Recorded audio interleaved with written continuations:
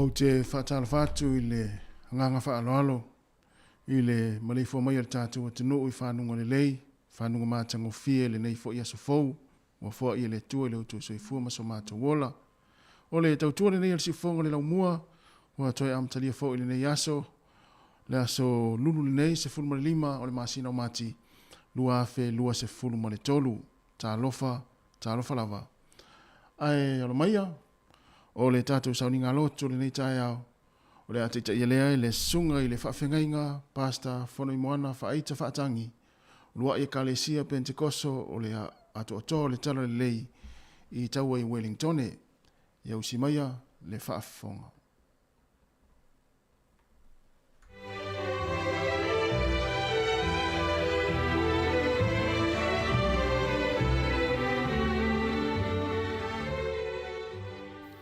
A tātou te talo.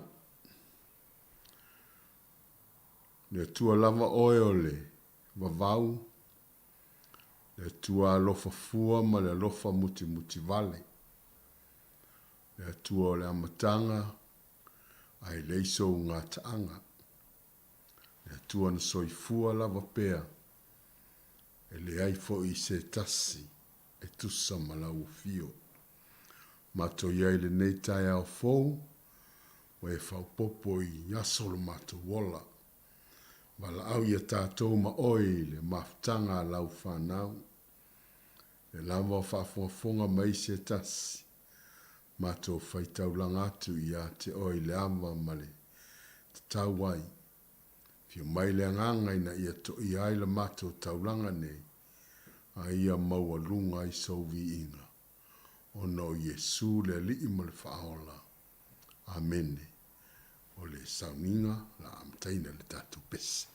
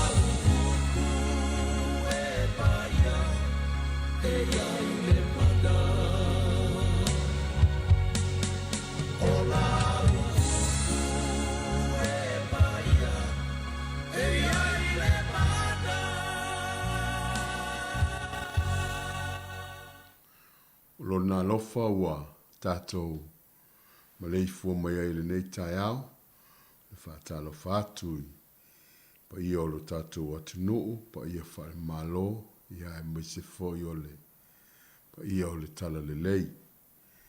Whia lava e whaafonga mai ai tālo whalava, e fōi o lo whaata o tolia i, ma i o le tino, ngase i, maota ngase ia po ainga, pa ia tu le whaatalofa ia te oe, i le nei tai au. Ia tātou atuia le finangalo le atua, e amata mea ai, whaima matiuto le nei aso. Ia le li, se tusi wa whiriwhiria mo le nei tai au, a mau maile le tusi o le mātaio, tala le leia Yesu Keriso na tusia e mātaio, ia o lona mata au pe sifuru ma le ono, te whaita wina mai le whai upo e lua sifuru ma le tasi, ia se i whaangata mai le lua sifuru ma le lima, whaafonga mai ai le awhiong pa ia le atua. Ona po ia na amata ai e Yesu ona whaelo atu i ona soo, e te tau ona alu o ia i Jerusalema, e whaati ngā ina foi i mea e tele, e toia ina ma le au whaitau lang sili, ma le au tusi upu. E whasi o tia foi o ia, a e whaatu ina foi o ia i la tolu. Ona taitai ane lea e Peteru i a te ia. Ua wawao i a te ia ua whaapia mai lea li ie. Ia mamau i a te oe lea mea. E le o le nā mea i a te oe. Na whaliu atu lea o Yesu ua whaapia atu i a Peteru. Satanie i nā luia oe i o utua. Ua whai oe ma mea o te tausua iai. Wae le o mea le atua, wae loto iai. A o mea ale tangata. Whetalai atu lea o Yesu i o na soo. Ai se tasi e fia muli mai a te au. A wane i usi stai o ia i a te ia. A ia ave ia lona sa tauro i le muli mai ia i a te au. Wa ai se fia whasaunga le mulo na ola e maua i a te ia. A o le wha maulo na ola ona o au e maua e ia. Le mai ta mai whaita wina o la whiong pa ia. Au i le mana o la uwhio lo mātou wa tua, ngang pa ia e so soani a o mātou taratala no matufa ma se o mātou wa tunu e wina i au wa whionga lilo. Au fo le lato whafonga, lo swafa Yesu, amene.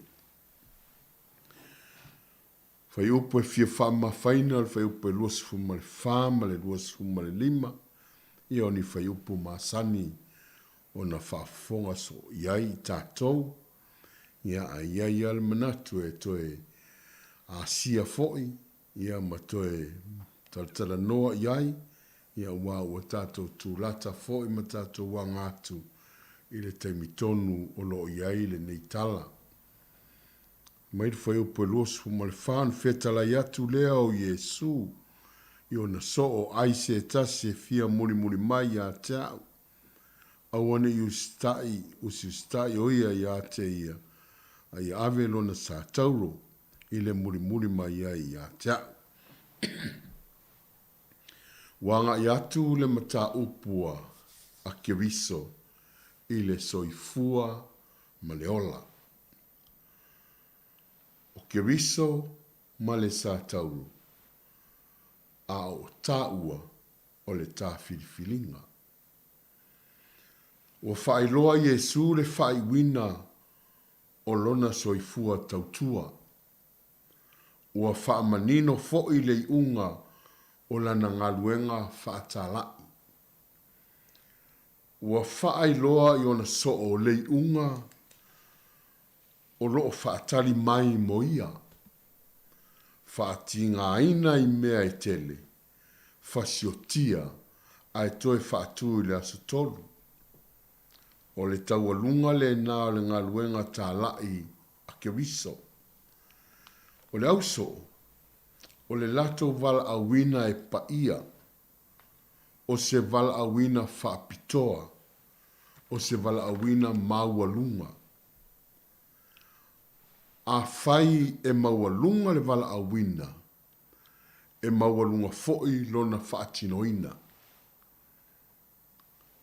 E mai lava i le amatanga se ia o i le wha iwina. A pa ia foi le vala awina, e pa ia mai lava i le amatanga, e o i lona taualunga. I le whaitau mai i whaitau o filifilia, ua tau tino le avea masoo. Ua whaailoa Iesu le isi vaenga o lana ngaluenga whaatālai o le oti. Ua tālai le tala le lei e le Keriso, le ala o le ao i ai le latu savalinga. Ai ua whaali i ona soo, le tā ua o le latu vala awina, ai maise pe ama vai atu o ia. O se vala awinga pa ia, o se vala awinga whaapitoa, e tau aveina le tangata, le tala ingo le whaoletanga, e maualunga. Mua mua, avea ma soomoni, avea ma soomoni e tele a soo. Ai iai me tau o soomoni, fai mai le fingalo Keriso ilona u soo, a fia muri muri mai se tasi, awa le usi tai o ia i a te ia. A e fia muri muri, amor sa tauro. A fai e te fia whaasaunga le mu, e te mai mau. A e wha mai mau, ona o au, e te maua. E manino i o le tala noa a Keriso, tau wha malamla mai i le au soo, o lei unga o le lato tala inga. O le whetala inga tu sao, ua oo i le taimi, ua amata o na whaatino upu. Ua oo Keriso malona au soo i le taimi, ua te tau o na whaatino le launga. O le whisiri, a fai o le unga o le soomoni o le oti. E te muli pea. A fai tātou tō iatu i le whainga tāo le ola.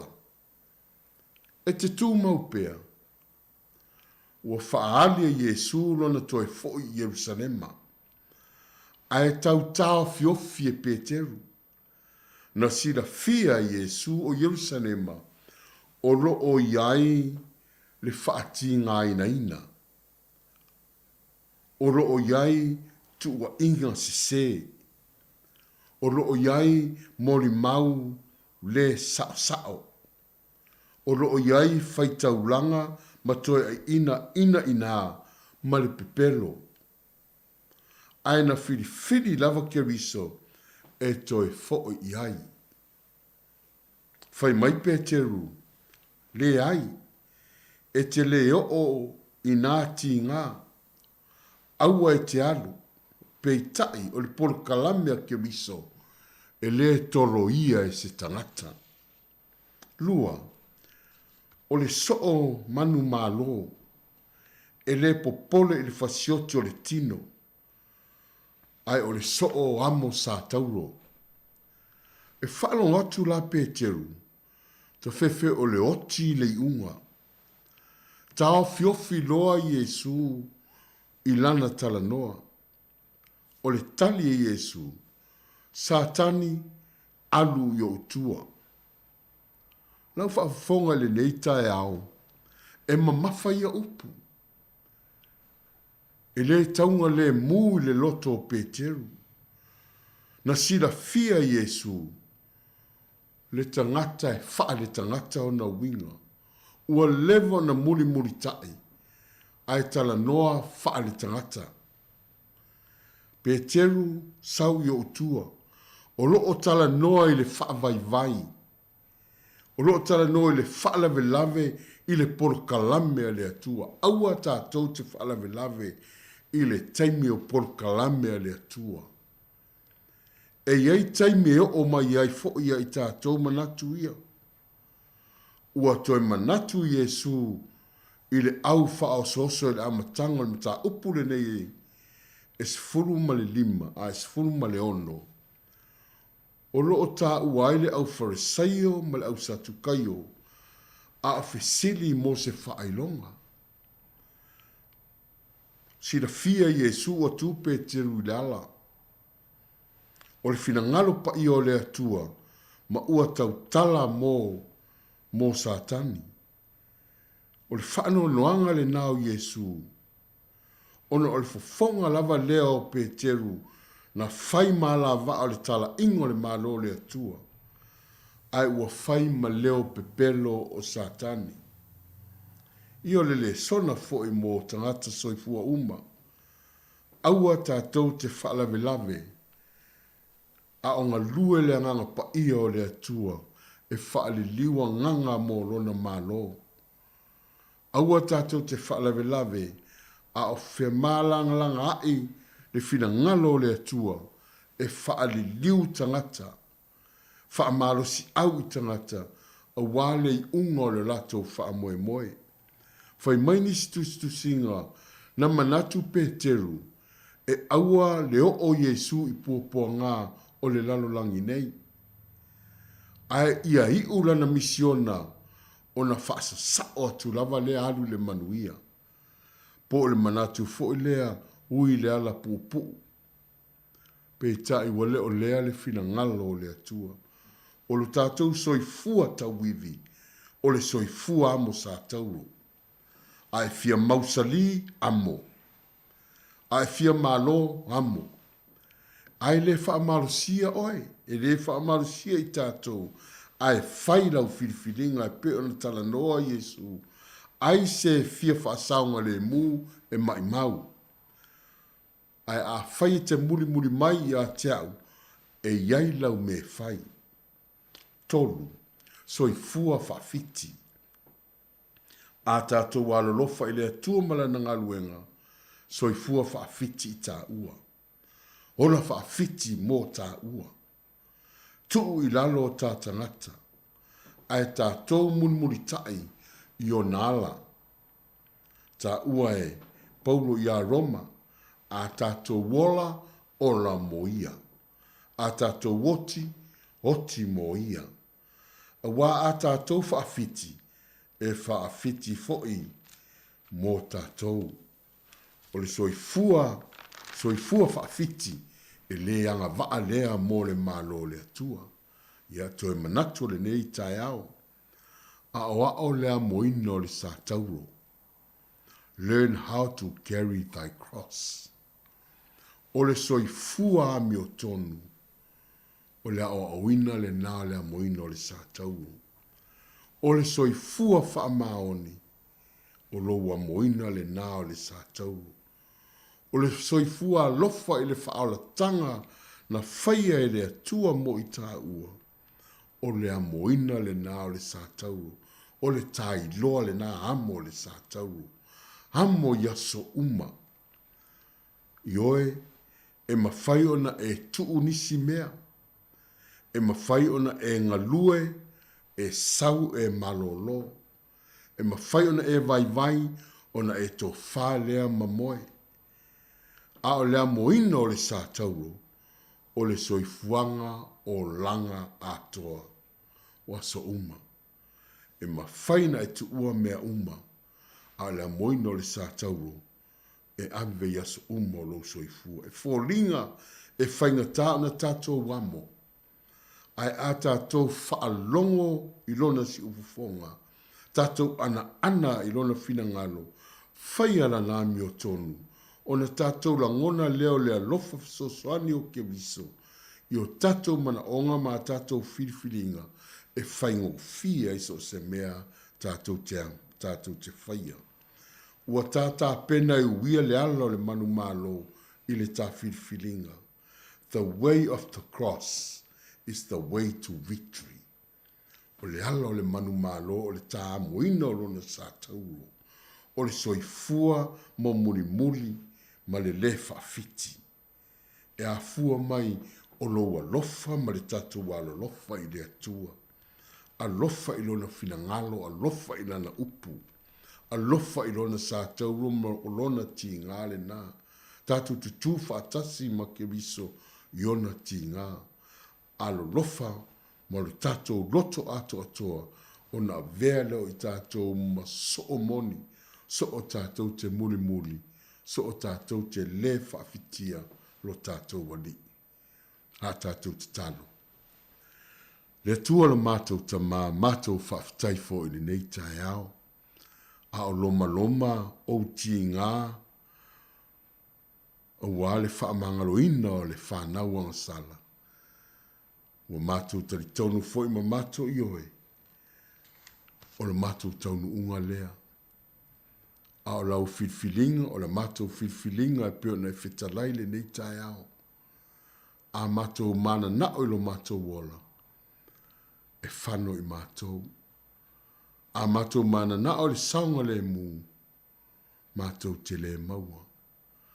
A atu la wha ilo mātou wola, ma le soifua i a te oelo mātou atua. Ona mātou maua lea. E le nei tai au. La ufionga mana i atu toi o mātou loto.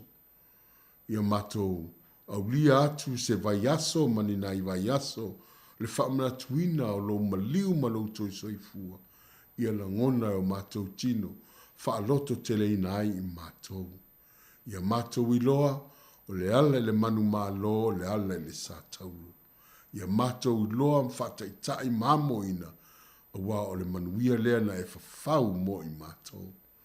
Talo le nei tae o atu, le mana le mātou te talo, so se turu ingo le nei lalolangi, so se atu nu, o iai le whewātau, o iai le whaavaivai, o iai whaamai, o iai lolongo, ma fui e so se mea, o whaafita aule le soifuanga nei, e tau wau na mātou whaafitia ai oe, le atua lo mātou tama, mana tua le mātou te talo. E nei tae au, ia mana tua na yo mātou, mātua mātutua o loo iai i maota ngase mawhale. Mātou wala au i lau fio, ia iai lau wha mālo longa pa ia. Mana tua le mātou tina ia wha uma mano, ia angalele iatu, lango mālu pea i ta otonga ti ngā, ta māmatua ia maota wali, pea fole tina ia le tinu wailuanga, ia e maise o nisiwa le mawhau na mātou manatua o atu ia le whaamalo longa pa ia lau fio o lo mātou ioe matari tonu o mātou whaia se whiriwhilinga e whaama i mau o mātou wola ma o mātou tangata ono o lau tala le lei manuia le au whainga luenga te tofi i lea pito ma lea pito manuia ia uso uma o lo o whea ngai ma le tau asuina e le ngata le vai o le ola, a ia whapea le o langa fisoso ani, i so se tasi o fia maua lau whaolatanga, ma le maua o se toa fi mali e tino ai maisi o le anganga. Whamruia le nei, ala leo lo mātou atua o lo au mai aile, wha leo ai lo fina ngalo, ina ia tofu sia le lalolangi fia whai manuia. Na mātou te talo, anga le lei ngā luenga o le ne yaso ma ona sauninga lo mātou atua, whanau ia o aonga, mātou i whale ma ngā luenga, tātou ma oe ta mai le au noa.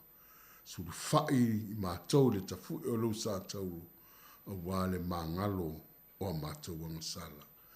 Mātou te talo lea la atu i lo mātou walii, o lea na ia whaia le tōngiola mo i mātou, ona o Yesu lo mātou ali i malwhaola.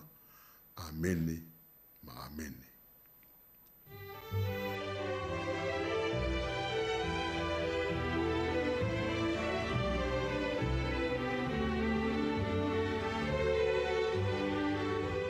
O le tātou sauninga lotu le naha, tātou taulanga whaaftai o le neitai hao na whita i tunga iai le sunga i le whaafengainga, pasta whanui moana whaita whaatangi, Rua ia kalesia Pentekoso le ato ato le tala le lei ia i tau i Wellington. Ia mole atoi le nganga whaaftaitele i lau sunga le whaafengainga. Ia le ngata le tāpena ina o le upfolofolo le le tai au. E tō matau ina i fo ia fuafuanga mga luenga le awhenga iei le tātou atino ure nei aso. Ia e meisi o le tāpena ina o le tātou taulanga whaaftai. Ia awala foi ia fuafuanga mga luenga le awhenga iei le tātou atino. Ia e meisi o whaamnianga mo le tātou atino lau tele. Mātou whaamnia te fo ure nei aso. Ia i fuafuanga mga luenga le awhenga iei. Whaamnia te fo ure tāpua inga le whaletua. Ia e whapea fo ure no whaalo. Ia malepa ia o le ekalesia. Whaaftai tele lava. 2 minuto o te enei le tu la fitu, si fongo le lau mua i Wellington. Ia o le vi ingo le tua, o nam whangaso la tua i le tātou polkalame, ia o le nei tai au. Tā lofa lava.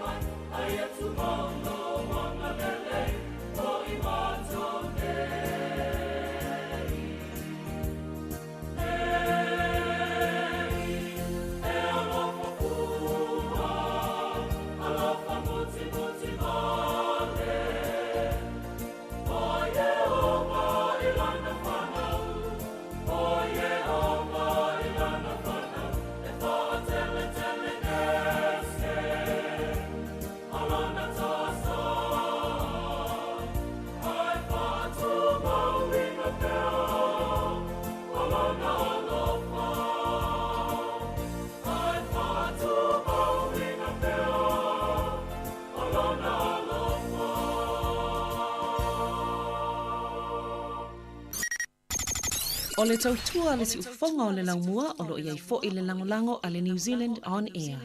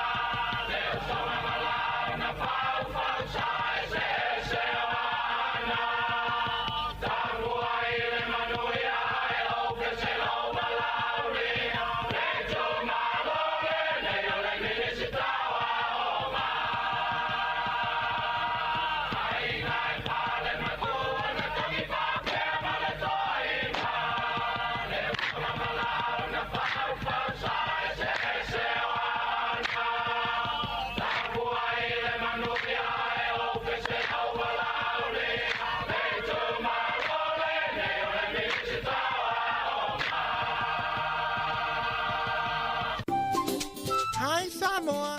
It's Auntie Tala here. Instead of Fifi Falo, ile atang le tayao. Laugh of the morning. I'm at my apple feet to the Bavial. Su fongalo mua. Atang le tayao.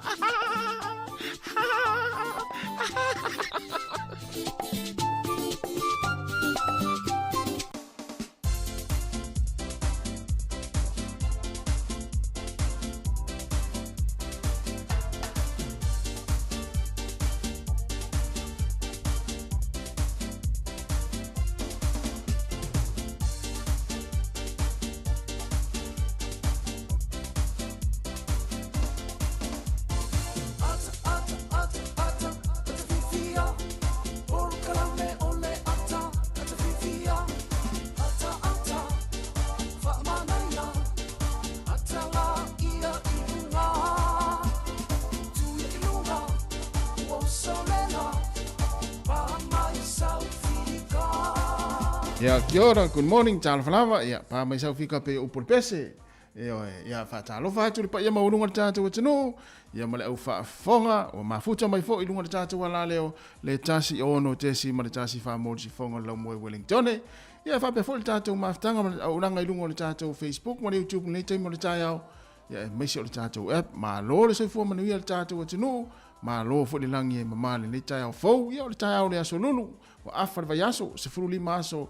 Ya le masina o mati ya le fu tato to mafuta le ta ya le o ma nga lu ma sa mari pe o masane ya so lulo ve sta itasi ya ele ngata le pokalame le atal ta ya me se fu tato to tu le ya so va tano fatu mari ma lo le usu ma lo se fu ya to tu va le ta va talo fatu fu i le pe ma lo tato ziru ma lo le ya lo su me fe ma lu con les ma lo ya ma le ta o mari ma lu lu ta ya so wa batala ali des ya wa mata ona malulu mal tam ya pe malulu fa fo pe te tio mai no tunu tato ofisa te ufa pe mai le o mata mal ufa fa mai le tunu ai fa mai la wali la o malulu afa ya to ola ofu le fa mai ya ele ai o ne ai tunu tato pot fa sala o ka se ma fana a o fa fo tu la tato ofisa I fa fo ya wa mata ona saul malulu ya ai fa taile tu ya le fo tato to ma futa le yaso ya wal pokala me atol taya ya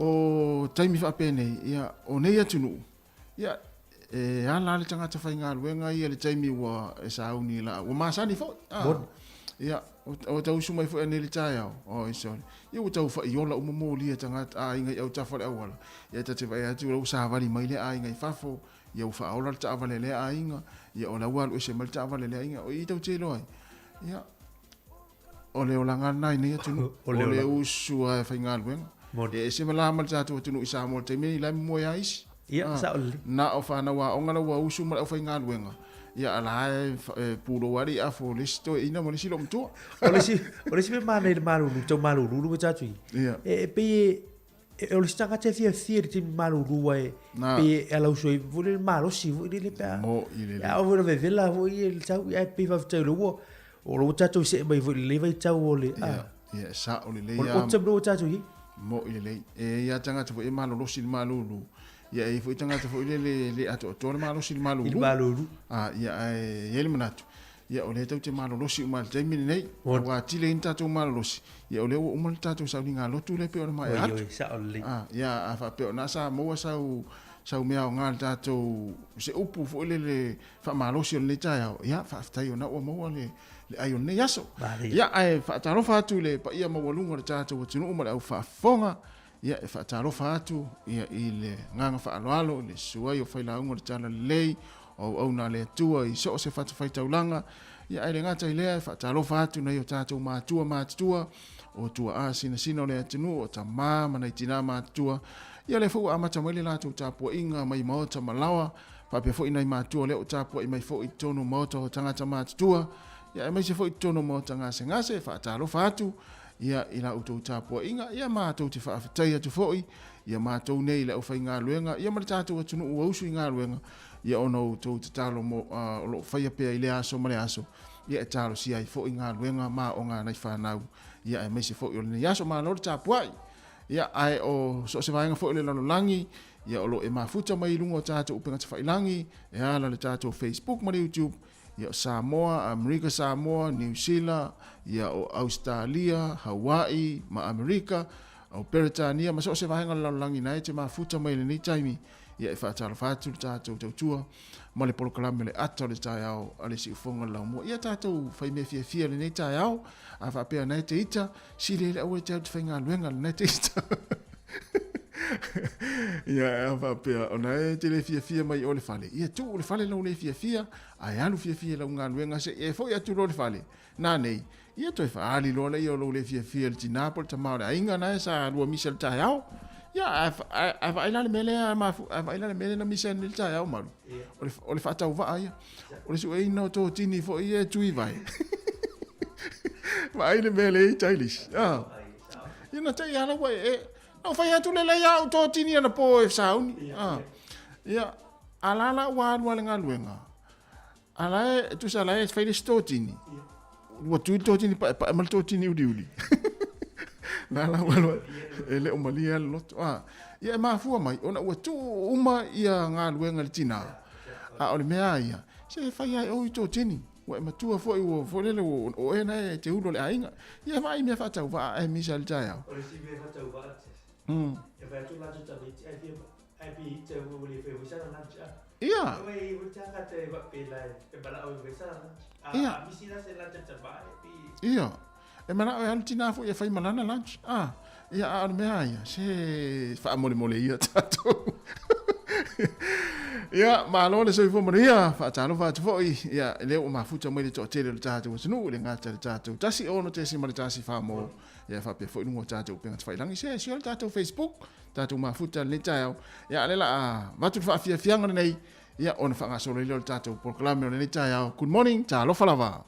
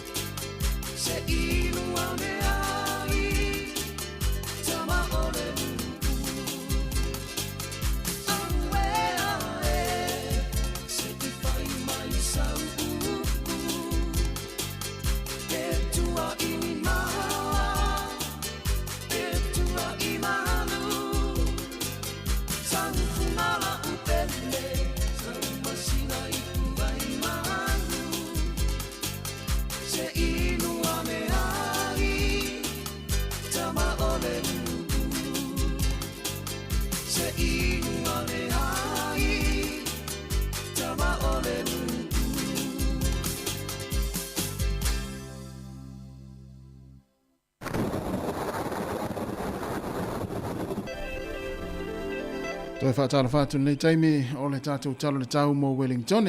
O le whai mai wai tau mo le tau Wellington. O le a susulu mātango fie le lai le so le ai maseao e whaalawe lawe le susulu lai a tātou Wellington. No winga, ia e langi le leile le yaso. Whaasolo atu le aso atai au, e wa ia le la ia e au awa nisi o taimi. E toi fo i mai le au awa le asfreile, ia le whai mai le wai tau le astonai, ia e to uluti munga e tātou Wellington. Whaasolo atu le motu i saute, whaatala whaatu maa lole soi fuamanuia, whaatai fo i le mafuta mai le tātou tautua nei. O Nelson, Christchurch, Queenstown, ia e leai se lai, e leai se au e whaalawe lawe le susulu le lai ate outou. Ia se i wangana ai, ia Dunedin, ma inu makako, ia e wa aia le lai nisi o taimi, ia ai fo i le whaima au aoa, aoa e wa aia fo i, ia e pe punitia fo i le lai nisi o taimi. O le malulu, le motu i saute, e amata mai le valu lea i Queenstown, ia o le iwa inu makako, le iwa Christchurch, ia whaasolo tuai i Dunedin nae se fulu ma le whaa. O le malulu le tau nei mo Wellington se fulu ma le whaa, lua se fulu ma whanawhana le ea. O porirua le tau nei se fulu lua, se fulu whare malulu le tau nei, lua se fulu le maulunga le mawhanawhana le ea. Lower Hutt, se fulu ma le whaa le malulu, le maulunga le mawhanawhana le ea, lua se fulu ma le tolu. Wainui o mata, lua se fulu ma le tolu le maulunga le mawhanawhana, se fulu ma le tolu le malulu i le tau nei. O pia i le so, po le tātou watunu i Samoa, ia o le whamere vai tau e langi le lei, ia le tau le tātou watunu, ia e lua se furu lima le mawhanawhana o le vevela le whamawina e lua se furu ma le iwa. O suwa i fiti, pa pawhai tiri le so, mo i la tau e anga i atu i fiti o na ole i Samoa, lua se furu lima le mawhanawhana o le vevela le whamawina e tolu se fulu. O Rarotonga, e langi le lei le nei aso, lua se furu fitu le mawhanawhana o le vevela e lua se furu ma le valu e peo na mai le wa ai tau. O le au te lengo le aiai ia le talo le tau mo New Zealand atoa le nei aso, ia e langi le lei susuru mātango fia le la ia New Zealand atoa lono winga e amata mai lava le motu i mātu nei, whaasolo atu le motu i saute o le tele lava vaenga o le atu nuu, ia pe mwhaifoi o na whape atu e langi le lei le nei aso ia New Zealand atoa. O le angoto ifo le la i le afiafia na nei le toe se 15 minute le tu la e valu le afiafia na nei oso ele la le tai au se 40 minute te ai le tu lai fitu e oso ele la mo tātou Wellington. Ia ai mo le au whangota le nei aso manuia whainga whaiva le awhianga i mautou Wellington. O le a sua le tai le tau nei le toi 3 minute le tu lai se 4 ma le lua i le au li nei e sua le tai pe le tai le afiafia na nei le te o le ono 5 minute te ai le ono pe le tai le afiafia na nei mo tātou Wellington. O porirua e pe le tai le tau nei le toi 4 le sefulu, po le toi sefulu 5 le sefulu, i le tau nei e pe le tai, sua le tai le afiafia na nei le 1 minute te ai le tu lai wha. Ea o le tala le nao le tai, ia e fua ia o fua fuanga pe sau fia se whangotanga le nei aso, ia e maise ai o le tātou tala o le tau, ia mo tātou Wellington, ia e maise New Zealand atoa le nei aso, ia mo le au whaafonga o lo mafuta mai. Ia ai o le suinga o le tupe, ia le ala a sauni le suea Murray. Vai, o le talo tupe le aso mo la tu ta pela foi la foi na tu se le ni ai ngolo fa mo mai Samoa. Tasi tala New Zealand ma wele tala ono sur sene Samoa. Tasi tala New Zealand ma wele tala ono sur sene Samoa. Malo se tala New Zealand Australian le aso ma wele ivas fulu lua sene, iva lua sene. Malo se tala New Zealand America ma wele ono tasi sene le so ono tasi sene. Amo Samoa la vaia tasi tala New Zealand ma wale tala ono sur sene Samoa. Manuia, la fuina o tau seleni ai ngolo wha muli mai. Whaftai.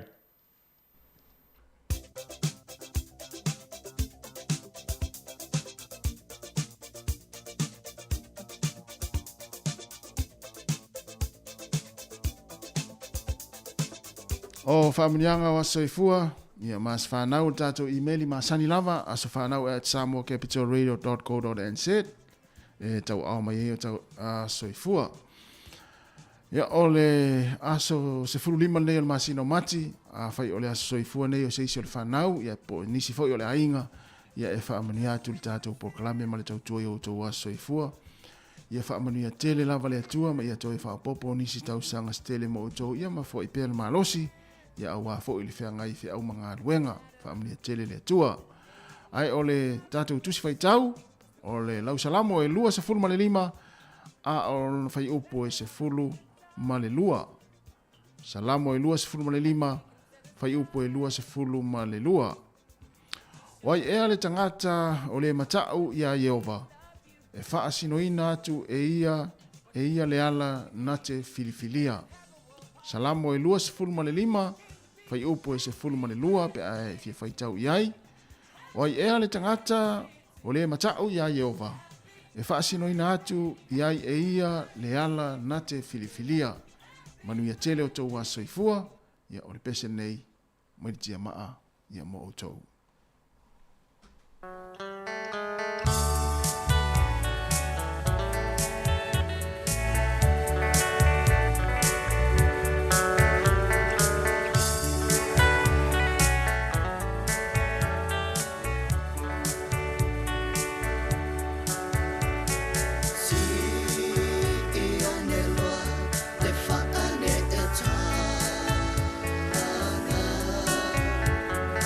Far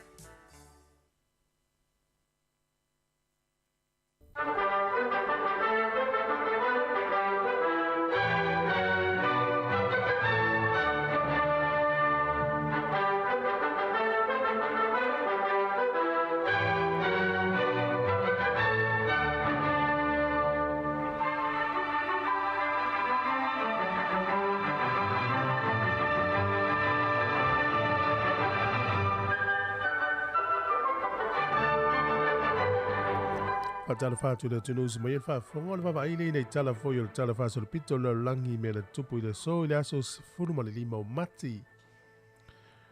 O le asol tau sanga e wha PC. Wha PC. O le taitai ia po le tangata e suafa ia Julius Caesar. Na tangata valeina i le so, e senetoa po ni tangata na lato manatu. Ua tau mawhai Julius Caesar e avea ia matupu o loma. Sa wha oala i ilma liu i se whaasetepu po le whaasetepu fo ile au se whale na whai i se fono. O tangata lava na fono po o tangata o senetoa o tale noina o pufai ale mahalo Roma na lato tangata valeina. A whapea o le aso sfuru wha o le masina o mati. Sa lapata ia o ia i se mea o na tupu. O lo o tau pule pule ni se wha o le mariu ia te ia. Ai o mai le aso sfuru lima le aso tonu ale nei. Ia ua tau nuu lo lea fuafuanga. Tau sanga tasi valu fitu na whai aile urua i ta'alonga whai taulia mua test. Ta'alonga kirikiti i le vā o Australia ma Ingelani o tua leva tasi valu fitu. Whai ala lei Melbourne. O le aso le nei tau sanga tasi va ono. O le company va ta vale ta o le Rolls Royce Company. O le aso na fausia i le lato ta vale mua lava na manuia ta o le Silver Coast. Tau sanga tasi va tolu sfuruiva. Na wha malu sia ina o atu vaenga au sia mani tono nule o Czechoslovakia. I lalo taita inga al tangatale nei o hiti la. E whaapea mai, na iele whianga inga sainia ia se tema tolu sfuru tasi iwa tolu valu. Ina iosi aile vale leo neinu uelua. Ia, ai o tau sanga tasi iwa tolu iwa ile a sole nei. Ia ua soli hiti la. O le tausanga tasi iwa fitus furu valu, na oso fa ia Israelu le nuule o le panona. Na le fia Israelu ia le panona. O na safa au ngae tangata Palestina. Le nuu o le panona, e saua i tonu nala tou. O oso fa inga. Ea le fia loma Israelu. E fa pea maila, e pea male afe tangata Palestina sano nofo. I ni fale le mautu i nai le panona. Na matua so sola i le so le osfa ingale Israelu. Fato ato e tu ua Israelu lea ayo le panona. Ia iuni o tausanga level na te se iwa fitus furuvalu. Au le so na amata ia la tu osfa inga. O le aso le nei tausanga i lua fema le tolu. Na faa iloa i e le faa la potonga o le soifua malolo ina la langi le WHO, World Health Organization. O iai nei le faa mai e ta o le SARS.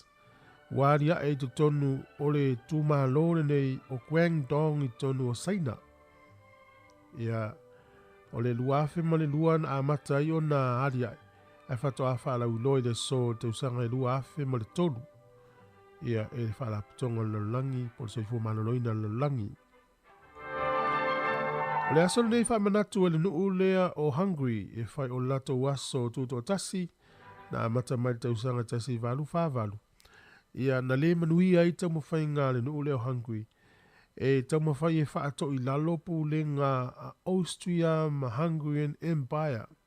Sa ele Empire po se pūlenga le nā taimi na tuu whaatasi ai i Austria ma Hungary. Tau mawhai la le maa lo o Hungary e whaato i lalo. E na le manui ala tu tau mawhai ngā tau sanga tasi valu whaavalu. E whamanatu peala la tau i aso umalava la i le aso le nei.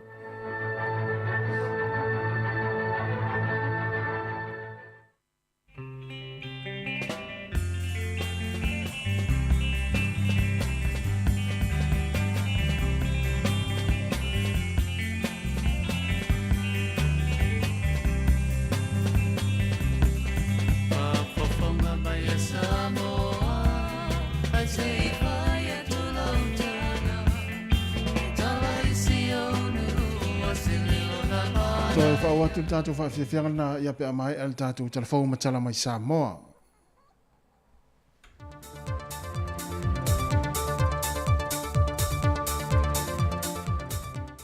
Toi whawhailo i atu le tātua tinu uro ngā tutonu le vai aso o tātua o lia, ai o seisi foi le nei whaopoponga o tātua telefon mai Samoa o si mai ele whafonga.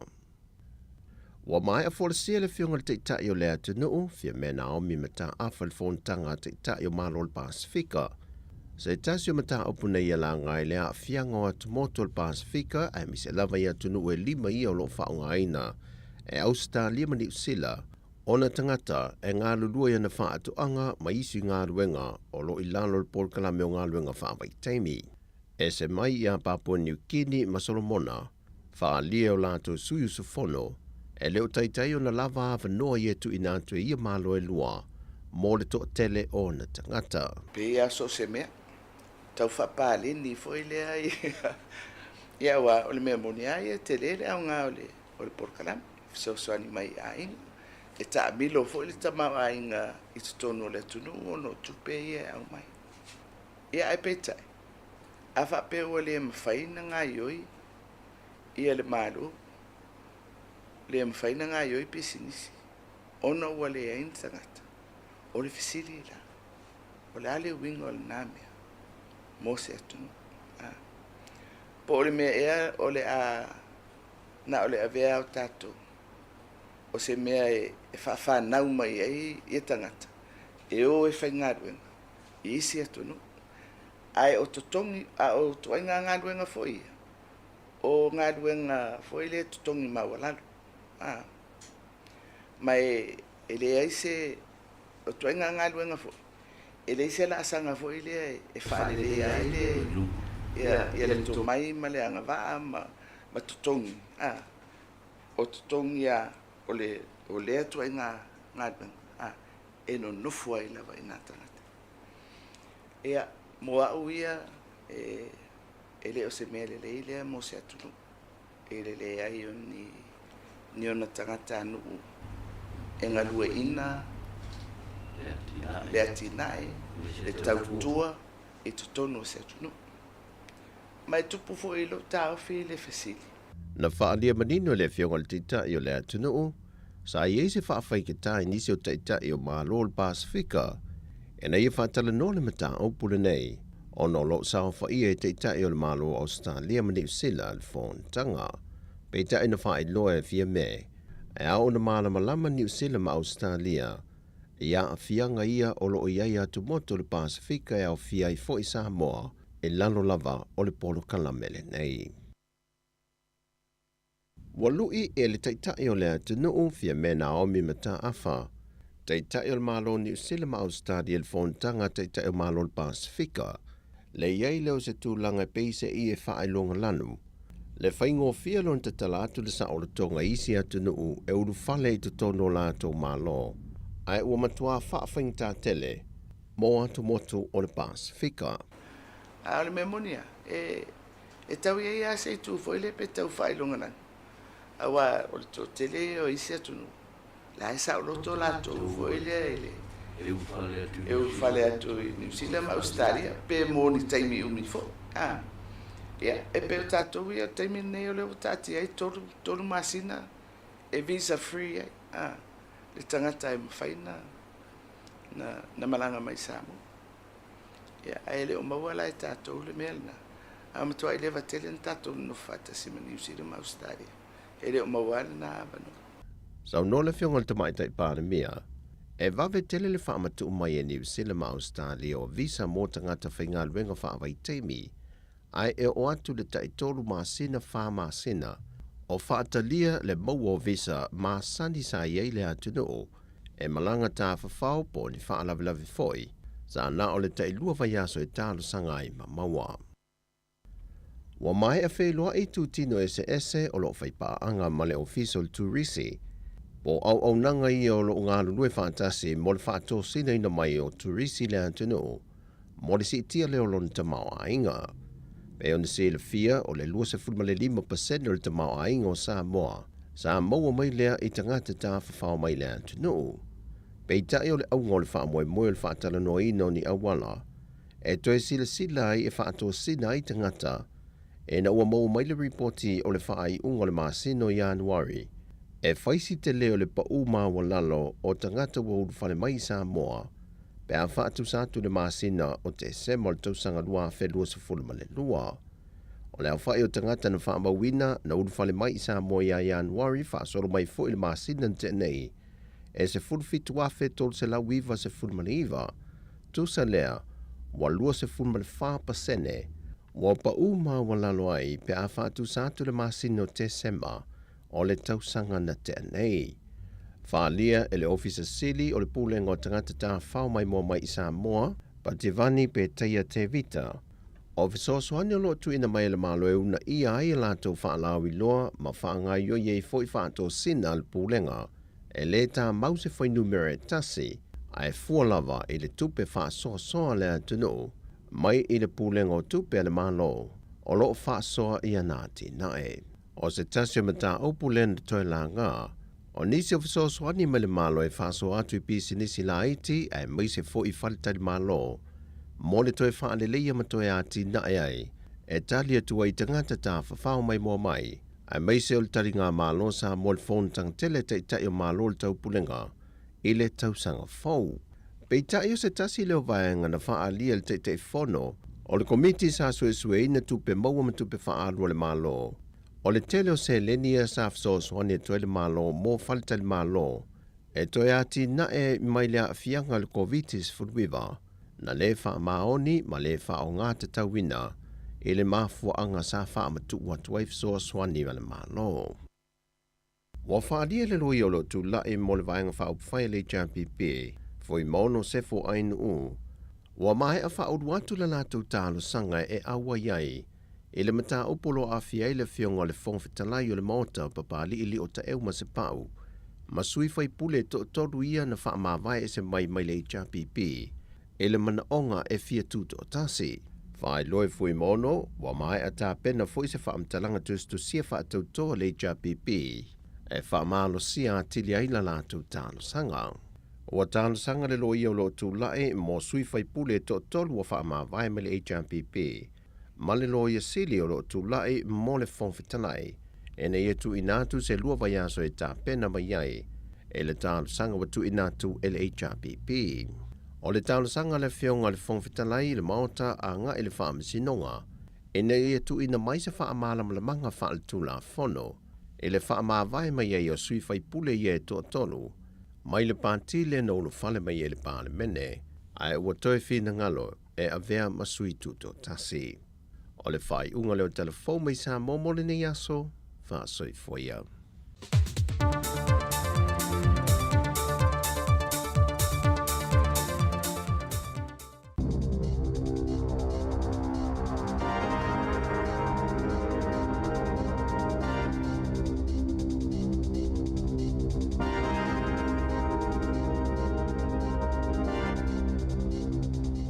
Tala flaval fa poponga mo tala fo mai le si ufonga le la mo le nei tai o le asos ful ma le lima o mate lua felo tolo.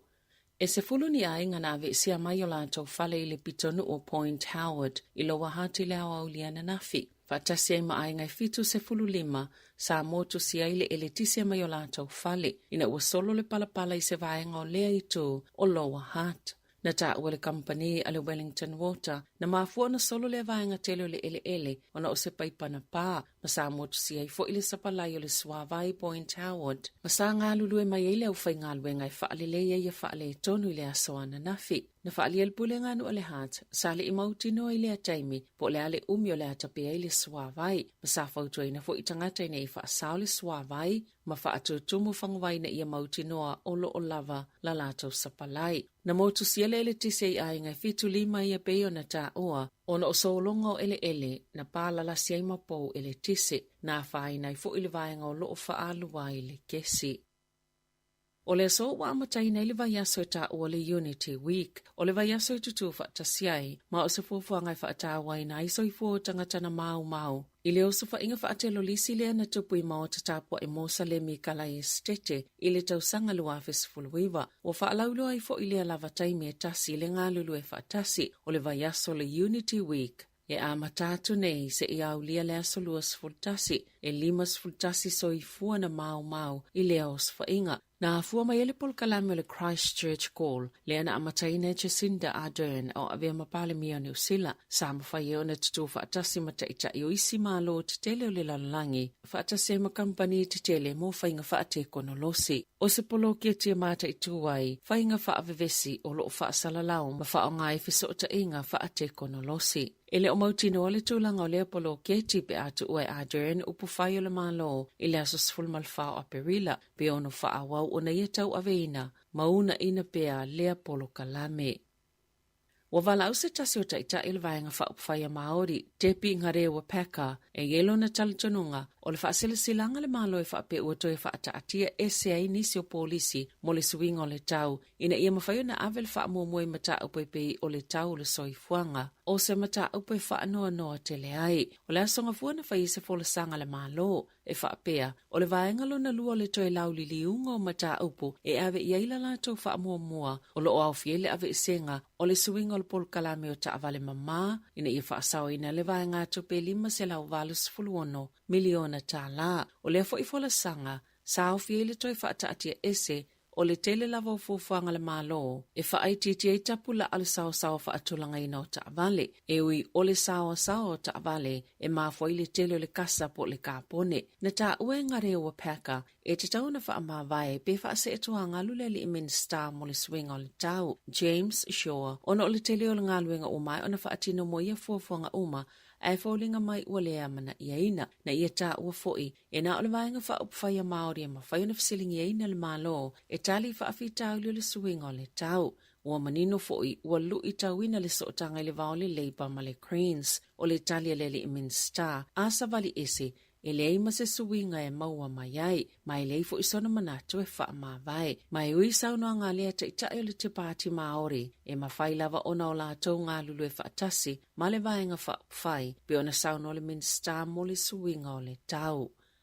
Sa whaamaunia le po ana po e le NZEI o le AAY whaia o ngā tūlanga lua le solo te e le aso tofi o lo lātou mana onga ina ia wawi ona i se ngai o ingai whaia mo o whai ngā luenga o le langolango mo tamaitia onga maamana ia la lātou ngā luenga. Sa whelo i atu le vaenga mai le uni a le NZEI i le matanga luenga o a onga le aso ana nafi peitai e le isei unga na mwhai ona mali lie whaatasi ai. E whaatitau le ofu ala malo mo tutongi, ma o le a whaawau pea le solo te i le aso a tai au. Na ta ua le Bristene Mark Potter e mo o mia e whaia onga se suinga tele i ofu mo tutongi ana whaia mo moatu, ina ia fufoi whaafita auli o loo whea ngai ma le au nanga. E to avalu ni tangata na pulu lima whaatasi e lifi pe si i se ta avale na taomi se tamaititi le aso na nafi e lata i se a onga e o mai ana po o taofi le tamaititi le falema i kala i stete masai se tūlanga ti ngaina na lipotia le staff e whaapea na la vel tamaititi le ta avale i le whetaula ingo awala i Upper Riccarton. I kala i stete ma taomi le ta avale lea na la veai ma o loo whaanga solo i pia su enga a leo. O le tala a se tama o lona ita na ia uina whaata se tapu vai o lona atalii ai matualia i pe suingi lona uluanga i le sofa. O lo whaanga solo le whaamsinonga o hamuera rafiti i le whaamsinonga mawalunga i au kilani le olo ia te ena inai o na molianga le fasi o te tangata whaamoe moina i lona atalii e 5 masina le matua peitai o lo ioe i le fasi o te tangata pa i valea na ta ue lo ia le malo na ita rafiti na uatangi le pepe ma ia tu ia i fōling ngolo na tali mi milolo na 5 se ia o ina ngau mau ona tapu vai ai atoanga ile no foa po le sofa o le talala na loia e ui ile tu ngau le ngaio i ngā rafiti peita ai ile i sona whaanau nau ngai whao o ile o ti ile pepe. Ila na moli mauna ia ta uai, sa malanga le tinao le pepe hamelitone, e asiasi ile isi vaengola na whanau, e tu uai na o ila uai o tara, na ala e le taia o le asolus fululu o kitopa, ile tangi o le pepe, na ia whao o manu ailo na tali i peitai, na tele manatua inala na ngaio inga na whai, e na ita, ona o le tangi o le pepe, o le soifufunga inai, le moli mau muli o le awha amasinonga. Sa ioi Philip George Bramley o le Toy World i ona molianga i ena mafoena maliu se tina matua na savali le awa le tele i Thornton i Wellington e le asotolu tasio au kuso i le tausanga talawai na manu atinga ina Rachel Mary Davin fitu wono tausanga le matua I le whaalavlawe i le awala o St. Mary Thornton i Wellington i le afiafio le aso. E na maliu i le aso sfulmalilu o Septema i le whalema i Wellington na Ioe Bramley i le avita avale whaatamala le na mafua i le whaalavlawe e tō laulawina i le masina o me lona whaasalanga. E sili atu le popole o tangata no fomau tutongi i le tutongi ngau mea ai po tau mafa na ilo le tutongi ngau le fale o lo ono no fuai. E tu saima se saili linga le Consumer New Zealand mo tangata ni usila. Na whaalia le so upa le Consumer New Zealand au Gemma Rasmussen. O le sifulu valu masina utua nai, sa moli mawina i lava le si itia maali o popolenga i tau mafa. Pei tai o le taimi mo mole o sili e tuwaile mawalunga o popolenga mo tau mafa na ilo fale. O le masino yuni le tau sangalua whelua tasi, salo na valu le popolenga i tau mafa, mo mata upwe whaatatau i tupe, na pito sili atu o na popole tangata ni usila i tau moa onga, o ai tā lafo tangata ta ito tasi, whaapei male whaalele au fale. Pei ta ile tau sangalua whelua tolo, o le popolenga mata upu tau tupe numere tasi, o mo kesi po ono ngā tupe mo fale. Pito i ai tau mafa, whaapea mawhale no fo mau tutongi. E sa fululua pasene usi iti ai tau o tau mafa, ma o sa taimi pito sili leo na mawalunga tuwaile si itanga, talo mai le tau sanga ya feiva se lau valuiva, talo mai le masino se tema, sa wha awawa i beo na vala au le Consumer New Zealand i supermarket i titele, ina i wha amuta lato ngā yo inga i e whai, i le wha atinonga o lato au nanga ma wha alawi loanga o lato oloa, e leo tu sai ma le tu la fono. I whawhata New Zealand, o whaamaonea Australia betu sama le tolu ni wa amaulu New Kilia e ngausi Amerika o le au lato whaatawina ma o le avea masao te le e whaopopo i wa ale United States o le polokalame o wa amaulu New Kilia. Wali ipotia whaapeo le ao o atu i le tolu se la wonus fuluvalu biliona tala Australia lo na tau. Mo le isi tolu se fulu tau sanga o lo manae, o le aiei fo i le filifilinga pe whaatau nisi wa amaulu se lua, i lalo le whiangainga po le mali lianga o le AUKUS, mo le puipuinga ma le saonga le mo, le ana whaasilsila i San Diego, i Amerika taia o na nafi, i ta ilua tau sanga ma whawina le wa amaulu e tasi a matatu le amatanga, o le lua a whewha se fulu, e o atu le tau whaai ui unga o le tau sanga lua a whelima se fulu, e fo le fuafuanga mulimuliane, e whawainisi wa amaulu se valua Australia i Adelaide, e o atu ili tau sanga lua whiono sefulu. Sa i whaatasi le palemio Australia Anthony Albanese, o le palemio Britania Rishi Sunak, ma le presidente o le United States Joe Biden, ili fola sanga ili asoana nafi, ma na sauno ai Biden ili malosi wa iailea whainga ba anga. Na tā ua se kampani wha teknolosi New Zealand, o toe maana valileina ua wha alonga atu le wha amatalanga e wha pea, o le amawhaia i lātou lo o te wina lātou tupe i le whale tupe, o le Silicon Valley Amerika lea ua ngau, o na maua uma lātou tupe o lo o te wai. Na toe wha amanino le malo o le United States Amerika, i tangata mwhaala potopotongo te wina lātou tupe, i le ngata o le Silicon Valley Bank, e whapei malesi whale tupe o le Signature, i whapeo le amawhaio na maua lātou tupe, i le amatango le vai aso whai ngā luenga, i mā tele ngā luenga le whale tupe le Signature, i au nanga o tupe i o ta ua cryptocurrency. Ai o niso kampania New Zealand lo i eite ngā tupe, i le Silicon Valley, e au fiele zero, le whapetu sama le 5 miliona tā lala lātou tupe o lo o te wai. Masa te wina lātou tupe i whale tupe ese, ina ia whaiti teinia a fianga pe a ieni whaafitauli e tō la i mai.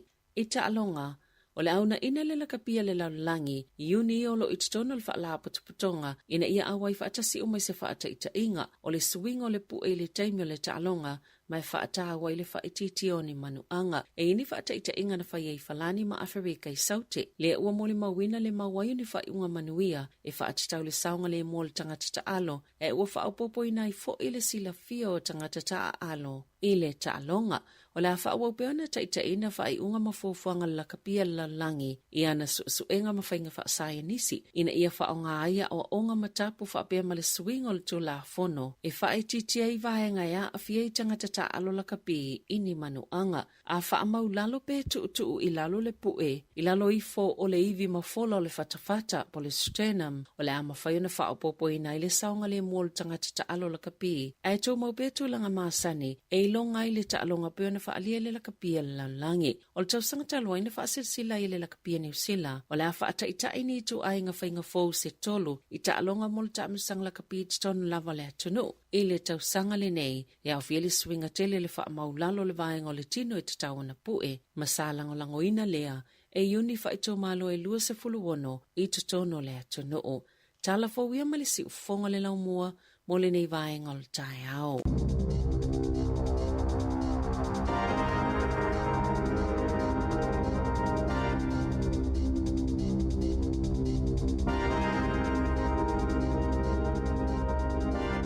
Whamalo whaftai le whaafonga mai le tinu na o mai atu le whaapopongo mua tātou telefou mai le si whonga lau mua i Wellingtone, tāpenina Sabrina Casiano, ia mai sei o le tātou tautua whai pēr, ia mea lo tupu le tātou tinu matala, ia mai Samoa, ia e pei o le tautua mai le sunga e atase sa Lam Sam.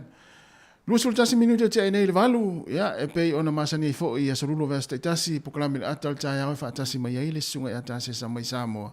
Ia e fia lava le nei taimi o le tae au malu lu Wellingtone, ia lea ua maua le tātou sota inga, ia malisunga e tāsesa mai Samoa, ia e whaatalo whatu, tāsesa, maro ale usul nei tae au, ioe, vai atu nae ua tu ilalo lau tipo tikoko na sai lisipito lau.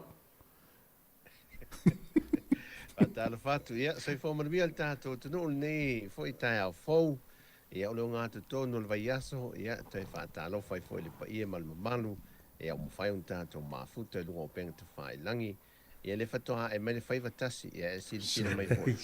Ia le tāti atu le whaiva o whatoa mai e lunga o fia lau rau le whali ia la tū ia.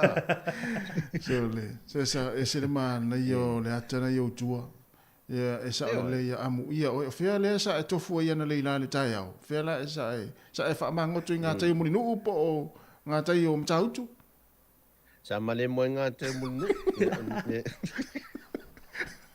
Male muli makito ia. Ioi, e ma fo to ngā mele o le lata tātou ofisanga il makito ia. Ia, mo. Ta ele samita alu fa tau ia.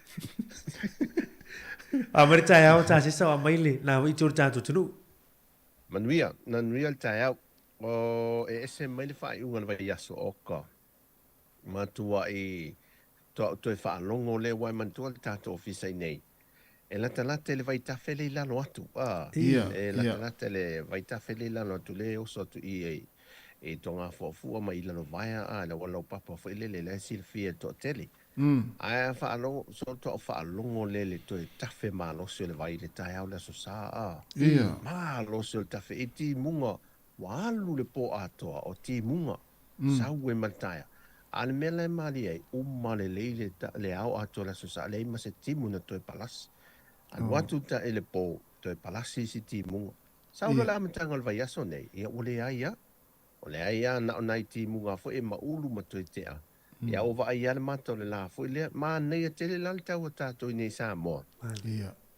La timu ia o le ala vala man via tātou le ini savili fo e tō whātou tau po matangi tō whātou tau fo le. O le ata talana o le man via tātou tunu mwhafta e tau singa le tua. Le fo ni ripoti mai tua i no i tua. Ia e tūlanga o le lolo wā o le tau leo whaalanga ina se vanga nā ia. Ia whaalave e sa te tupu mai ta vale fo i lele. Ia mai le mase se e lama ta whenga ia. Ia e le whau tau te fo i ma ta ala ia ave ta vale. E le lave ve mai pasi e lua mai sa vai i whapena fo i whanga loa i whai unga vai aso. Ia ai whaftai le tue le isi soi fua sa ma o mawai. Tai. Ia na i manua miti lava ia maolo wa to te ai tua to tele ia ole o ia fo i pase se ia mai whaftai e le tua ia. O le teimi fo nei tātou o tunu, i lunga la le tele. Ea, e te tau lava o nei le whai te tenga se le au ngā se to iso o nāt. Ele apala i e la le tama le o le freeway fo le au tau le nā. Ia, sa. I nei.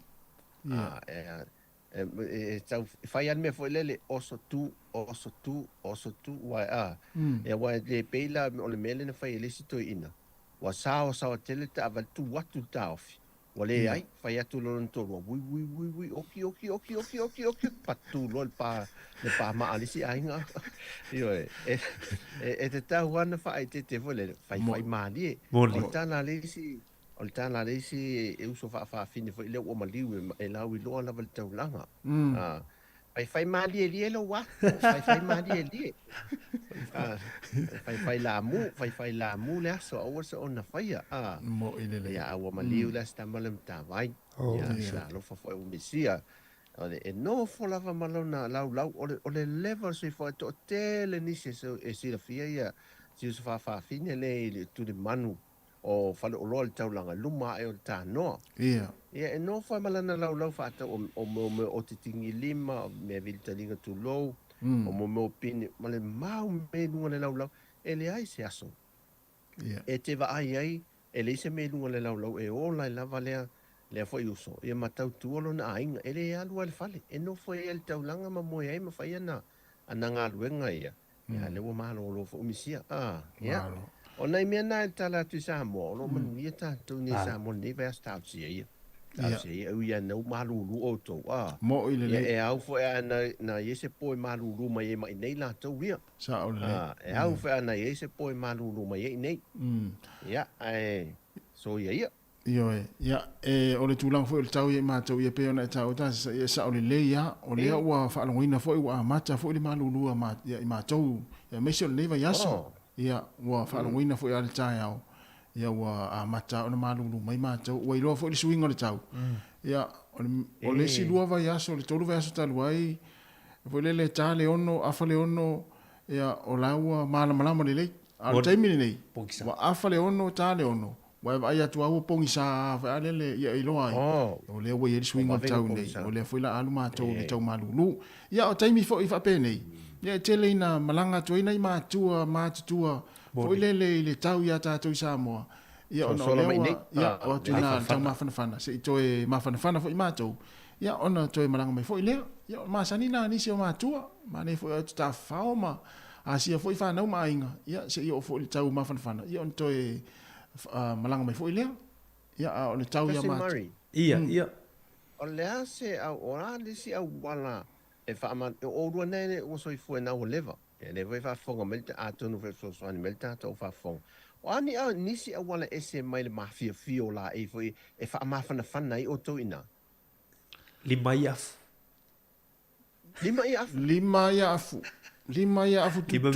lima iaf tutu a valele pe amalulu tele ia ai o le fa pe o le la te fainga luenga ia tau ona mafia lo check fo le fai ia le ma ia le to tini e lo to tini fo le ma sa tua se tu lo fa fo mai le tu a tama fo le mafia la na ia e fu fia ia o vai po au ia ona fai lo le se vai pe o te mi tau malulu ia a o tonu ai o ainga ia pe on ta o e mari lima ia fututua ia a malulu tele ia o le se mai la na lo sili ia o si tamale o so la mai nei sa mo ai se o le malulu o la mai nei malulu o fa o mai wale ai si to lua sa o poina ma fana mo liule o iso ia o so la mai nei e ia afu o si to lua o poina o si to ma fana ia wale ai la a tonu la sa ne al watu ma se a tonu fa fonga me si a tonu sa ne al watu ma se si afu fo ia si fa ma fan ia sa ia tasina va en ma fan inisi ia ma fan ia vela fan ia mo ia fa ma fan te ma po tina la inga ia te mo tau malulu ia le fo mai Erika le si va en le fangu vai vela ia fangu vai vela ia o ma sangia la Erika ma o le fangu vai vela nei ia nei por rua pe malulu va ele va vel tani mai o le sa onga na le tu sa o vai vel fa o le sa la sa onga le mea e pule te official vai vela pe te io vai ia sta te voile le fang ei fenga luenga a su mai af ia o le fang vai vela io la fusit fang vai vela ia fa pena ele masani ele como meu fang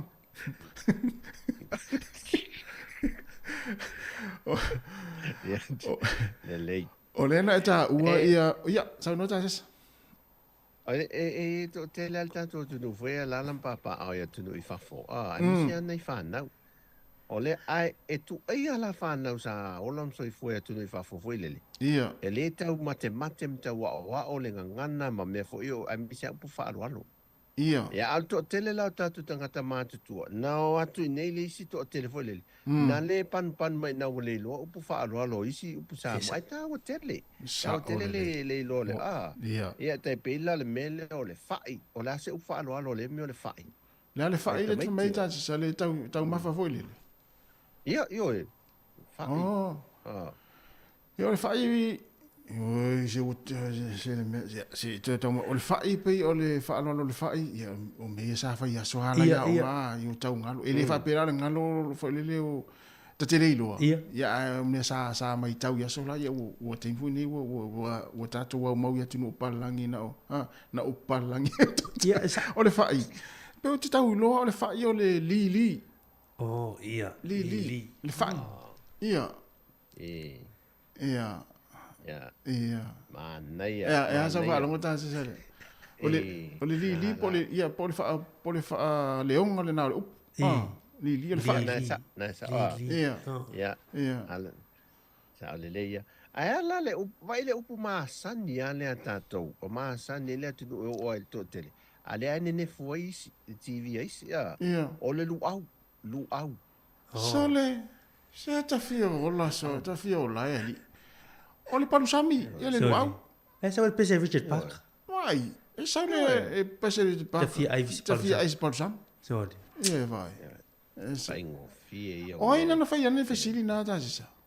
Oi, não. To tele ia facili mai na nga nei foi le malato anga nu foi mo tamiti le tam fai ia o ina le temel to ngana Ia. Ata wo ina ngana.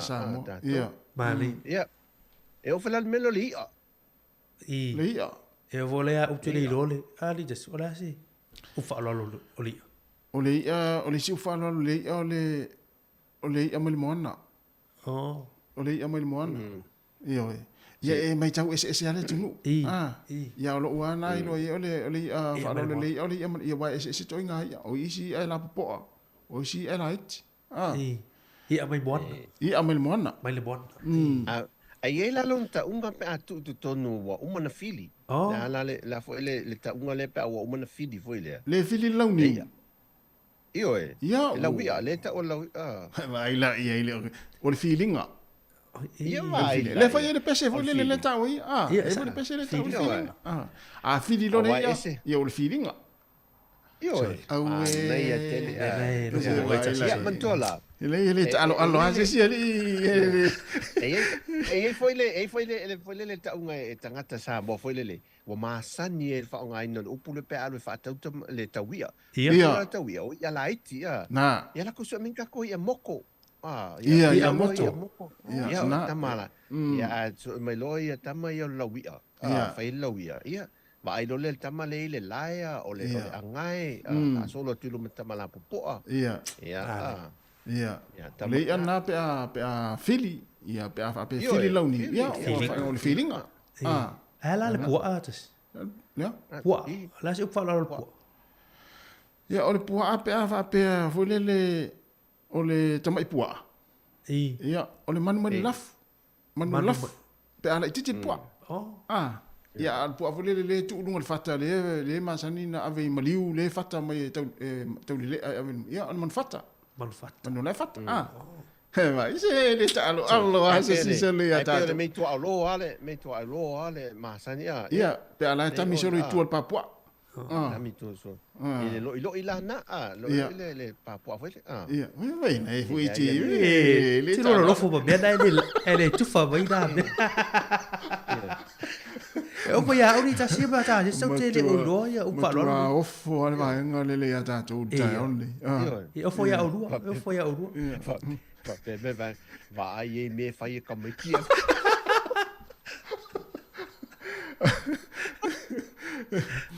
O eta o va ngale ta se sa. O va fata i o le fisini mai wala no winga o le fie lo ni. Ai ole tala tu na fi. Ia. E no mata no ai molesta ma. So. Mai. E te lo elitas. Wa te I fatoa umar matou me ai le fiafi mo le tina le ai mo lo mtu. Ai vili ma lo fana usamo. E. Ia vili mai. E vili mai la fai la tau mea onga. Au fiu e tu vesili la tu tama. O to ina lea. O lo na tali. E fana uta miti. Ia. Fa mai la le tama sto ina. E wa vili mai ia fana usian fana. Papa. E fa mo o le fa lo le tano palu ava. E. Fa ia tu lo to ina. Vesili ane lo tama na o tafa. Ia. E fa melta mai titi. E fesili atu e fa meina tele ilo. Vili lo foi a inga o tina wa ise o ise ia pia. Ia le to olu o le atali o toina. E se vai wo ia pia wasu e le fa alo o le tano palu ava.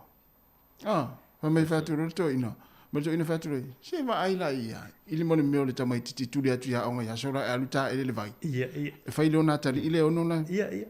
Ia fa mai lo mo toina. E va ai. Se o tali o le whaaloalo le tāno palu ava. O le laulau. O le laulau. Tāno vele palu le ava. Ia vai tu isto ina. Iwa pūno nouni tamiti wa tusi. Api lato mea onga. Ia na whai atua. Ia o le au ngā voi lana o... Me voi penga te wha ilangi te min nei. I se vai ua whai mai sa... Ia ufisiri mai sa moi ni sila. Moi ni sila. Ia le whai ngō lato homework. Po ia lea onga. Ma nei te lo fa mana tu ta se solta ya. Ma le le. Pra mena ele fa ya o ngai. Ya. Ala le mele tu lo wal fa fo mele tu no. Ole sim foi mele le sa ili foi to te le lo.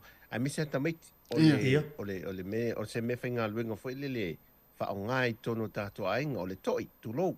Toi. Oi. Ala so lo ides. Ole toi. Ya. Pea le... La foi le...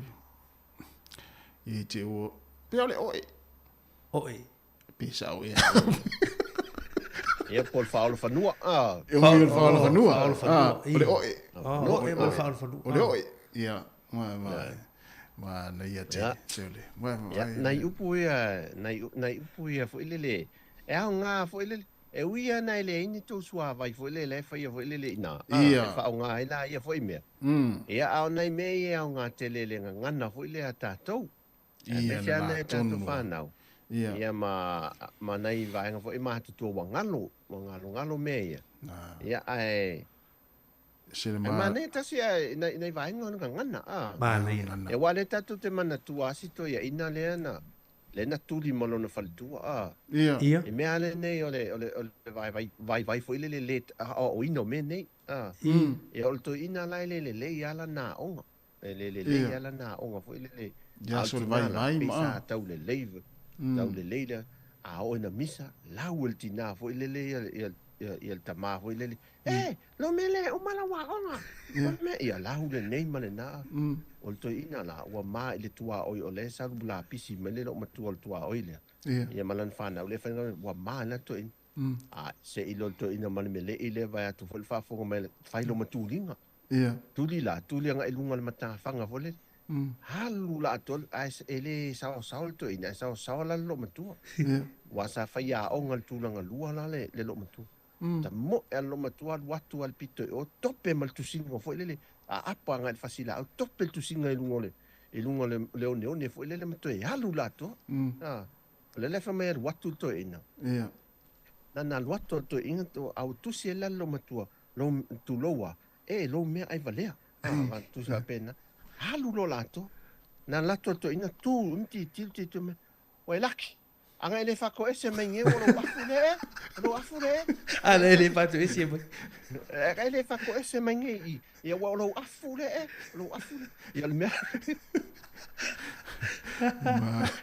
ma no te sa me ia mala mai tato le me le wele e wai afueta tu ta miti la iti le leile anga nu wele so le langa ita miti a mai ta miti mai sala fai mai no fa onga nei i ta alo asa si tamana na la mata matua mai tua ta miti la ma sanil falo matai so le to fa longo la le sau ta miti la ia o e matua na al CEO na te miti fu ina ona ni taulang e matua le mala mala mai mela tala no ai misa melo fol ava mal fol fa alo fu ia na tonu e re ta alo ase si te miti mai savai ma nei te miti mai sala fai ma te miti mai tua ya ma na yel tatu wa on leta ma na yel mta upu ngan sa mol leta ya ma no fu la sunga le fa ya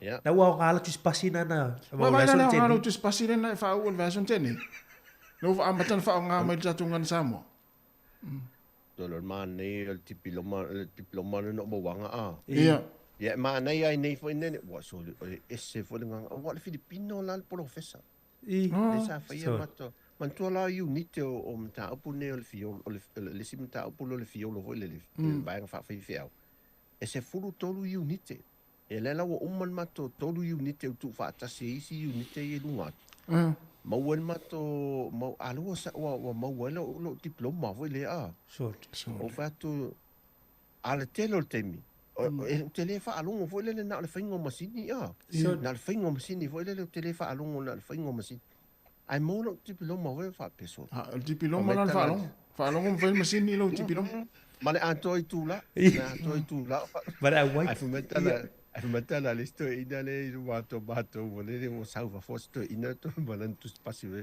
mai man nei o nei e na lo ta fa alongo longa fo ile nanual pahalangi tu sapeta tele mama la ma au fa u la to tipiloma ai awa ata avina ata to o America ile investe ma wolunga le yes ne fa mo mio su enga vinta te mai nal fa ilongo tipi asi fa o male lo ma mu no ma ne me sili na wa mata on fa nga mai lo tipi lo mana ja to sili ne ta o mate te ma malu so le sa o sili le mate sa ya pa wa o ma o tanga ta sa uni vo le pole al sili sa wa tu vai le watu wa me pa tonu pa wa yo sili ne ite wa watu sili ba wai bale iya malo ma ta ya le la ta to besi ala ya ma va tu le le la pet mama e te mio so fu a uma lo fesili en tata no la vai na a wene eto so fesili ma lo va ya ta tu fa fianga le ya ta sta tu pese mani se ona nga fia fa la uloa ya on to ma futa fo ile ya mani sunga ta se sa mai sa mo tai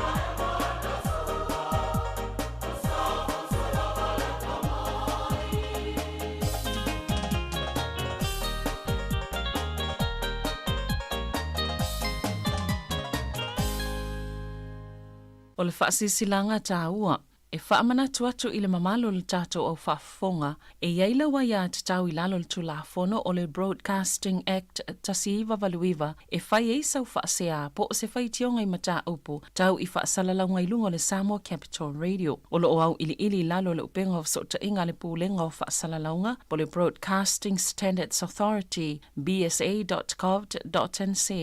A ia inga mo le whai o sau whaasea i se polkala me whaamanu alia i lau whaafonga anga.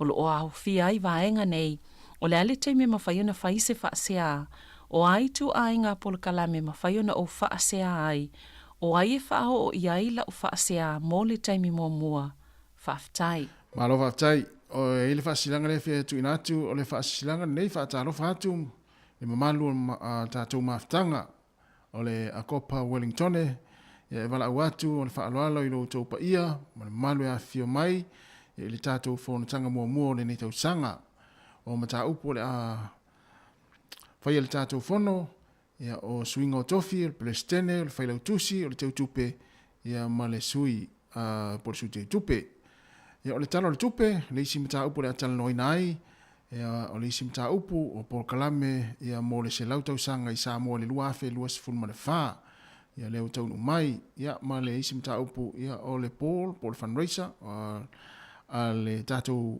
kalap maftanga ia le awhaia lea i le Nofoanga Kilpenny Community Centre 5.1 Pay Road i Kilpenny le Australia se fulma le fitu o mati ia amata i le ono i le afiafi ia tā ua tele lo awai mai ono le wha moe mo sa mo ua toi o seanga tau nuu i le tau sanga fau wha mole longo atu i nisi sa onga i le korisi o avele ina ia awai mai o le tele o lima e mama ai le venga wha moe o le a whailua i umai i le aso i le alofa o le atua wha aftai lo sainia i le whaila utusi ngalu whati alofa field i le wha silsilanga na ia o tama mtene toi o avele ia a lau tau maftanga na pei ono wha fonga ia i le wha silsilanga na ia o le ua toi se furu minuti ana tale o le iwa le proklame o le atal tai au ia le ua tātou mafuta fo i malisunga tā sesa ni tai au ia o tātou proklame tā sesa o le ana tātou pese ma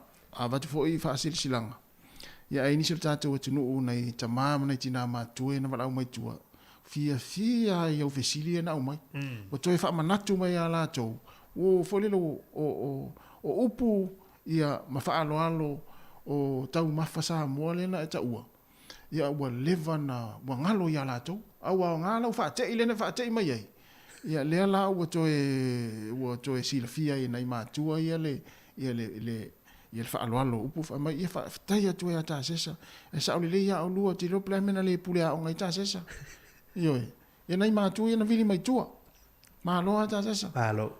ia leu whai atu ia leu wha o ngā taulo ia lau a fo o le ioi o nanga o te leo pule a onga na le a onga pule leo te a onga i le a onga mene wai a fua le mene upu pālangi la tau ia ia e te ele fo ele nini vai o le ulu e peita te mai furu fa solo a to le lua vai aso i nei mea upu pālangi a te leo pālangi i te pela o si ta mana fai taua se tasi o tusi fo ele o le sa ili ngā se ele ni ua umana tua na ufa alonga tu le upu le fundraising ia o tau lolto ina mole sa ili ngā tupe le isi mtanga luenga ale kalesia ai wale tusi la sa ili ngā tupe tusi el takata lele ta ele fa pertania fundraising ia tilo tipi a to lolto ina pito e tu ole ai fa ai lo le fund ai fio mai o se aso me malie le aso le aone otomisia o le aso me malie su mai tato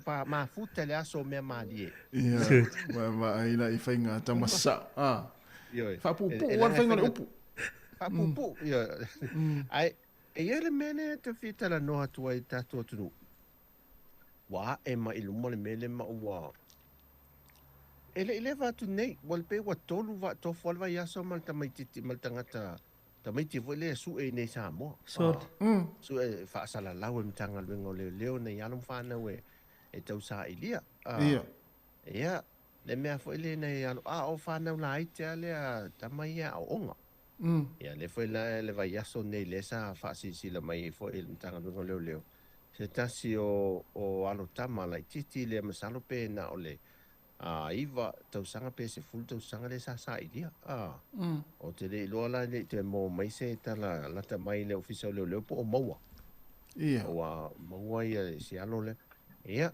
o le taimi foʻi o fanau matutua ia i luga atu aʻoga le kolisi ia le tele ala feololoa tamaʻitaʻi le e fai masaʻili Ia. vaega lo se fulufitu se fuluono tausaga se fuluvalu tausaga saʻilia nai o latou matua e alana sulu matua i le ofisa o leoleo Ia. ia o le faanaunauga lava o matua foʻi le lelē nofonofo lelei o le a lava le faalogotā o le tamaitiiti sole e olo se me faapea e tu ai luga le matua savali alu e suʻe E moʻi lelei. afiu le tuuvili solo ma uma me masalomia foʻi lelei ai ofisa lo le tagaluega o leoleo e seʻili se fesoasoani faalaulu e lē umi ala na faasalalau foʻi lele ae tavae atu toe fiki mai se e luga foʻi lele o pega tafailagi e leoleo ia le umaua maua e vavetele le ripoti me tagate tonu foʻi ma fesoasoani matua ia ma tautoa ai foʻi nai matua foʻi lele ia ua le mene o le matua e lē nofonofo o lelei tasi ma Ia. mari pea o tulaʻi me tulaga faapea me se ai fanau Masalo le o le afi e tasi na afianga o le whaangaina o mea o pinga te whailang. sa o lelei ia Le te le na fiu e su e i tamaiti, whai o tamaiti ia o te neti vaenga whapena. Ia o tala nofo le lungo telefoni ma iai vaenga whapena. Ia o le tūlanga. Uso solo. io O e sei maaing. mea leo le o te ngia atu loa ia le liu mai le fatamaitiiti ia o le tadi ale ia o le sola ia le sola e se ma le aiga foʻi le fii faalogo e le faatonuga ia ma le aʻoaʻi atu foʻi nai matua Ia taua tele nei mea ia o leo toe faigofia nei o laga e fai foʻi o inā o inei latou ia Ia. ia le tautāoina o foʻi lele o le soifuaga o te tonu aiga ia ae e amata mea tatou matua amata mea tatou matua e wai pe tutusa uma o lau whainga ia pe tusa uma se whanau ma le tina le ainga Nea le winga lau tala. tai au ioe ia wa au mai tamai te tai au ia o polis tamai te tikis ia o polis tamai te tikis ia o polis tamai te Ma nei ia te. matua ai sai tina ia akis ia fa pe na le whainga le mea A whātai tai uma. Ia. Ia ta se saso. Ma nei ai whātai tai uma tama ia i lau i le whainga o lau soifuanga. A me tu tia nei. Ia. O se ainga fia, ma se ainga whelfan. Ia. Ia. Yo, le whainga na le whaia i nei fwoi le whainga ngai ia o le awala fwoi o ta latu wala o lango ang luenga na whai tai au. Tala le kei tui lele wane a ta le wha alo fwoi lele i o nga pe alei nang tanga ta whiwa i le awala wai matanga me pete.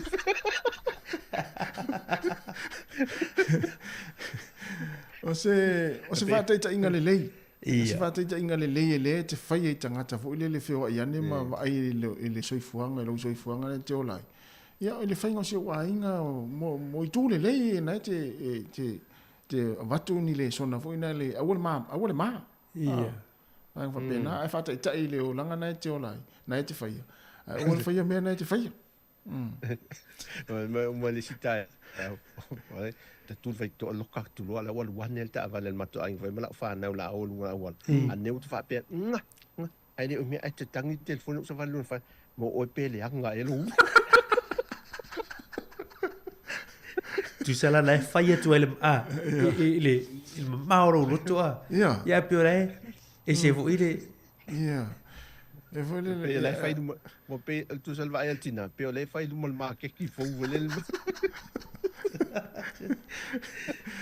Ia, ai malo, wapta. O le nai ta ua ia, ta ua fo ia whaalawalawe tau ta awale na tupu mai sa mo i pasi. Whai o le pasi le mo tele sala whai, a le pasi i whangaloa. So le tawa ai atu i pasi. Le pasi la leena la vea mai sa wai.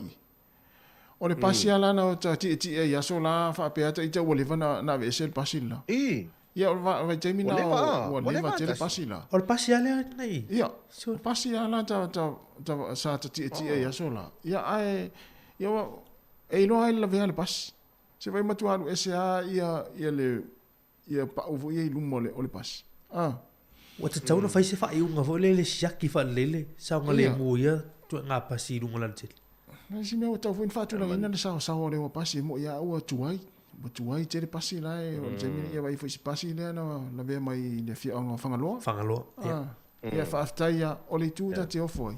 O le o se soi fo ma. Ia. Ia a la ve le pasi le na ve mai fangaloa e fa le te le fa le tonu le pasi. O ta tu lo ai tuai te o tuai ana i pasi la. Ia o tau foi ona si le mau ia ile. Il vai ngale. Mantua pasi ia lau papa tātou. E whau, eli whapeni pasi mai fafo. Mai wa uman whau mai. O pasi mo meo loli. Mai loli i nei. Whailele. Loli sa la o ia. Mantua fo wale toi wa ia tele. Wale toi eini loli na e tātou atunu. Le ta o loli pusa lau papa fo i. E maa whainale na ole keri. E leini pui te mantua la aso. E loli na sa la o ei mo le tanga popo mo meo. O uta fo i. E leila se... Ia na mai lau pasi ia, o loli ia, mai le whau e tātou pasi. O le, e whau e tātou pasi, mea lana, ao o na lawe vea ia pasi ia lau papa. E matua whai ngofia na ngau i tu lou fo ia le tino le pasi wa, le whai lau papa ma le apa. O le apa e tange, o le apa a tol tino le pasi ia, le whau wai. E le peila o pasi, mantua le mena le na tau, e na wasui nele tu awala. Na tau mawhai lo la ia le tau whai titia tu i titia pasi lau papa ia. Ai au mai tu tonu le atu nu pasi fo ia pasi wha malu le tau tātou i nei. Mai tu tonu. Ai ona la, o le sa ia ia whare pasi ma pisinisi. O le la o e fou le te leo pasi ia e sa o le lei. O tuai o le me tau lia. Pe o whawhi tau le tu lei mai o taofi. O taofi o pasi. E whaalango lango te le isi ta avale ave ta avale. Ilo la to mai foi le tau fikia wa mantua pasi uma e tau fikia e sui kia uma e falango lango te le la to mai na tau fikia i ta vale e mantua e le o te mi uma ya e apala ele mele a mise la vala no fo ma se e to ya luanga i lalo e ia al te me fa le tonu ai e wa o le tele o foi tau filima o ta vale ia e te tau wena siaki po ai le tau filima Saoli. Ia na fai lo to inga tau fi fo le ta to wila vidi vai asola. E le ini tau fi atu la lo se vai fo le fa alo. E orang. Malo vai. Se sa o ta riva. Ia to e mo fo tatu. Se va tu tatu telefon tala mai Samoa. Ia ona to e fai fo le sista tu tala i se tai murmuri. Tai.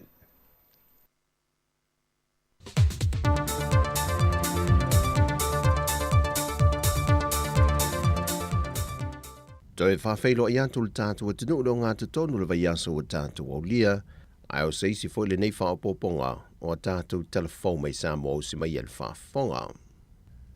Wa mai a fōrasia le whiunga le te itai o lea tinu, fia mena o mi mata awhal whontanga te itai o Malo le Pasifika. Se tasi o mata opu nei la ngai lea fianga o tumoto le Pasifika, ai mi se lava ia tunu e 5 ia o lo whaonga aina, e Australia mani usila, ona tangata e ngā lulua ia na wha atuanga ma isi ngā ruenga o lo ilano le polkalame o ngā ruenga wha vai teimi. E se mai ia Papua New Guinea ma Solomona, wha lia o lātou suyu sufono, e leo taitai o na lava hawa noa ia tu inatu ia malo e lua, mō le to tele o na tangata. Pe aso se mea, tau whapale ni foi lea ia wa o le mea moni ai te lele au ngā o le polkalame, so soani mai aina. E ta milo fo le tama ainga i tonu le tunu no tupe ia au mai. Ia ai peta. A fa pe o le mfaina nga yoi ia le malu. Le mfaina nga yoi pisinisi. Ona wale ain tangata. O le fisili la. O le ale wingo le namia. Mose atunu. Po o le mea ea o le a na o le avea o tatou. O se mea e whawhanau mai e tangata. E o e whaingaruenga.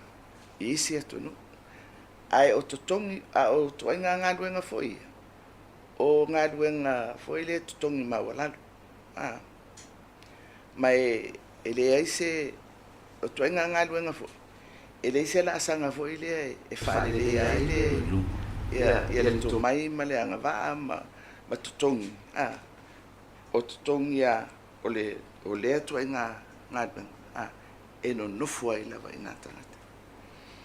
Ea, mo au ia e le o se mea le lea mo se atunu e le ai o ni ona tangata anu e ngalue ina le atinae le tautua e tutono se atunu mai tupu fo i lo tau fi le fesili Na whaalia manino le whionga le tita i o le atunuu, sa i se whaafai ke tai nisi o teita i o Mālo le Pasifika, e nei e whaatala no le mata au pule nei, o no lo sao wha i e teita i o le Mālo Australia mani usila le whoontanga, peita ina wha i loa e fia me, e au na māla malama ni usila ma Australia, ia a fianga ia o lo ia ia tu moto le Pasifika e au fia i fo i Samoa, e lalo lava o le polo kalamele nei.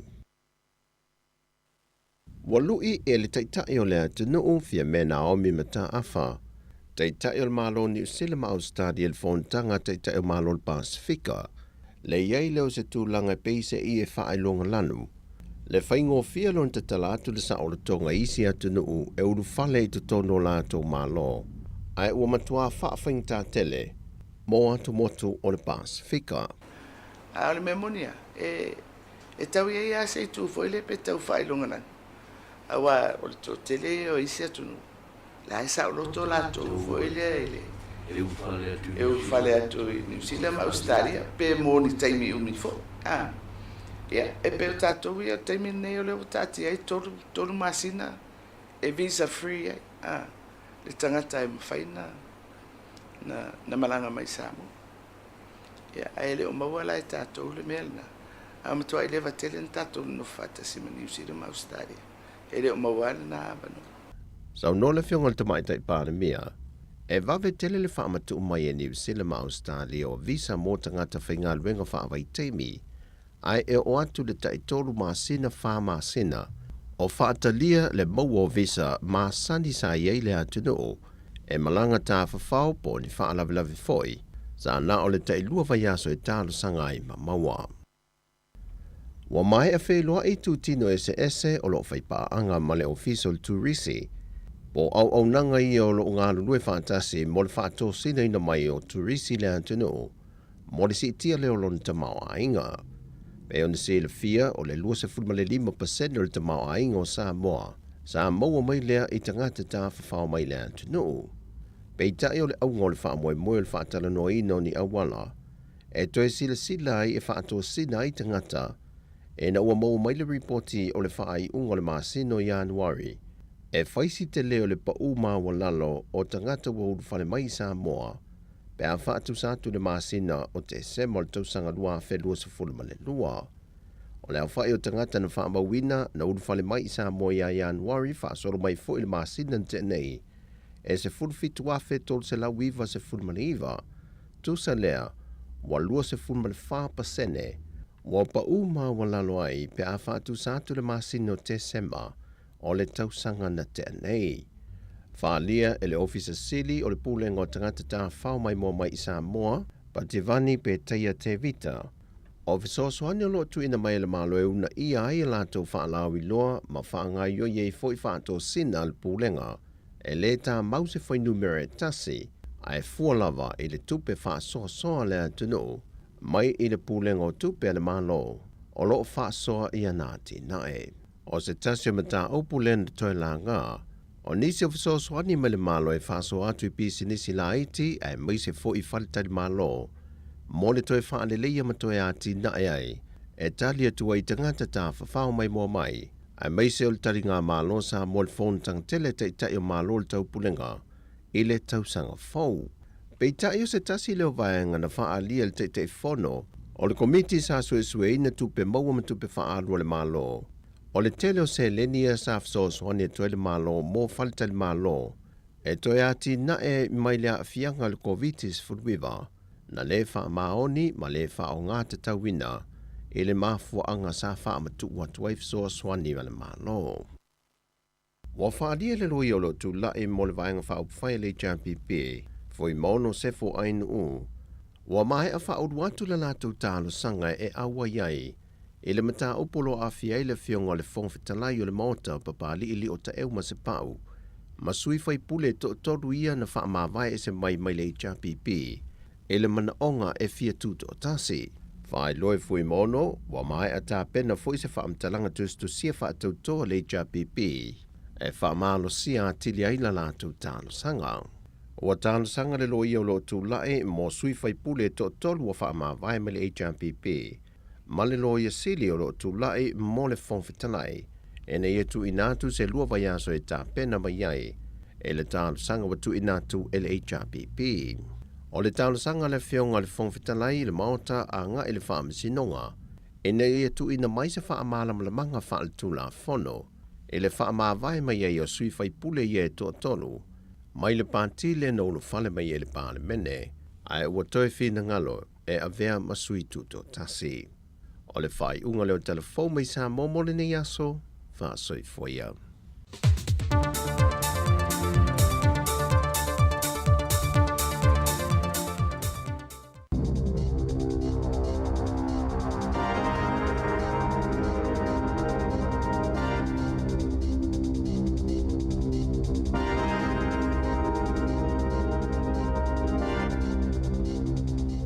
Tala flaval whaapoponga mua tala fau mai lesi u fonga le lau mua mo le nei tai au le asos fulmalilima o mate lua whelua tolo. E se fulu ni ai ngana ave sia mai o lātou whale i le pitonu o Point Howard i lo wahati le au au liana nafi. Whaatasi ai ma ai ngai fitu se fulu lima sa motu si ai le eletisia mai o lātou whale ina ua solo le palapala i se vaenga o lea i tū o loa hat. Na tā ua le company a le Wellington Water, na mafua na solo le vaenga tele o le ele o na o se paipana pā, ma sa motu si ai fo ili sapalai o le Suavai Point Howard. Ma sa ngā lulue mai ele au whai ngā lue ngai whaale le ia whaale e tonu i le asoana nafi. Na whaali el pule ngā nu o le hat, sa le i mauti no i le ataimi, po le ale umi o le atapea i le Suavai. Ma sa whautua ina fo i tangata ina i whaasau le Suavai, ma whaatu tumu whangwai na ia mauti noa olo o lava la lātou sapalai. Na motu siele ele tise i ai ngai fitu lima ia peo na tā oa, ona o solonga o ele na pālala siai mapou ele tise, na whai nai fo ili vaenga o loo whaaluwa ile kesi.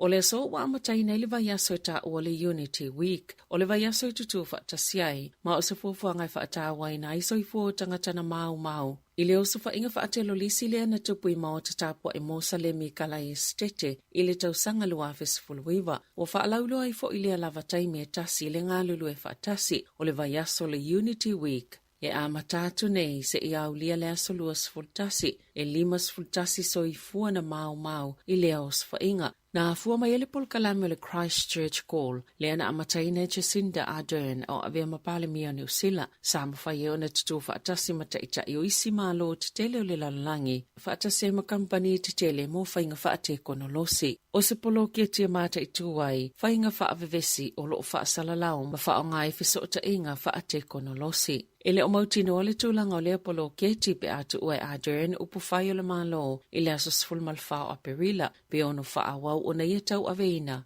mauna ina pea lea polo kalame. Wa wala au se tasi o taita il vaenga whaupwhai a Māori, tepi ngare ua peka, e yelo na talitonunga, o le whaasilasilanga le malo e whaape ua toe whaataatia SCA nisi o polisi mo le suinga o le tau, ina ia mawhaio na avel whaamumue mata upepei o le tau le soifuanga, o se mata upe whaanoa noa tele ai, o le asonga fuana whai se folasanga le malo, e whaapea, o le vaenga lo na lua le toe lauli liunga o mata upo, e ave iaila lato whaamumua, o lo au fiele ave isenga, o le suinga o le pol kalame o taavale mama, ina ia whaasao ina le vaenga tupe 5.0 miliona tā la, o le fo i folasanga, sa au fiele toe whaataatia ese, o le tele lava o fufuanga le malo, e whaaititi e tapula ale sao whaatulanga ina o taavale, e ui o le sao o taavale, e mafo i le tele o le kasa po le kāpone, na tā ue ngare ua peka, e te tau na whaamawai, pe whaase e tuanga lule li minister mo le swinga o le tau, James Shaw, ona o le tele o le ngaluenga umai, ona whaatino mo ia fufuanga uma, ai faulinga mai ua lea mana ia ina, na ia tā ua foi, e na o le vaenga whaupwhai a Māori e mawhai na fasilingi ina le malo, e tali whaafi tau le suinga o le tau, ua manino foi, ua lu i tau ina le sootanga i le vao le Labour ma le Greens, o le tali a lele i minister, a savali ese, e lei ma se suinga e maua mai ai, mai lei fo isona manatu e wha ma vai. Mai ui sauno ngā lea te itai o le te pāti Māori, e mawhai lava ona o lātou ngā lulu e whaatasi, ma le vaenga whai, pe ona sauno le minsta mo le suinga o le tau.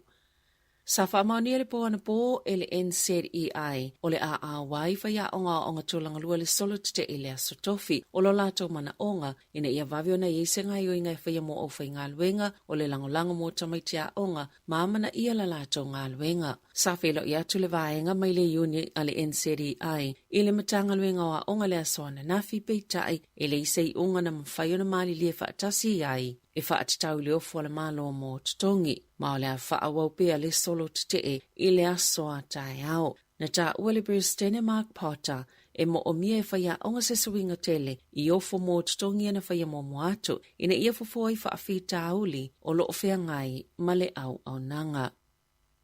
E to avalu ni tangata na pulu lima whaatasi e lifi pe CES se ta avale na taomi se tamaititi le asoana nafi e lata i se a onga e o mai ana po o taofia le tamaititi le falema i kalai estete masai se tūlanga ti ngaina na lipo tia le staff e whaapea na la vele tamaititi le ta avale i le whetaula ingo awala i Aparikatan. I kalai estete ma taomi le ta avale lea na la veai ma o lo whaanga solo i pia su enga a leo.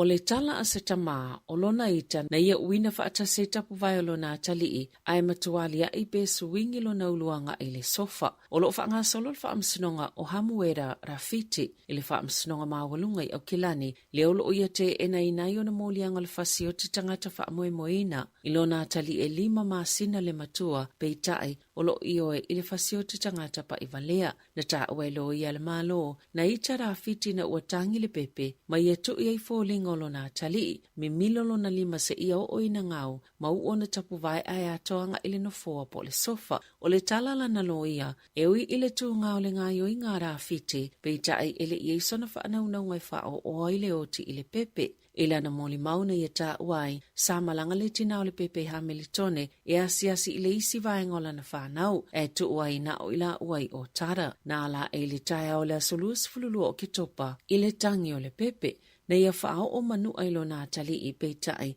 na tele mana tuaina lana ngai o ingana whai ai na ita o na ole tangi o le pepe o le soi fonga inai le moli mau muli o le a wha masinonga.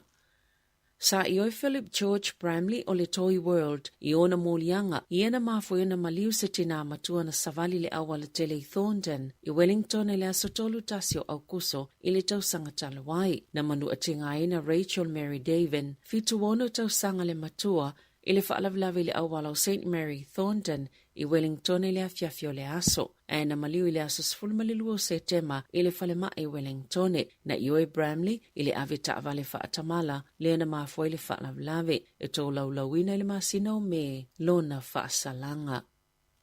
E sili atu le popole o tangata no fo mau tutongi i le tutongi ngau mea aipo o tau mafa na ilo le tutongi ngau le fale o lo ono no fuai. E tu saima se saili linga le Consumer New Zealand mo tangata ni usila. Na whaalia le so upa le Consumer New Zealand au Gemma Rasmussen. O le sifulu valu masina utua nai, sa moli mawina i lava le si itia maali o popolenga i tau mafa. Peitai o le taimi mo mole usili e tuwaile mawalunga o popolenga mo tau mafa na ilo fale. O le masino yuni le tau sangalua felua tasi, salo na valu le popolenga i tau mafa, mo mata upwe whaatatau i tupe, na pito sili atu o na popole tangata ni usila i tau moa onga o aita lafo tangata ta ito tasi, whaapei male whaalile yao fale. Peita ile tau sangalua felua tolo, o le popolenga mata uputau tupe numeritasi, o mo kesi po ono ngā tupe mo fale. Pito i aitau mafa, whaapea mafale no fo mau tutongi. E sa fululua pasene usi iti aitau o tau mafa, ma o sa taimi pito sili leo na mawalunga tuwaili si itanga, talo mai le tau sanga ya feiva lau valuiva, talo mai le masino se tema, sa whaawawa i beo na wala au le Consumer New Zealand i supermarket i titele ina i whaamuta lato ngā yo inga i e whai i le whaatinonga o lato au nanga ma whaalawi loanga o lato oloa e leo tu sai ma le tu la fono.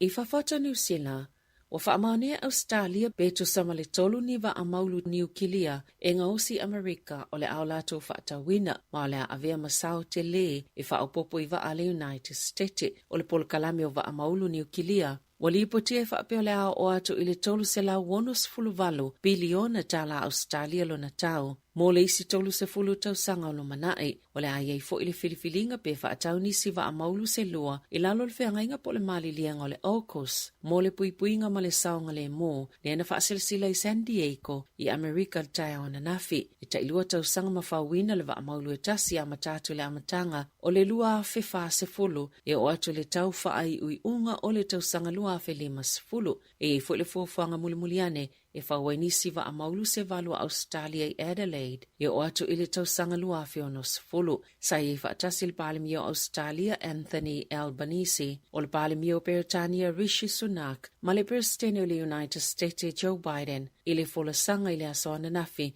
ma na sauno ai Biden ili malosi wa yailea whainga ba anga.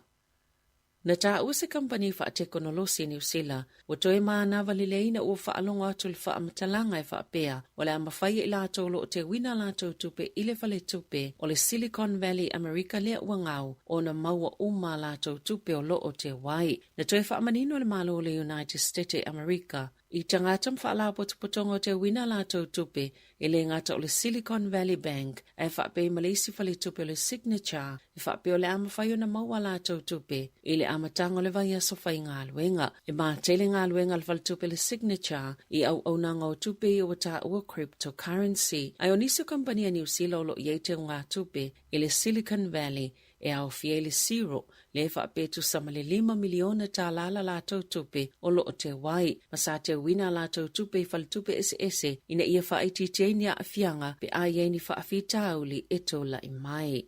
I ta alonga, o le auna ina le lakapia le laulangi, iuni o lo ititono le whaala putuputonga, ina ia awai whaatasi umai se whaata ita inga, o le suinga o le pue le taimio le ta alonga, mai whaata awai le whaititi o ni manuanga, e ini whaata ita inga na whai ei falani ma Afrika I saute, le ua moli mawina le mawaio ni whaiunga manuia, e whaatatau le saunga le mo le tangata ta alo, e ua whaupopo ina I fo ile sila fia o tangata ta alo, ile ta alonga, o la whaawapeona ta ita ina whaiunga mafofuanga la kapia la langi, ia na suenga mawhainga whaasaya nisi, ina ia whaonga aia o onga matapu whaapea ma le swing o le tu la fono, e whaititi ai vaenga ia a fia I tangata ta alo la kapi ini manuanga, a whaamau lalo pe tu I lalo le pue, I lalo I fo o le ivi mafolo le fatafata po le sternum, o le ama whaiona whaopopo ina I le saunga le mua le tangata ta alo la kapi, e tō mau betu langa maasani, e ilonga I le ta alonga peona whaalia le la kapia la langi, o le tausanga taluaina whaasilsila I le la kapia New Zealand, o le a whaata ita ini tu ainga whainga fau se tolu, I ta alonga mo le ta amisang la kapia titonu lava le atunu, I le tausanga le nei, e au fieli swinga tele le wha maulalo le vaenga o le tino I te tawana pue, masalango langoina lea, e iuni whaito malo e lua se fuluono I te tono le atunu. Tala fawia malisi ufonga le lau mua, mo le nei vaenga o le tai au.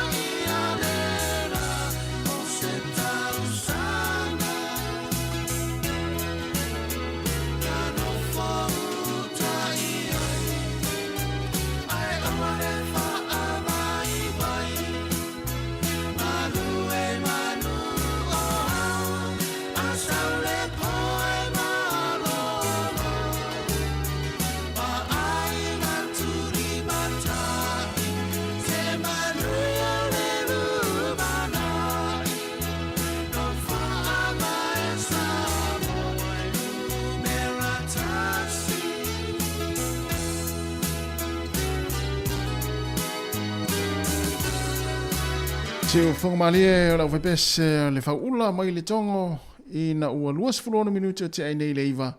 E nao mai atu i fo imtala fo matala mai Samoa. Te whaafonga i le tūlai se fulma le lua i le aulia nā nei. Ia i te whaasalawina. Ia o lo tato i pere pokalame le atal tai ao. Lo tato mafuta pia male sunga ata sesa mai Samoa. Ia wana fo i whaawina le tato pokalame. Ma lo le tapo i mai. Ma lo fo le mai mo mai le tato watinu o le nei taimi. Ia o whai asi tau malu lua tātou nei Wellington. Ia o teimu o tau na wha vela le koko. Ia e mese fo i se iputi le to ina man lo matua. Ia wala malu tai au. Ia wa Samoa ia. Ia o tiri lopo le ale to inga malu tai au. Ia ngā teimi nei Samoa. Ia panikia a. Panikia a. O le ase malu tai au. Ia o ngā ili tau ia au tau nei teimi ta sesa. Whaonga ina na vole a voka le tele. Aue. Le voka e nea tātou. Ia. O le a voka la ia malesi. Ia. Ia man whalawa ena fo ile le whaatou stela. O mātou nei. Ia. Ia se ato e inu koko se ainga. O Samoa. Ia. E vanga nā lava la le ainga. O le lava le lātou whaasoa wa te lua silifia. Man whaafunga me tātou tunu. O le tau o le koko maka leo i el temilen. Ia. E lalo i fola le ipu masani le sai. Ai o le koko mata la e luas fulta la.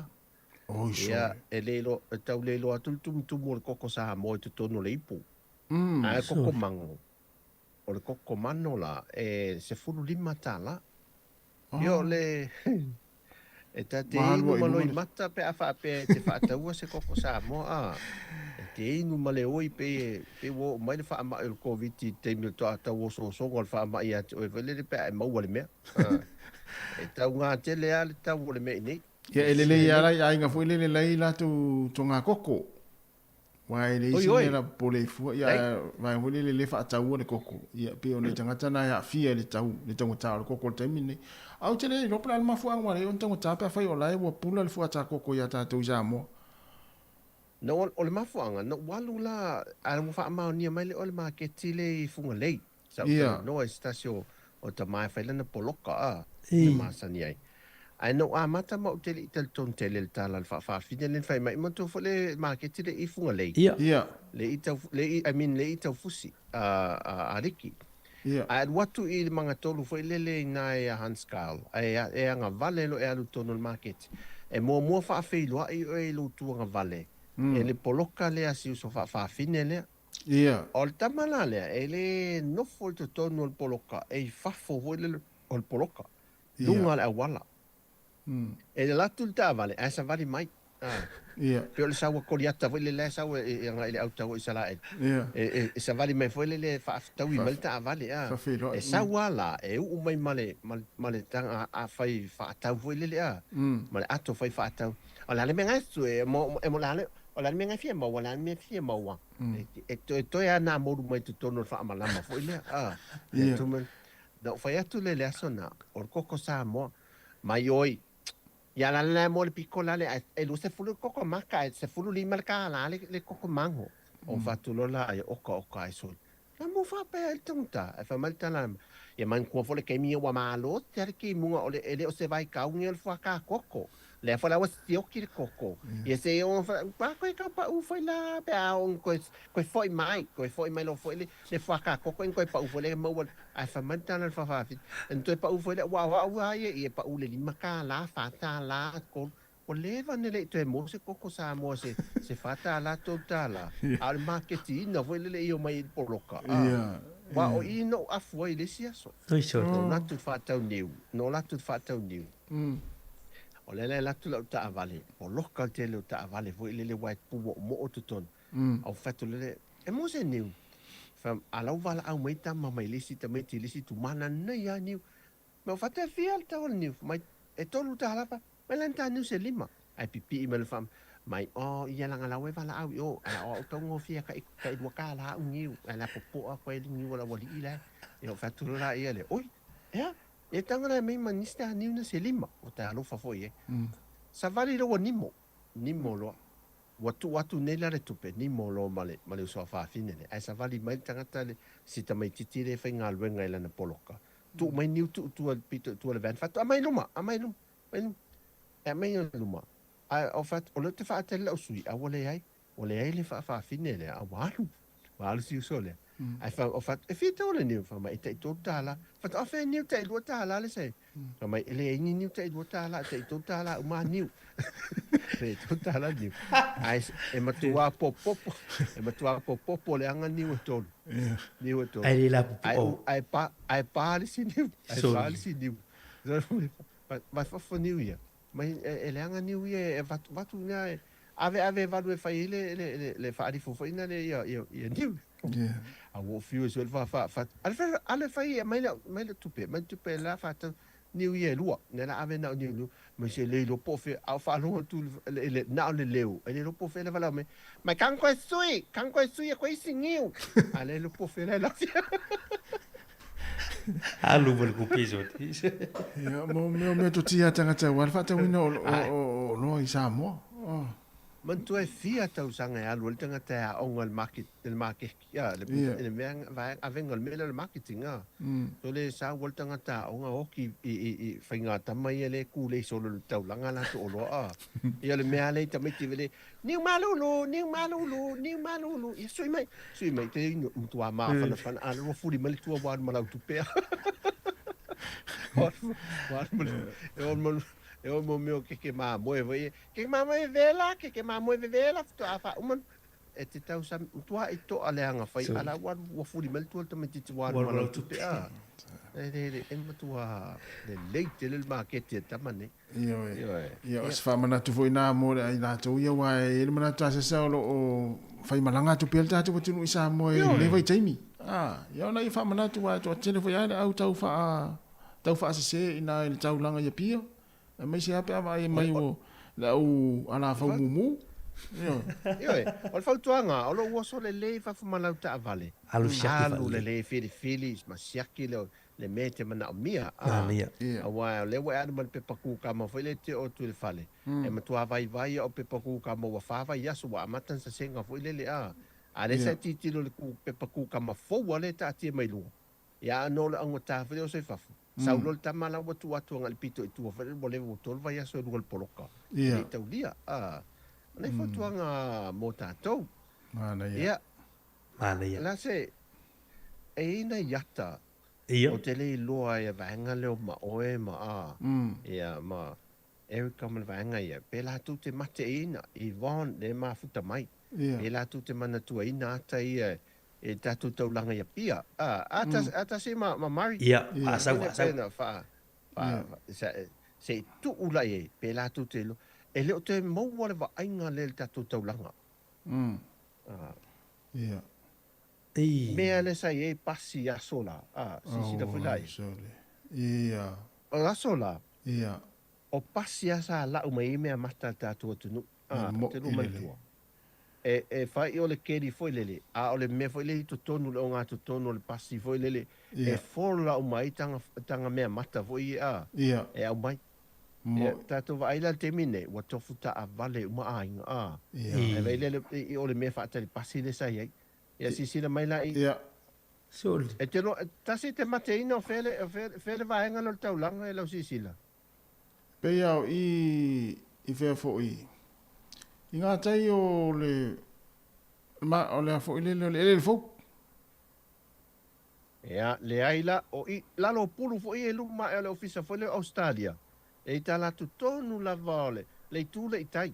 O le tala tu tonu lava le mele i ai le malo le ekalesia katoliko. O katoliko, e whafsangai. Ia, sa. Whafsangai. Le tuala i tai. E wa aila i to ingata a vali e le to e wa i sa mol te mine. O le tau sanga lea tasi sa fo moni.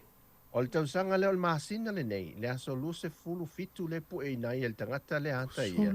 E le awhi se lau iwa sfutasi. Iwa tasi? Se vai tua ngata avale so. Ia le taimina na lau te ia pia. Ola savali vali so le tamalo ia. Taimina na lau te savali vali so le ia pia. Taimina, le iwa tasi pa whai o le iwa tasi. Ia, vai, pasi mto tua na leo ta amilo marispito. Ia mai tau le e tasi pasi. O pasi sa fero il tamaro ia sora sa alu ile aonga. Ili faalu fuasi taimi na le alu ai tonga pasi alu le aonga sa. Ai se. Al fale. Na, pasi mto tua. Ngo tupe na ima tuna. o ila tasi te manatua o le tamilo sanga le pulu foi le le falfata le pasi sauro e fafo le pasi foi le tamilo le pulu le alu ngai mulino ia mo tamilo sanga le le pulu le sauro alu atu le fiso o estete i o fale umala tu mai pito tai o le sai ia le fale aingo sunrise o fale ainga foi le lo siosi le pulu sa te nofo le pulu sa te nofo i lalo mo ta foi le fa savili ai ia le pulu na ia to tele foi la to na masani lalo le pulu na pe ona e fa ilo meta se sai tatu wata na tu mai lu e o te le lo se mesa o moe o vai ia vai le to tonu i le vaenga le i le falfata le pas Polinga le tasi a te mantua le foi mai mo malta tu tunu. Ia. Ia foi le onai ato fafie sa na o te tolu ta la i la mo le ato fafie. Mo ile. Te mine la se fulu lima ta la ma le lus fu ta la te wala ato fafie le. Ia, sa o le. Sa mo le tolu ta la ato fafie mantua la sola.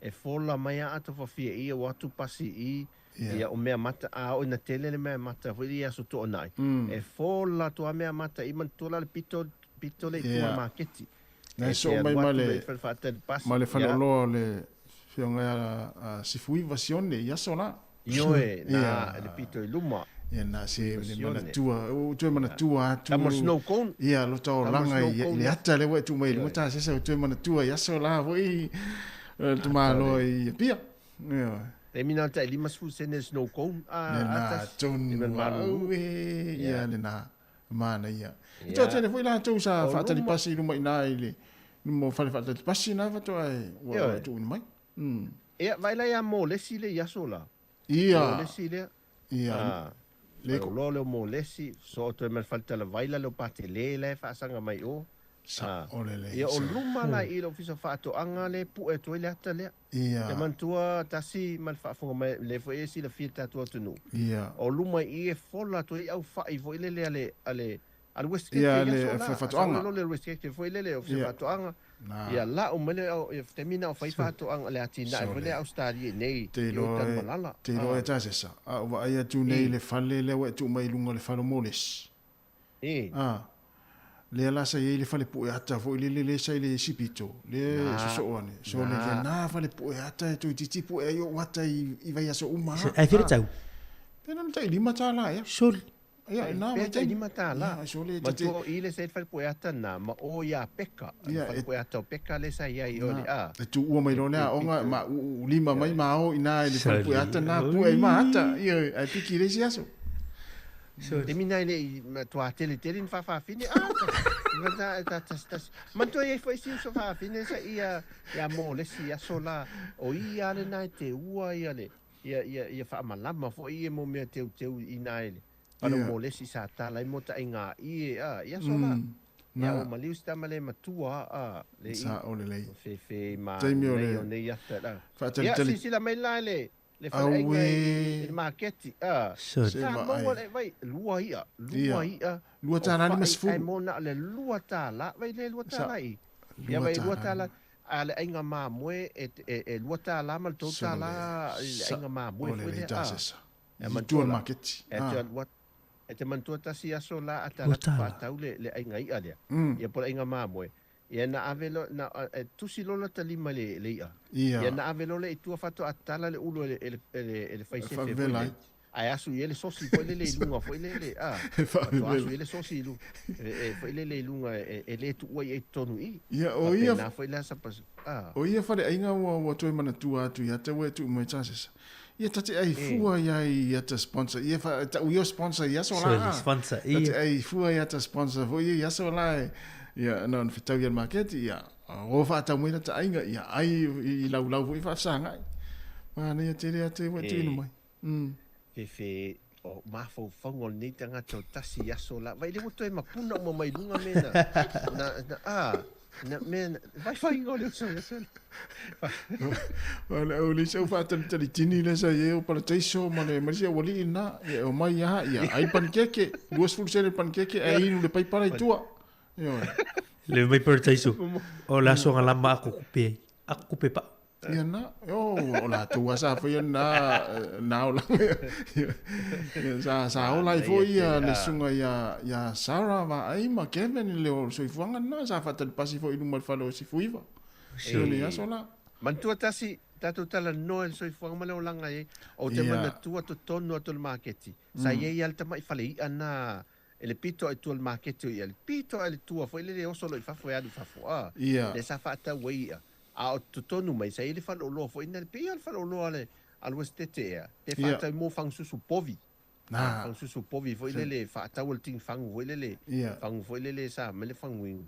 O kalman na ia foi le na me wa te wata lale le fang su povi le na sa fa ta wit tonna ene fa solo mai lo le tel le fang le sefe foi le panikeke o le sefe mo fasikeke foi ta te ala tu ala no foi lo matua foi nele poltina ma sa wale kulimi foi le a sa wale pata foi le kulimi sa se fa pata le keke ia tu mai tonu sefe tip foi le tu lo ia fa ta le te lima fu sene ma se kula vai a tele foi le pito ilunga o sole leo langa sa o atomitia onga ma ai na teimi ia o sui a to falling on ni teimi ele siata mana ia la le e fai o to ia ta foi lele o te loe le o to mo le mel ni teimi ia se tato tilo pe ia foi lele e falling on leta o to mo ele o to mo al tamala la falengo le pile a tasi e mantua Ole ale o pi umila. O pi umi. Ia. E umi le ta o fa isi tangata ya sola al mol pi ngata. O ia. Pi ngata vele ya sola. Ia. Ele o tai mo ala le e to nga pi le tau langa. Al tamala na ole vai ia pe a fa le kuka volia. Ai a ona malole le tai pe ala ano le si moto volia e male soko.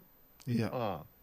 Me a matua le ya ia le ia le pile e tasi a se pi fa pe lava le ia le kuka le aso ale ainga o le te maua la taz le te maua o pi pupu fus pi pupu la le mo te mine mau keni aso la tasi te mana tua mo mau keni ta lava fusene ia lua ta la le mau keni te le lava lima e o lima fusene mal ta la ta o mau keni te mine al te mine ia Los futa la tawul mau keni te le la po Los futa la le tawul mau keni la po ala le mo te mini tanga tawo ol so ifanga lan na pe fo ya fo linga mai fo mau keni ya nei ya ma fo la au nei o la fo itawia pe o sa fa ta sia ma o roma taw maswa mai fa fo le la ai o te lo ta se so le mana o mia ia o tatu tangata le mau keni na nei Wai ese mamao ale tofo le maukeni le mo inei. Man maukeni na sa maukeni sa mo.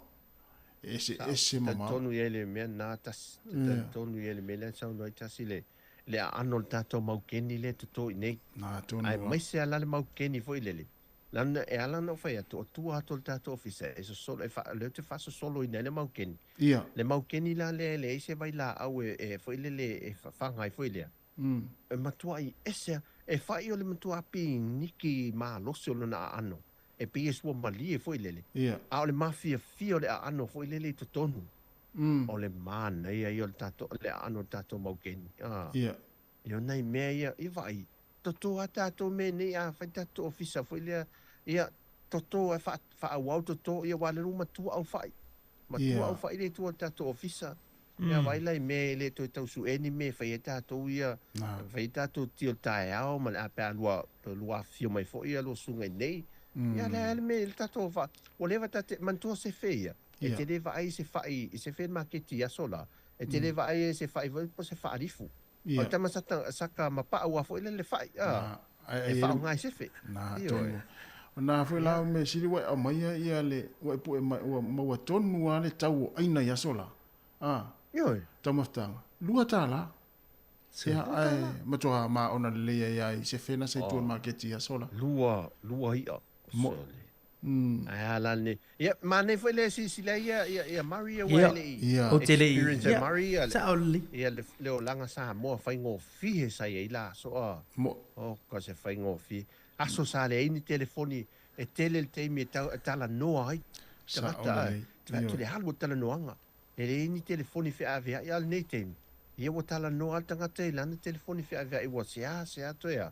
Fai ni tala noanga vo i lele ma tala noa. Ai te longo fia le mele fai se tala noanga. No winga la le mulunga o le sila. Sol. O lua tala pepa o tu Jamina life po lo si livale. La si liva le lua tala. lua tala pe pa fona e pe fa ta fa no vo le pe fa ta fa. Oh. Ia le lua tala mal tala. Ai na en ia Jamina. A le la popo a voila i o tatu si liva i aso na a. Ia. La popo o le limas fusene la popo a voila. Temi na Mari sa mo le lua sene sa mo le tasi sene ma le lima sene. Lima sene lua sene ma le tasi sene sa mo i aso na. Mai tau tamana mai e ese tamai ena la. Ia le lua sene ma le tasi sene.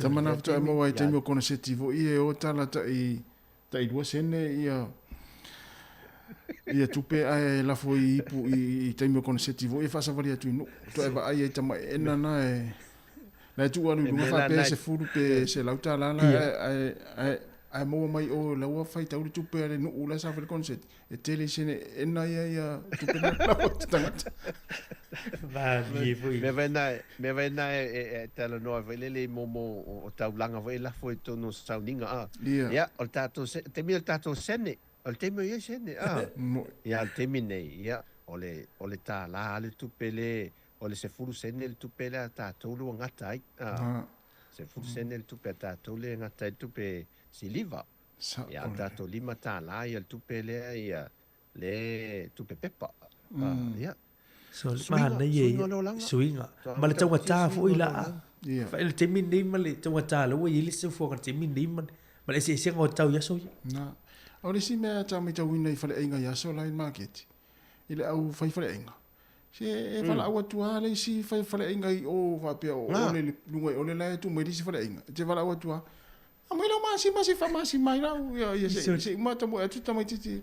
Fole le safe tu fa i fo ia mai ngai fai ia kuka. Safe alo fani fo i lau fai fale inga. O le isa ta me timini. Atu no lai ia i pia whapea o lai fai ni fale inga. Fole le i samo. Mari. Ia. Mari e te mana tua e te sila fia Mari man fafo o mai tato tu le man tua tato fafo e tua le marketi mo sefe atasi e te savali lo e ta fo le sefe te longo e te ia fo ile le mea ma sani e tato talinga ia sola o le po lungo le sefe e fatau e te ma sani tasi ia sola a man tua sola o le par po pankeke o le poa e te mantua tasi le mea nai lungo se fo e lau fai se pankeke uma e tau le po lungo se fe voi lele e fale inga voi tu mea se pankeke ai mai se pe fa pe la tati tu la tati tala no foi se foi lele la tati fa tu ai lumo se fale inga tati la tati no tanga tati no iai ati el popo fa pe e pa le po ia o tiro no fai fale inga le pankeke ia ta umeli ta wainu ia ole o keke ole po ia ole so ta inga na tanga ta fai fale inga ma tanga ta fe o iso lo lumo fale inga ia sola e po le lumo se fe fole sure va ia apo atu ala o le ise lango fole le lai lungo lau ia e pe ia mana lango i te mi o le po mai ai te lo Mari o aso la tato marketi le mela tu e nele le sa ele tato marketi tuai e tu se marketi e tu ato le si o le pa samilo tu sa la te le me foi ala fai se fe o ma ia le sami ui so tonga tu sami sa wa tu sami io e a wasa a le la wa tanu ato o mano fangana le wo ye nel tato le wo ye nel tato falfatel passi falfatel passi ai sa sami a to ale mele na ia mele tu e nele falfatel passi na i va inga tatu tu ma nei o le soi fuanga ma le olanga fa sa mo fai mai lo tala ni e silia tu lava temi wa te silia tu le temi wa te atu ma nei te le soi fuanga ma le olanga i laso sa fi le mu ma le E mo ia e whai ma whai vevesi ngā isi nu ufo ia ngā i le fōuma. Anu watu e ma market. Ai sa siri e tu tau sanga ia ma teimi e i lor teimi le nei. Ele mawanisi. Me sa o le lei. Ia o le soifua ngana, soifua e lea tunu i Samoa. Teimi po le valu se fulu. Valu se fulu. Teimi whapena. Ia o le whaingo fia ia. Ia. Le tele fu ta avale la wa tu ya tai na mai mo ia sa ita avale ai le tele ta avale le pe o teimi nei wa matua tumu va solo ato ita avale ia a o vola ia fia fo le wa ta ape wo mo le nga fa nga luenga i tua ma o toi fo ia inga ia va ile au fai va i tangata ia mo au o fio anga ia le fai la to se fer market i sa vala lo ia sola wa ma to fale tu na au ta fole o le la papa nai funga lei ia tate no fono foi lumo le fia te va tu o si mai ulo so wa mai ulo tanga ta foi le sa foi la to kukai o il market ia o sa va vadi me o mai ia la to ulo na tanga foi no foi na i vai moso ia la funga lei la foi fale inga te va ma dia foi na ma inga o umalo foi wa le ini o uma fa tau ia po le te o le ono i se vai tua a fisi mele ulo le fa fine fo le sa fa ina na kuka e fa ina na fa le inga le so fo ele o to sa o le le ele o to tu pul te mine wa no ngala fa ngata avale e utai ulo vo le to ia asola e sa va vani ma ulo i sa va la no market i ainga ai le se me vo le e u like o le mea ma sa so se will pay ia na se wil pelo tos mai ala mai ala nga se wil pelo pe afa pe mo se ainga se wil pelo ai te lo mantu tasi e te mana tua la so fa fo vele so ya mar e na le paua pe pau me fa fia ya so la sa tutuli e se me far kalap o ti volima starlight e pe o fa ti fanga nai e pe se me nai se me vele le ta fa fau e pe o telefoni la le te mine nei al starlight mal ti voli la so le kiu voile le e mata la le te luata la le pepa le ticket luata la luata la le ticket alo ti fanga ia ole ate te mata al starlight te mantua starlight la so pe e fa ata usanga ole ata na la vidi shoot ere fo ere shoot vidi ale ata na suia now ia ti voli e fai masuia ta voile ia nei falling o aso la ia so le mal fati fanga le sa yuta le na yuta i tafus le fai yuta i tafus o aso le temio le ati na mela tu uma ia mani tu e va ai mai yata na ta se ia tu i loro to tiro tanto tu ne mai mo mai fa fo mai fa tai ai tu mana tu i temio to so fo mai isa mo Yo te le tu mo masani le fonga na lo mai mo mai fa fonga mai yo masani le mai fa ma ni fo na vai ngalo tatu tal no atu ai le soi fonga sa mo ya sesa yo le uta pena mal tatu pukala me o le atu fe va ilia ia ile tu la sfulu ya fa tai tele la vai no fa ta sai mo fo tatu so ta ingai te masani ya so lulo veste tasi pukala me atu tai au ya pa te tele lava ia tatou whelo ai fo i le aso tai au le tu te masani le aso tofi ia le tatou tunu ia ai mo te minei fa te tele la no fa te tasi mari tai no tatou mafute fo nei te mel ato tai au ia ai fa manu e tele le tu fo fanga ia o to le ia so e me se fo i la to o lo fai le fai vo le fatua inga matausi na o tatou matua fa manu e tele atu le tu ia to ma tutor ne ia so fa so fo ia ia se foi ia lo ila solo lo va so asau ia se fu acesa tai rava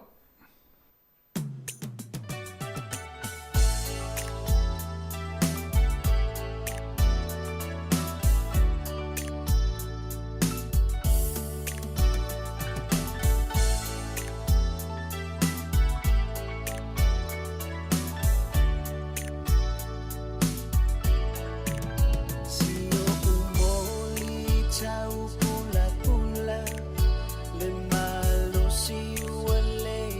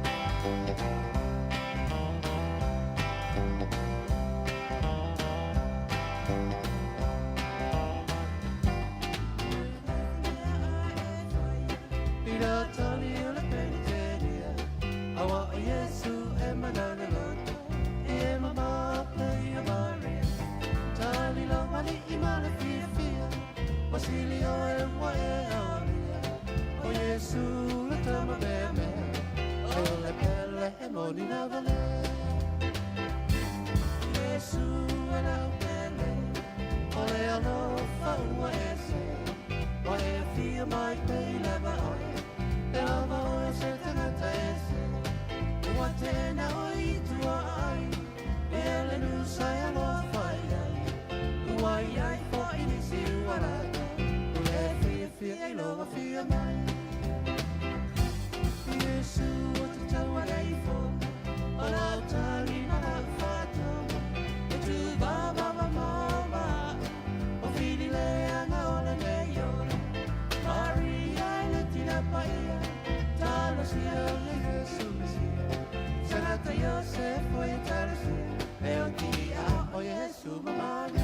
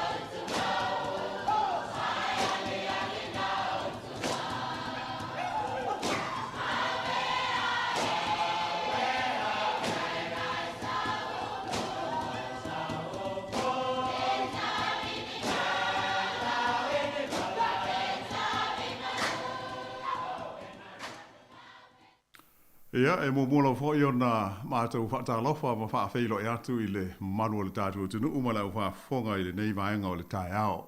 Ma lo le langi mo le soi fua lau lei. I le nei fo i e so fau. Le so lulu le so, sifuru mo le lima le nei o le masina o mati i lua afe lua sifuru mo le tolu. Ia, mai ua mo fo i le tula ma sani o le tātou por kalame le nei o le whaasoa. O le ato e whewā i diai. Ia, e tātou te taltala noa ma whetu wha e fo i nisi o ta upu o ngonga ma ta ua e a fia ilo tau soi fua ma le tātou nopia i ai le nei e tunu i New Zealand nei.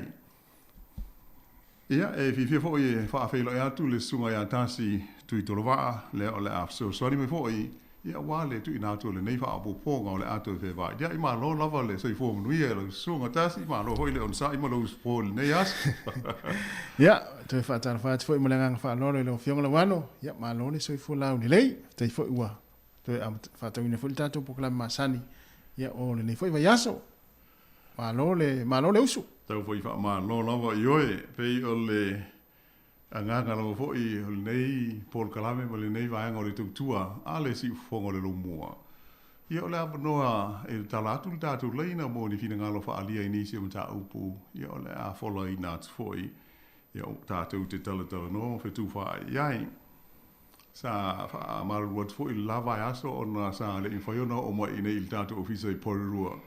Ia o lala le sa le te tala i nai le tātou leina. Ai o le so, ia maua lava noa. Ia pe ai ho inisi o loo fia whasoa ma tufa mai e le ngata i ni mata upu o la atu i nātu. Ia o sisi hoi lawa mata upu e te whinangalo. Ia ato nui ono mea mātango fia pe a tātou whi whasoa e iai. I le nei wha o ponga o le tātou ato e whi vai di ai. Ai usi mai pēr le whafonga.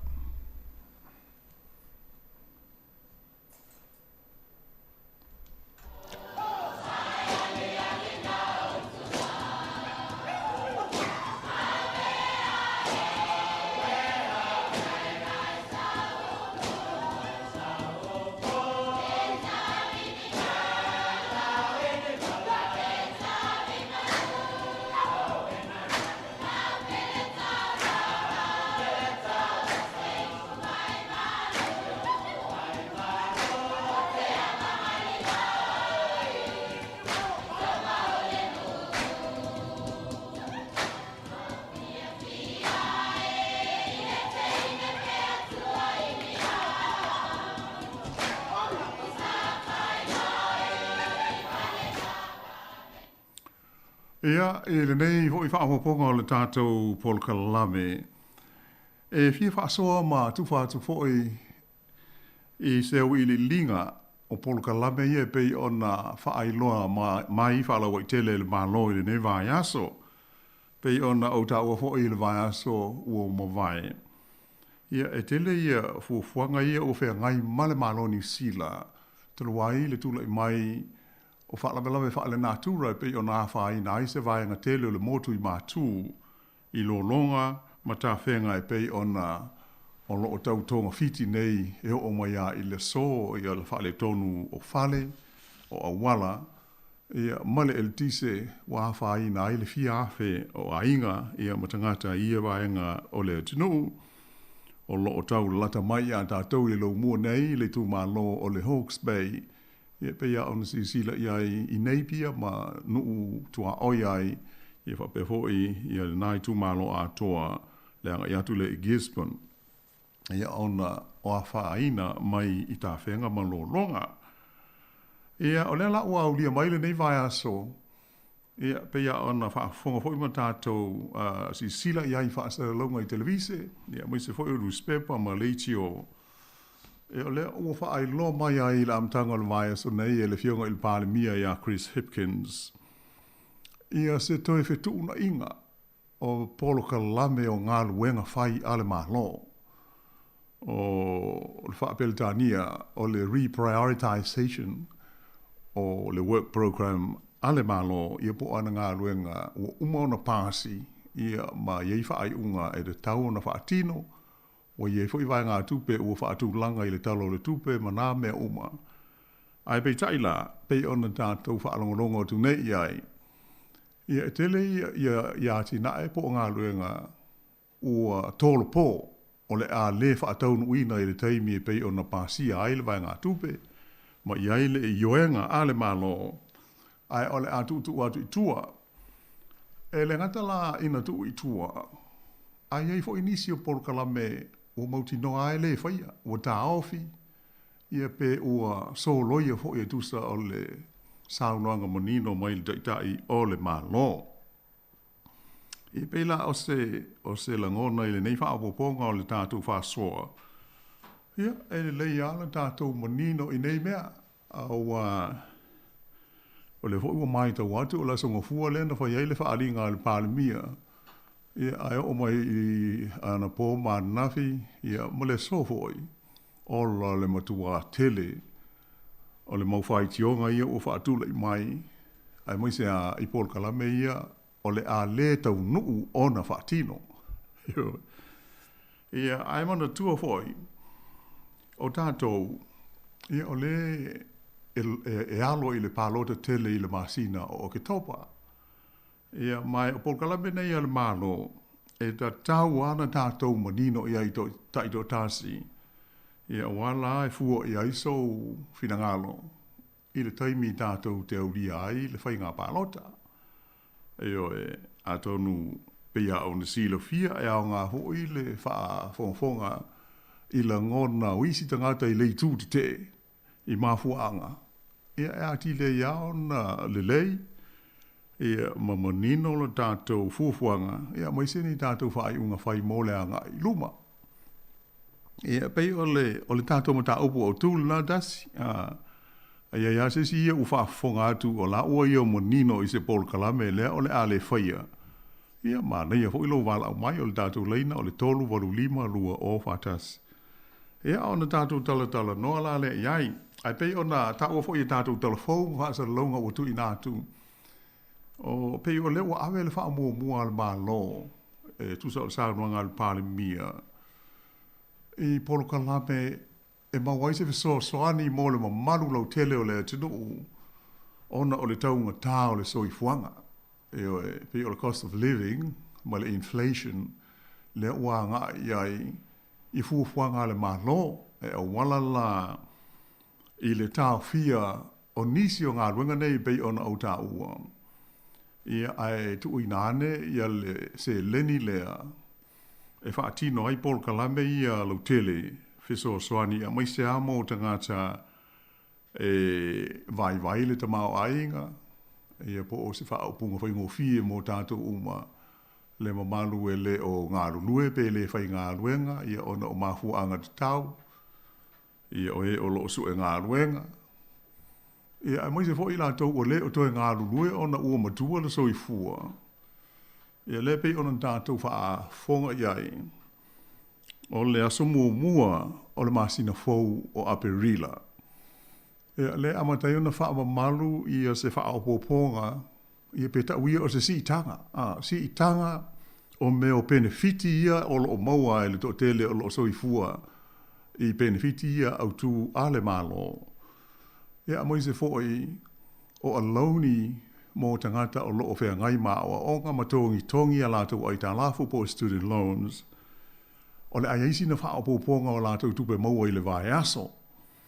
Ia o le Paul Kalame foi mo ainga e iai whanau la iti le Working for Families program alemalo. Ia la whape foi ona iai se si itanga po se wha opoponga o se leni maua ia ainga i le vai aso tasi awa ia le tausinga masani o le soifua. Ia o stasi vai nga tele foi o le Paul Kalame pe ona sao no ia il pale mia ma fa ilo mo foi le minsta fe ngai mata upu ia tau ngā luenga ma le ati na e tele. O malu o lo o soifua i le meo le pensione po le supa ane weta ale malo. Ia ilantou ia ua ulia le onus fululima te usanga o le soifua, ia wha solo tua i lunga. O le a maua fo ia se wha apoponga o ala tau tupe maua i le sitanga le pei ona fina ngalo ia i le malo. Ia pei a ona manino i wha salalaunga ia ma foinu mera ua tu ina mai. Anu waise vai ngā tupe tu sa mo le tolu se lau se fun mo le tasi miliona wha apopo. Ia e wha tupe ai la i sitanga nei pei ona tau oto atu nei. Ia olono inga. Ia e ma whai ona wha pe atonu o se vaenga le lei tele o le ama waise so swani le nei vai taimi whainga tā, male taunga tā o le soifuanga pei ona tātou mōli mauina uma. Le aia se vai panoa o New Zealand nei o tau ngō fie ai le tau o loa ia ma le tau o le soifuanga e pei a ona tātou silo fia. Ia mai a au lia la sa mumo a Perila. Ia ona whaatino lo la lea o si tanga ia pei ona whaailoa mai e le malo. Lea ua lai ona mafua ona ta ofi ia pe tolo po nisi o ati nae o uma ona pasia. O stasi o vaenga tele ua tele iai whai tionga i la mai tau i le mta upule nei. O le meo le Paul Kalame ale malo e a fiai ia le sio manga. Ua umona iai papasia e le malo. Ia se Paul Kalame e toi whaafoi ai me o containers. Tai pe o aso ia sa whaafoi le ting whangu o na maua le o le luas fulsene, se fulsene. Pe la whaapena ia le nganga o le polo kalame le o umono pasi. E maua ia se refund. Pe a toi whaafoi ia me o le o le whaapunga le o lo iai, o me o containers, le loinga, o me o plastics fo ia po a whangu. Tūlanga whaapena e mauai ia le se leni, o le sa wha moe e amata whaatino le pol kalame i le lua afe lua sifuru lima, lua o lua lima, o le lua tolu le tātou te iai, a le fuafuanga la le nā, ia e peitai, le o whaelo mai o le tasi le pol kalame, o le ata aofi, e le tau nuu o na whai, ia ona o winga la ia ma le anganga e pei o na whaelo mai e le pāle mia, ma le malo, o le a whaanga se le ni ana fua ma whaanga iai e whaatino ai ia atina ai. Ia e whaatupe ai nisi vaenga ia peila o le sitanga le o benefiti, ia me o pensione, ma launi o tamaiti aonga, o sasi na vaenga. Ai o isi fo inga luenga, ia e pei o le ua telea ina ave le wha mua, e toi wha ale lei vavea a wala malalau papa ia na wha atama ia, e ta whenga malolonga mo mawha, o le atao fi ai, ia fuafuanga fo i mo nisi a wala sa ia, i le wha moe e fausia, ia pe wha ale lei a tili, ai o le ua amata nei o na wha atino, ia le toe fausia le lei o a wala e pe un tātou mōli mawina i wha asa launga a televise, ia ma sila iai, i le te leo le a whaina o mea ta o wala e whaase lau kilomita le umi, o a wala pe atu whaatasi, a wala ia na ta fia, ia ma nuti palaina, e le malosi o lo longa ma ta whenga sa tātou iai, i le masina o ma vai. Ia, e pei o tasi nā vaenga mō le silfia i le whaafonga mai, o le tūlanga o Pol Kalame ia pei o na sauno iai le malo, ia ma tātou tau na tātou manino iai, e pei o le nganga leo le tātou lava ia Pol Kalame. Ia, e le tātou taltala no iai, po la sa o e fina ngalo, o le lei, ia pe le lei foi. Ia, ai po le alava, ia, e tau ana tātou manino, i whaai unga ia au mai o wai a fiai, lau soifua ma le tātou soifua ia sa uma. O le mele tāu ai le tātou manino, i so se whaai unga le whai lava, ale malo o lo tu i le foe. Awa pe telefua wha upunga le tua ngai, ia maisi, ai ele au ngā mo tātou, o le mea au ngā, o le whaai unga le malo le, o le tu lai. Ia te tau on tātou a ngai, e sa ili ma whisisili ina ia tātou manino umo iai. Ia, awa e hawhiai tātou ia sa uma le soifua nganei, se ibanga nā fwoi, wo Jesus ui ngā le fwoi ngā malo, ia ona whapena le, ai lewa pē tu iai, ia le whaalia o whina ngalo, e ese mai iai le meo iai le fuafuanga mai le pūlenga a le malo. Ia, pei o le tātou mta upun nā tas, leo na tanatu ia le tātou leina, ia e nisi fo i o loo fia manino, ia ma fia marmala mātili. Ia whai an tātou tala no, fitu wha ia ili nei wha apuponga o le tātou Pol Kalame. After tele lava mo for sanga tātou Pol Kalame la wano. Ia tala wai wala ui o tam whai mai. Le lei. Mana fo il tātou wa siasi iai. Ia, wa fo i le tam whai me le tātou atinu. Malo. Ia, talo whātou le tātou wala au. Sauno mai. Malo soifua. Malo soifua. Motu saute. Malo le soifua manuia. Atu le hawhara lau whia lau wanu. Lau suko tasi. Tā lova, malo le soifua manuia. Soifua manuia leo. Malangi ma. Pēnā hoi. Malo. Ia sauno mai o leo wa yeilo wa wanoa. Mai po Kalame. O pawai a kuanga pōi. Cost of living in a wasa wana pōi. O le mea le tau whala au le vegetable lenga. E mawalunga le rusu kolu ia pasenga le si ide si e ngai. Mo i le lei. O le mea au piko si de nganga kaunga ke mingai wa. O mako le ke mingai le ki polo le e su fiku kala le kilo. Ya sa o ka nga o le ke eu ki lang ke mingi no sa u vai so le. Ai o ka unga ki poro lai le no ya mako. O le o mo ko isi ile bele o ngi fo fo ngan maro la wa ngom tas. Malo. Ma ko fo ie pe o le me fo ile ya se kulo o le mai ave ka oko. Ia. Ana o sa u ka oko mo ka o. Ai ke wa va ku le mai fo ile la bel ta vale. Wa mo wa ile bele nga o ma ro ko le fa sila mali o le akolo ka ko se fai mo le mai ile la bel ka vale. O le me le mo ele iloa a ukupu. Sa. O yo le ile bango le ilo le fo mai. O le ke le bango le mai ile wa ba ku fo le ka ko a le me fa fo se. O le me le o ka o fai mo. Awa ka inga e ke mingi i le mere kupu i Hawke's Bay mo i le mere. E ma ko i le o le fa inga. Moi. E fai ka u pilionga kupe ia. O le kupe le fa mo si e kupe ma ko ngi pensione. E lua pilionga e se le lua se la uongo su pilionga e le ku e se e le kupe nga. Winga la, ua ka mo ko i fia awa. O fe me a ko i ka ngi i ma ko i pension he va ku le. Ma li lava. O i ko e kupe ke mingi. O le la ko si e pension ma penfiki a kamaiki. E ia le fa poponga no le student allowance. Kamiki e ka ua ke le morke mingi le mea le cost of living le o ia. O si poka la mele pe o ka o le mea recycle.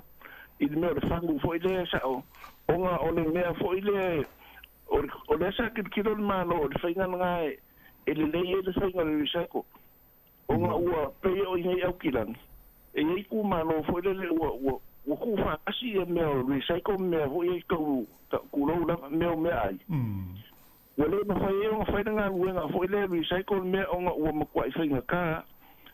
A pe o le whainga le uki kere malo a fa te ko kongi le whainga o le kingi whangu. Ia o nga whai fo ile ngaka o le ale kongi i mea hoi a vesa o le kingi whangu e maua mai le se rengi. A pe o le kaua i o le mele i lau kiru.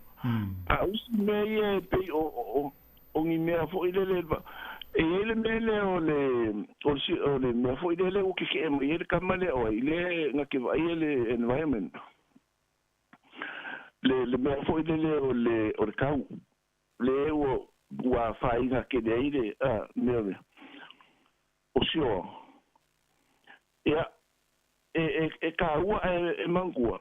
Ua le o koe whainga o fia le mele o le makangi mo mea whapenga meikai. Ia, a mea ngā po ile le e mawhai o ku.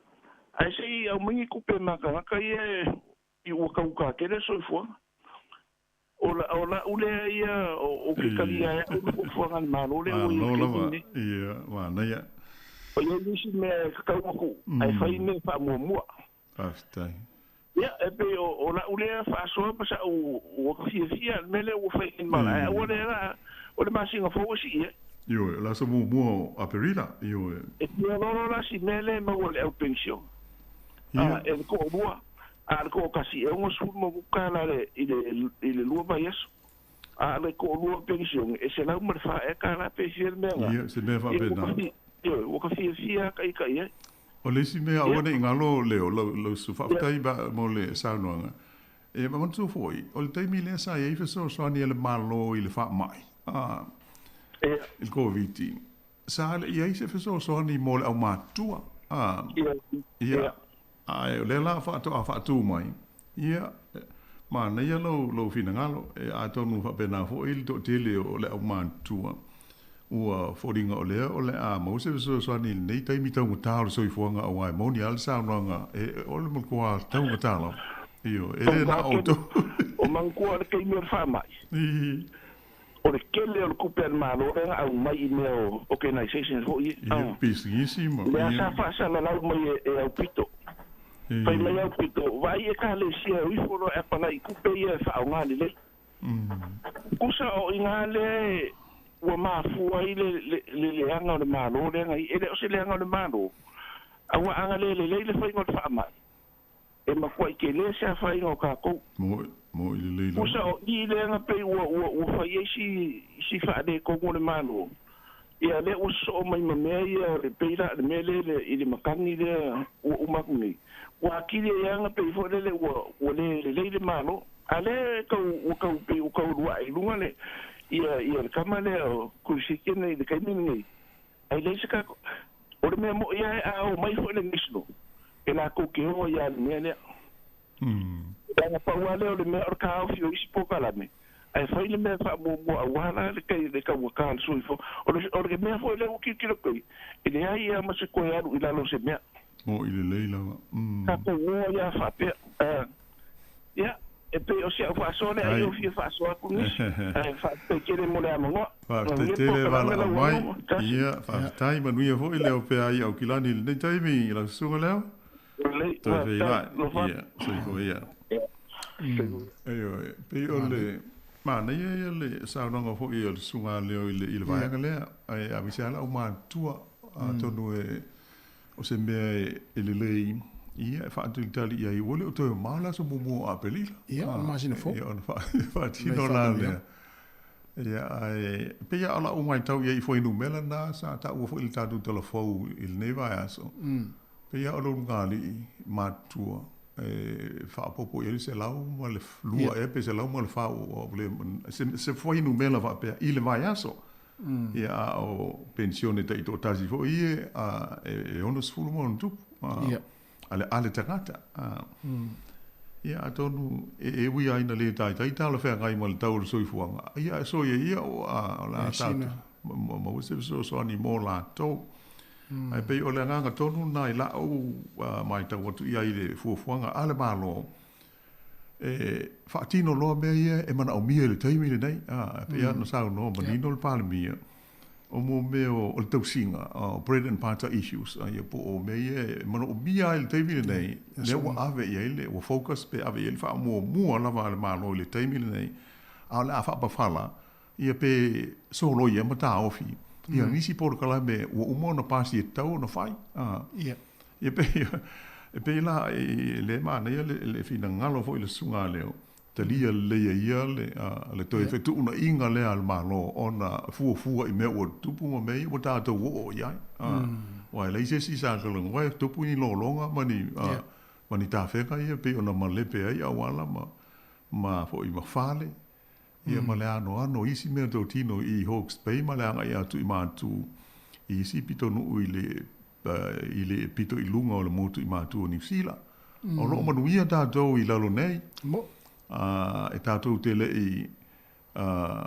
ia i tu a inga o pōpuanga ia o la o mai tau o te tau na lava ata ia tātou te sila ia i televisi e tau mai ai pe ana o tātou la o la tātou whaalongona ia pe la o le mai tau ia o se mea le lei se fufuanga le lei ua e le malo ta tia isi mea ai fai mo mua tonga fiti mo mua fa fita au le wa le mai a mo se fo manu ata e wi lava ina pe on sa no foi sunga ya leo ta to te le ele se fa mo fa pe to pa u fo le tau o lo ma le tau o so ifo ma ba le me e tau fai e fa tu ma o lo o le sa nga ru pe lunga o e ma fa tia u mai ta to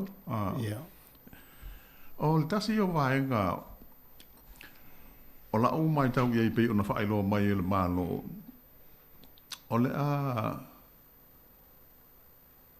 a le whaatau nuu fo i le wholwhalanga e po se whaai unga ua umo na whai ina ia amatau na fuafua se tū la whono e whaapa ua i lalo. I le sfuruono tau sanga le matua o le dangata e pānota ai.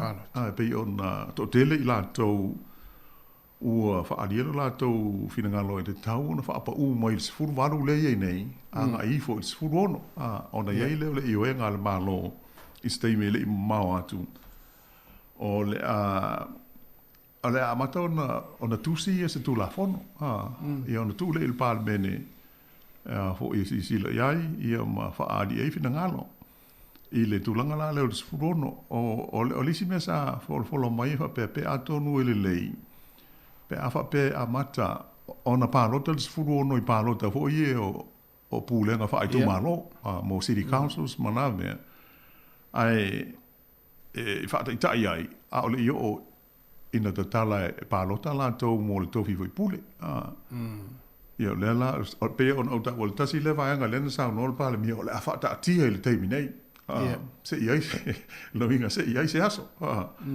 ia pe ole ai no pe to tu lai mai le fa nga ma lo le nei le palota ia o ke topa pe le ai ia ai pe po ai lava tu lai mai pe ole winga na ole tolo po ole foi mata au ia ai pe ia de si fieta si o se mata au putau tele ole ta roi nei ale solo ho ele nei ta moiti le sa ta to moli mau I foi ole tasi ale foi o mata au pusa fa ta u ai la to ole avatu po le tu atu ia la to la ia de tau le palo tai mai les furono tau sanga ole soifua ole tama mo teine ia ai pe ole o fufuanga la ia pe ona tatu tele no ne ia I nei fa mo pongo le tatu pol kalame ia o tasi leo a fo io o fufuanga ole u fa pa fala ele fa nga malo o ye nei ai avel fa mo I mei pe ona tatu tau foi fa amanino ile sitanga o benefiti ma aloni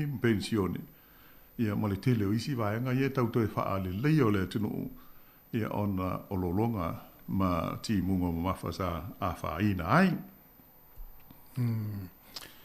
ma lo fa tai ia o lo tara pel tato wa no tato leina o le tolu va lima lo fa tasi a vala au mai fa to Wellington ia o mo le o fa tolu va lima lo fa tasi ia e fa mai so finangalo ia pe le aso finangalo ele ta u pe ona a mai ful fa so ia te mai a leo ia ele tulanga wa nei e fo fuanga malo ia pe te langa lango ina pe fisi va nga te fi sa no ia leo tala tu tato leina mana ia fa so mai ia e mana ia fo le tato mta u pule le fo ia so ole ia wa ole o tau sanga ia se ful male ono pe ona ta o fo le fionga la wono u te lo vai lo ina fo malo le tunu ini sila ia ile ioe o isi ia aile lango inga isi te masalo e tele tangata matu la tu tele lango ina ona e fai mai la to e wala iti tele tau sanga ia se fulono ile mala la to I mo me o voi o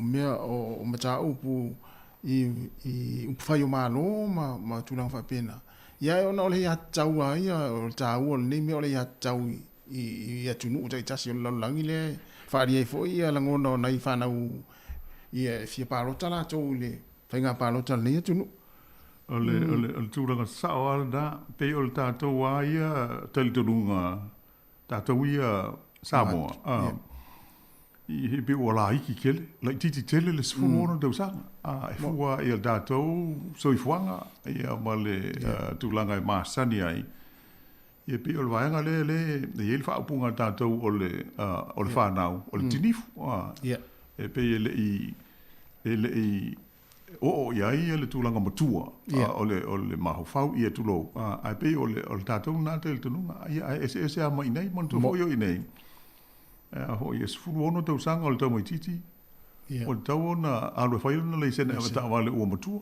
pe ia pe fu va benga e la o pa ia o il vala au tau la wan ia le fa ta lo fa tu ile si vala au ilu le na ma lo vale on se mai ta lo fa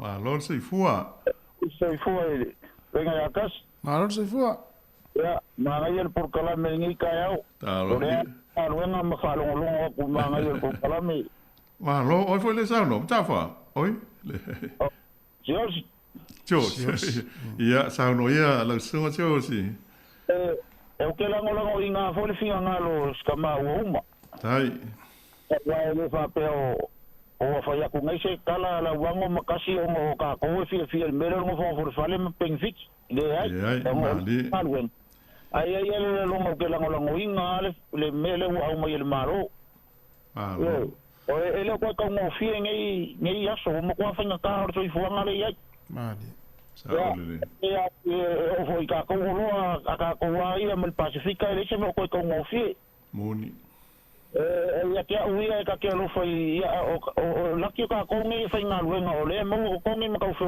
so ngi ka u se fo nga ha ka penfik ia mo ko ale ka ia wa un penfik mar ka u wa lo ibunga yo ai la mo winga finga nga malo e ko mi si me ka per ka la fo le ku le pa fa mi ki le si me fa le si me va la po le ala ko me sa nga po le fa ia fo ku le si pa pe al melo mo ye o mo ko ulang winga langa ile foi ni si pe anga fa ko mo ele ni sur ma ko wa ngo penfiki aka ke ro fa la penfiki ma la pension ai ma jivo ka me kia onga o ke la winga ila le kuranga le ka o mai ka me kia fa pe o manga o le la ko manga o le pa ro ko le sfuru o ke le a wi ya lo ma o ke le o la winga e le ya le fa ka ki ko lo furkas e wati mong elf kalanga kasi e kairo e la kwaris ka magiki palo kale lo po fe kongun me awa po ka ko palo ka lo ka ko ko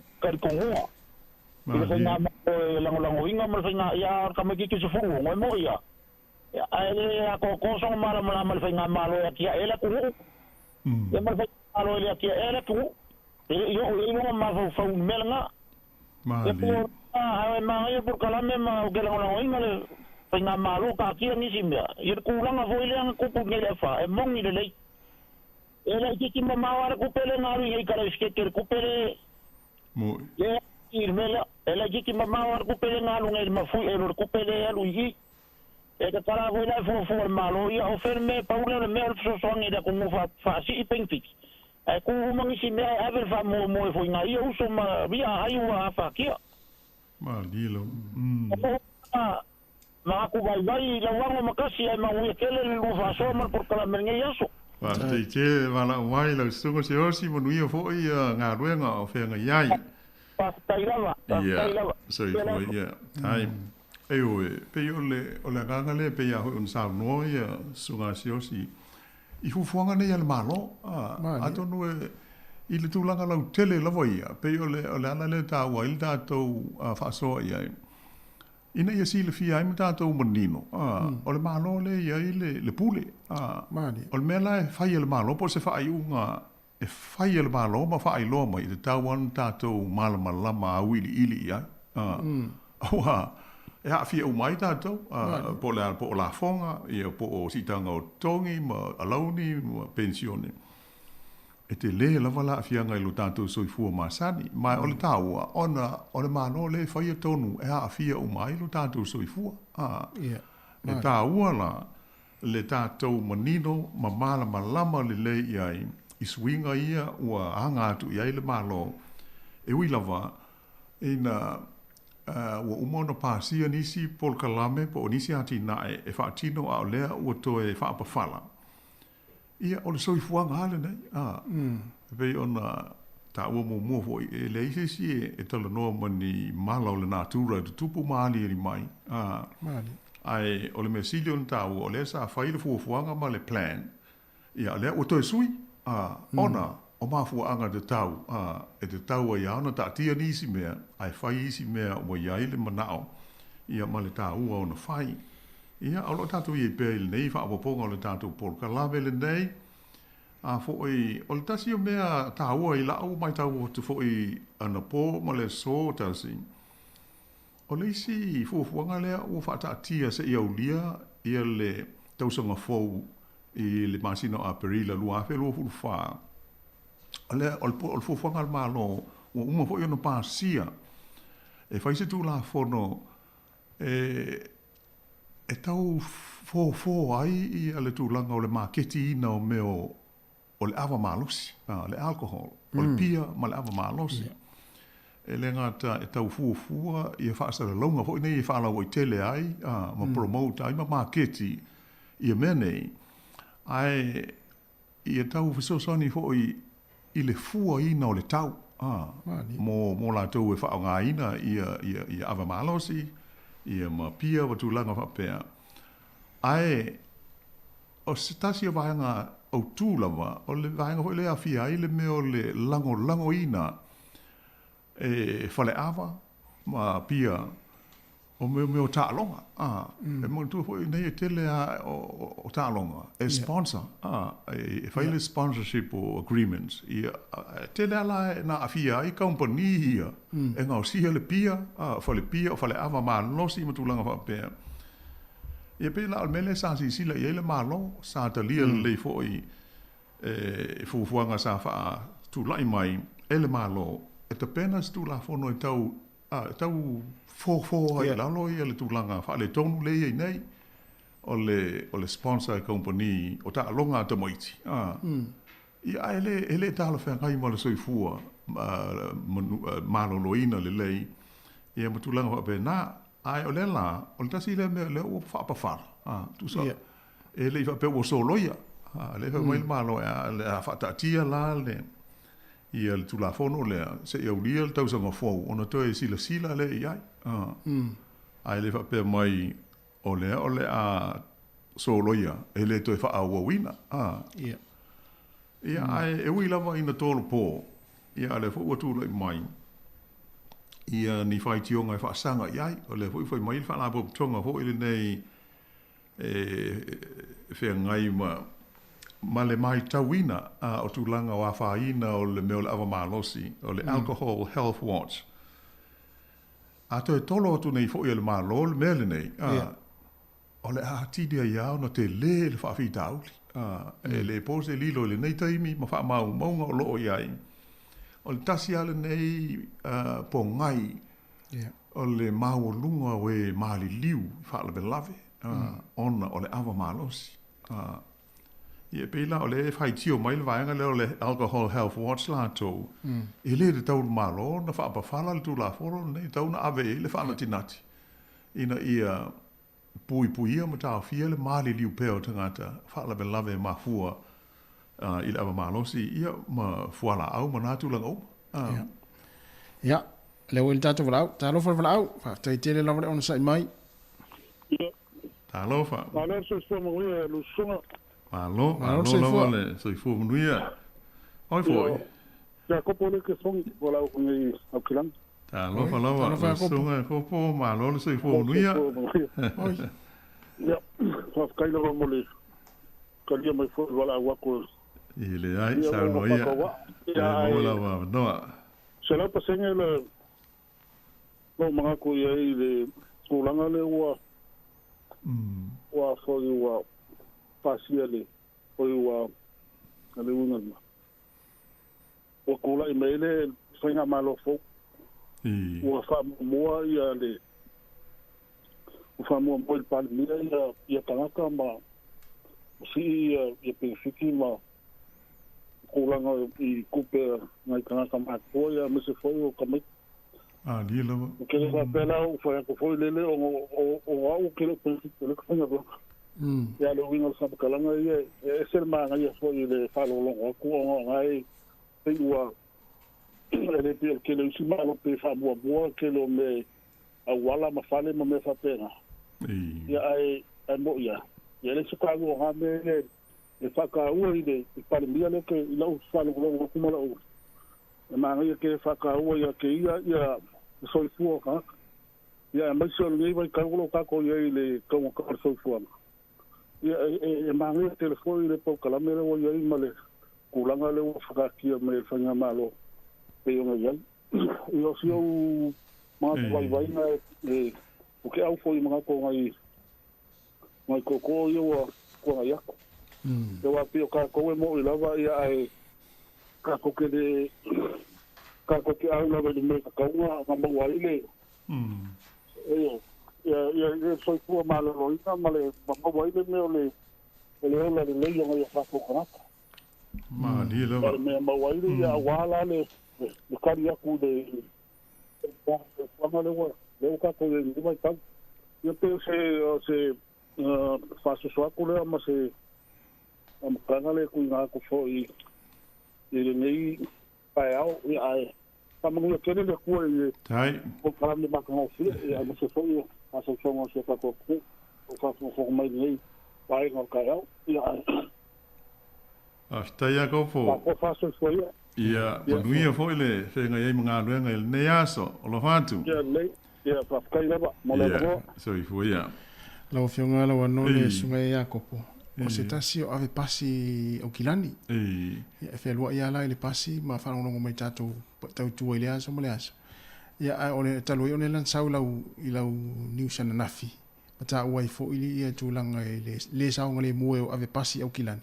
Moi. Ia le lan tau fia sile tua i le sunga ia kopo le ase tali ane le au kilani fo ia le tālo sanga ave pasi. O fia mana o miela tau fo i saonga le mua i le whalawe o le tutupu mai ai. Ia aloha. Ia. E o le ilo atu lao le ua tu i lalo i le telefoni le sunga ia kopo ai whaftaile le wala o mai. O e moni i le sunga ia dasi pe o le tūlanga na sa mai te wina fo i whalawe lave. Whai ungal nawa ai aso. A whai nais dasi fo i o ave pasi i o kilani. Nana o manao ia uni, le uni reo tangata whainga luenga a New Zealand atoa. Ina i whaia wawe sa ili wawe se fofo. A mi se ia le vale o company pasi ia ma le vaenga le transport a Aukilani. E sila i saonga le mu, manatu le uni, e le o saonga le mu, le taimile ngā lulue ai le mamalu o pasi. E manatu fo ia o le workplace a le pasi ia o le tonu o le pasi. Ma le taimile e ngā lue ai. Ia le la fai mai le uni, e pangale e le saonga le mula, e fua i whaala me lave ia, wali ni mai. La la ia ili tāna sanga, ina ia wawe on sa ili se whainga, po la se whainga e saonga le mu ai. O le manatu le uni, a whai e le mwhai on saonga le mu. Tau rono tu, su e sisi, a wali to e whai ni ave pasi. Su e le me ola ili tāna. Ai, le pe fa atale sua. Ai pe o le nganga le ona o le popole le saonga le mu o ta ngata fai ngalo. Ia le lo la tatu lo lava o se menta ua ta pe fa tatu te le manatu ai. Ai asisi la fo ia o tatu o pasi i nei. Ia mo ia, o la me ma fai o la pasi to tasi pa o tu ngata to lua. Mani. E fia o so fai o ai ave la tupe pola. Fe voi fo. Ai pe o se vai ngata o fo isi la ia. Ia ona le tatu te i il tatu ta o pule o tulanga o le toe fa tu langa ina. O le fa mo mua ma lo ia nga luenga fai. Ia pe o le langona le nama le anganga o le tātou Pōkalame. Ia e mō le silo fia o le mamaro se o tātou tino. E li pe o fo ina o le au benefiti le manuia i si tanga. Ia le e o umamai a fo ia. Ia maua umā fo i le sosani e tamaiti a onga. Ia la tau o launi o student allowance. Ia o la wha apopo fo i le vai aso. Ia sia lātu o launi. Ia ai, mai sia la o le au ainga ia, mai hoa mantua fo, tu sa pe te rua whai ngā luenga uma. Ai ale o lua tongi, i ele level le set mai ele malo, ai ale ia ita moiti. E maua la le o le Sosani le, il Pōkalame le o ainga, working for families scheme. Ia, e te le fo il whaapoponga i la o mai tau atu ia i le vaenga. O mea umala ia, e taua ia tātou ia e maua. Ona maka whanga wha ia e whesili o ilo visa. O le la si ia, e ilo le ia, pe fie se whaapopong. Ma umalawa mea e maua o wālanga o Pōkalame ia, o Pōkalame e whesoa soani. E le pe o se mea u whaapitoa i nisi le ai.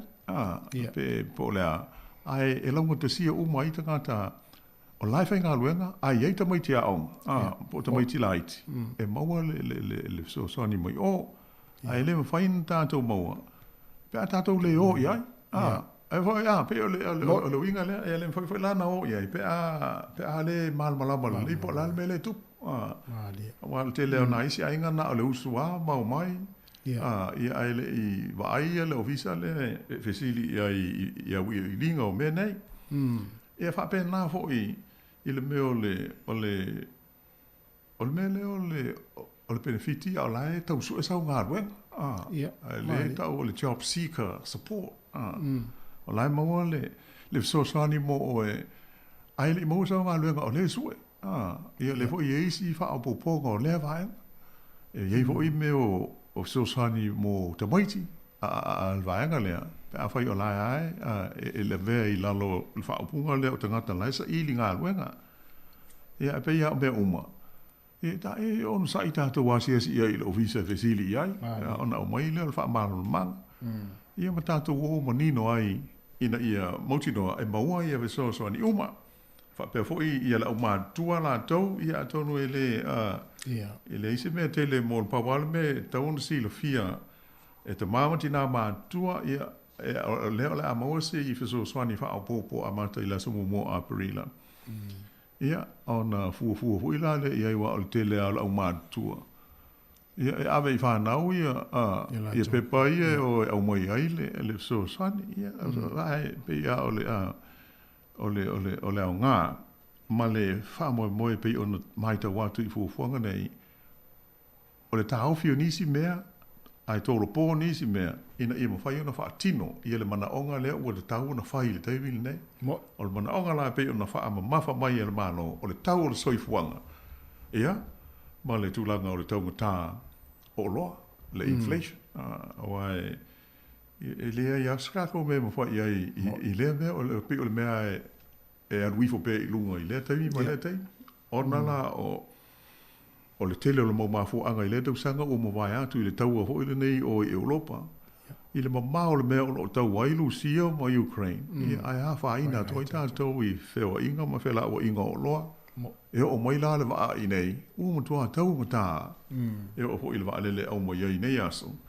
si I sua mea e relate ma peo na hafa ina hai I le so longa masani o le so I fuanga o tangata. Ia ai pei o le I ana o ta ua I stasi o ho I por kalame ia le o ho o mai ta watu le te o tangata. O le vainga le o le toi tolo po atu ia apelila o le tausanga fou lo afe lufu fa. O le tula fono lea e pūlea ia mai pei tau wha tonu ai le māketi ina o le awa mālosi. Ia mai e pea ona tātou whaafonga iai, ma a mai fwoi nu mela, ma wha mau ngāro ia al mālo. O le tasi ala nei o whaafita uli tele. O whaalawe lave mafua ona o le awa mālosi, ma le se ona wha o ngā ina i lātou o loa a wha ina, ma mau waile so I fua, e le ngata ina tō tele e marili wai.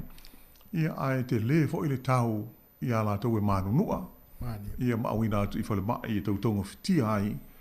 Ia mawhapena lava na tutongi uma e lau whai la fonga. Ia tau ia o mea whaalenga I nai. Ia o lau fo I ta vale pe a lave vea ona o le awa malosi. Ia te le tupe alua I pe a ona si le fia. Ia le la e whai mai a la le fi nau o le vahenga le o le Alcohol Health Watch.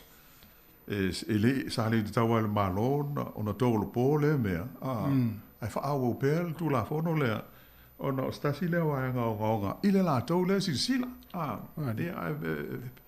e pe ia ona o tau e tofu al te gata I mo siona fina ngalo ile me ave ia no fa mo le au mai fa mo al malo ia e manatu la tatu por kalame o le fesuia inga ma le toe whetuna I ai e le malo o le whaasalonga o na pol kalame o ngā luenga whai e te tau ana tātou sila fia ma nino le lei I ai awa e a whai na ai lo soifua ma I tātou uma ona o le malo le I ai le pule e whai eitu la fono ia ma whai a whai unga mo tātou uma ia tonu e a hoi o le e le o toi mao ia o ke topa ia ona tātou walo hoi le whai ngā pālota e whaari ai ala ia tau ia al tangata I le mea awe ia ilana e kisi. A pe o mea umane ia o ngā. Ia e ta pena ai, ia lo tātou fuafuanga, ia mo ia vai taimi tāua, ia pe a tātou au ria il manuia.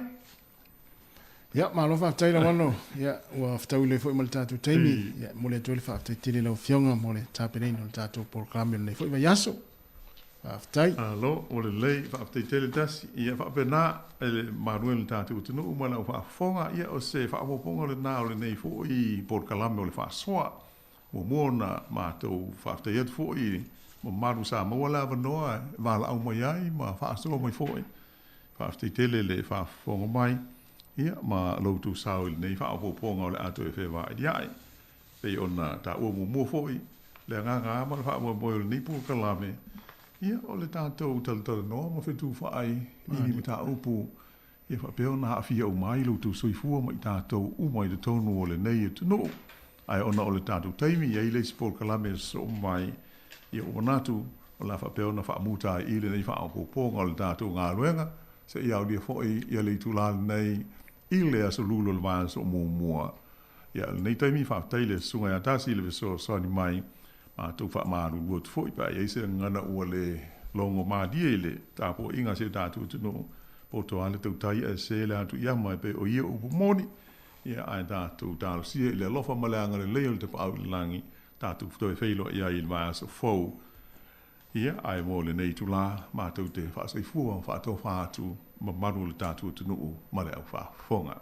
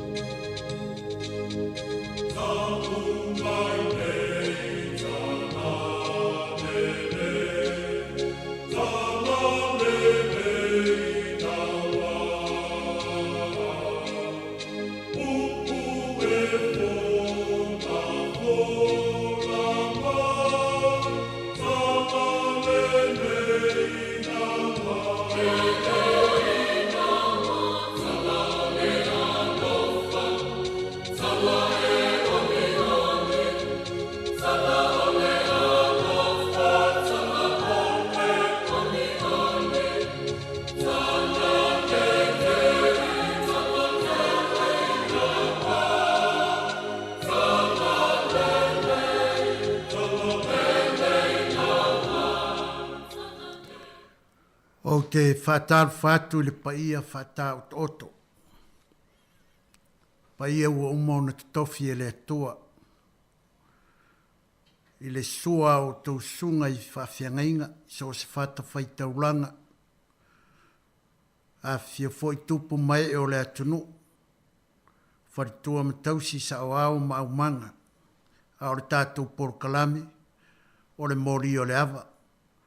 A tātou tele i o atu i le awhionga le atua, se i o tātou a mata i se te talo.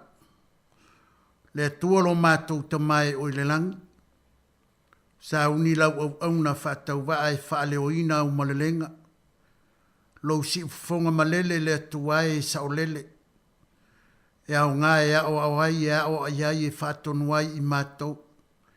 Mātou te tāpena pena ai o mātou loto le li ie.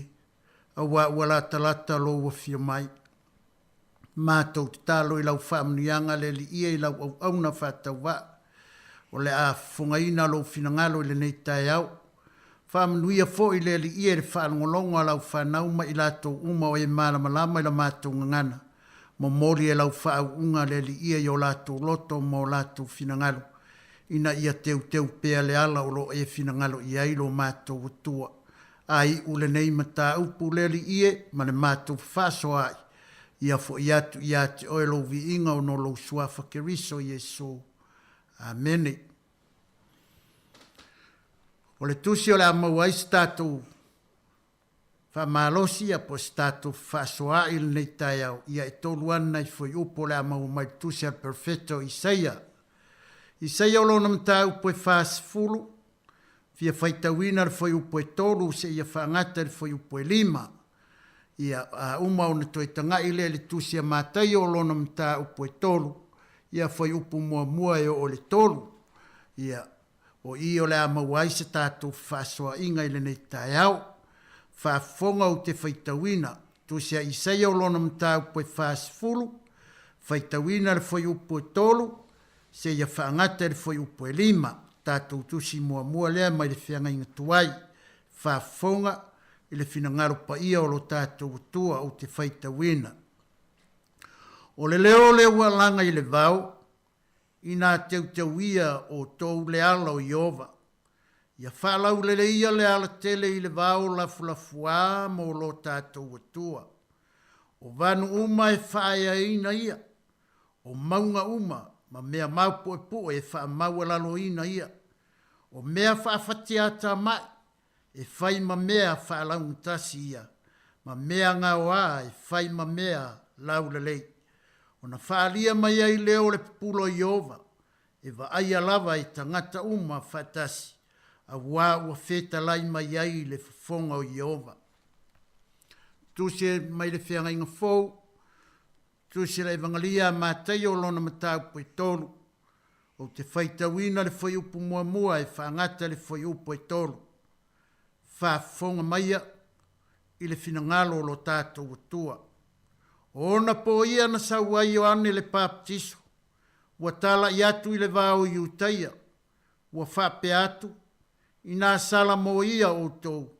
A ua lata mai le malo le langi. A o ia lava le nei na whai mai ai le perfetta o Isaia. Ua whape mai. O le leo a langa i le vau. I nā teu ia o tau le ala o le ali. Ia whaalau le lei o na ala.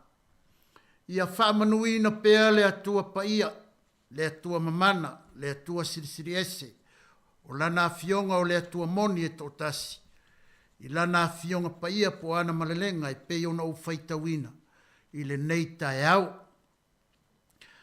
Ai tui nātu le nei awa noa, i lau whaafonga masau whaasoa i le nei tai au, e tusa malau whaafonga, malau whaitawatu i le finangalo lo tātou atua. Ai whaautuina se tautalanga i le nei tai au whapea e teu le ala o le ali. Teu le ala o le ali. A siringia la le tātou mata upu le nei tai au. E turai mai eisi whesiri whapea. O whea tonu le ala lea i manao le atua. Pe manao le ali e teu. Ia ai le whaia se tātou whaasoa ia whaafonga mai e le vi inga o le atua ua saunia.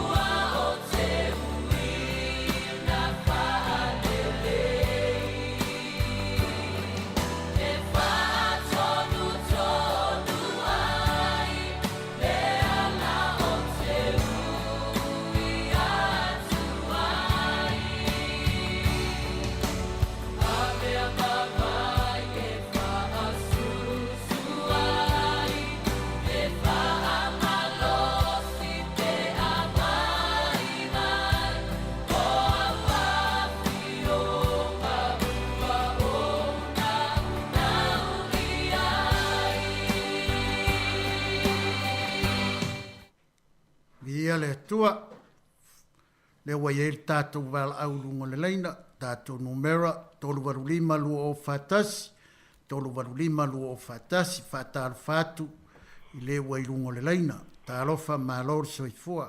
Ia whatalo whatu, mala uawa lava, mala whaalo alo i lau susunga, po oi whirta mā, u whawhtea ngai, mala whaingar tātum tā upu nei whutai au matanga o fie. Ai tele i sau noa, whamole mole, po ai le sau noa. Ia o ilinga noa le tau tala, whamole mole lava. Soifua manuia, ilinga noa, i le alofa o maleanga le lei o le atua. Kai lava, whapena foi, ka kuvi ele ananga lei male alofa tāta mau tātou au lia mai foi, le nei aso matanga o fie, mo le whatau no ina foi o le tātou whasoa i nei foi, tūla tuspa ia. Ia le le. Ia sau no ia. Ia taluai o lewa tātia family atu o la vitala atu o le sili e whapea o whea tonu le ala lea e mana o le ali e teu amen Maria ia ai o se paasoa le e mua o Ioani o le amataina le ngā luenga Yesu o lea te o se ave te au le wa mua au ina mai e na te wha malama mai te ato teu le ala o le li e ye le taimi ia le la de o tato malama tuai mai o upu e lunga o upu wha mawhanawhana i tangata o le atua o lona winga mai o le leo o le wa alanga le bao teu ie o tau le ala o le li o le fesili le sa wai pe ia le ia se ngai whapena fo i le penga inga fo le tusi le tatu le fo i mai e tutusa le ia awa o mai whapea mai o le leo le wa alanga le bao teu o tau le ala o le li ia whaala o le leo na ala o lona winga i so ula ngona whawhetai tele lava le mata upu au mai ele nei tai au e mo ia o leo tatou malama ia Ioane ia whapea fo le wawhenga iai pe ia o Yesu o le itala o le amataina ngā ruenga so o Yesu na mua fo ia taratana noa Yesu ma o ona so i le tatalo ma ia o tolo to te tele o ame o le ato o atu e tala i atu o awane i whaangaluina ia o te ia te o tau o so ulalangona iai o le mea tonu a le wa o se awa o ngā o ngai a mai ia i tātou whamai teu o le loto tangata teu lo loto ma sauni uni a wa e le taimi o mai ia te oe pua ngā o mai ia te oe mea umalava o le wa umana saunia lo loto ma saunia mea umalava e le ise mea te popore ai e le aise mea e te to i lalo ai po le alava ni te i po le taimi nei te le ia leo tatou whianga iai ma le wha mai ma tūlanga uma e te le tangata whaasa seo o whai mai ai whamai tu mau pelo whaatu tua ma te tonu le atua rona winga o le teu nā lo loto ia atu a toa le nei awe te wa ailisi tu va ai pea oe malau savalinga ngai luma le atua pe ia o taiminan baptisoi na whai mai ia Ioane ia i le vailen baptisoi whai mai na o le leo le wa alanga mai o le watali i pele le na rona winga le atali o le atua le wa amai ia tātou e whaamangaloina tātou wangsala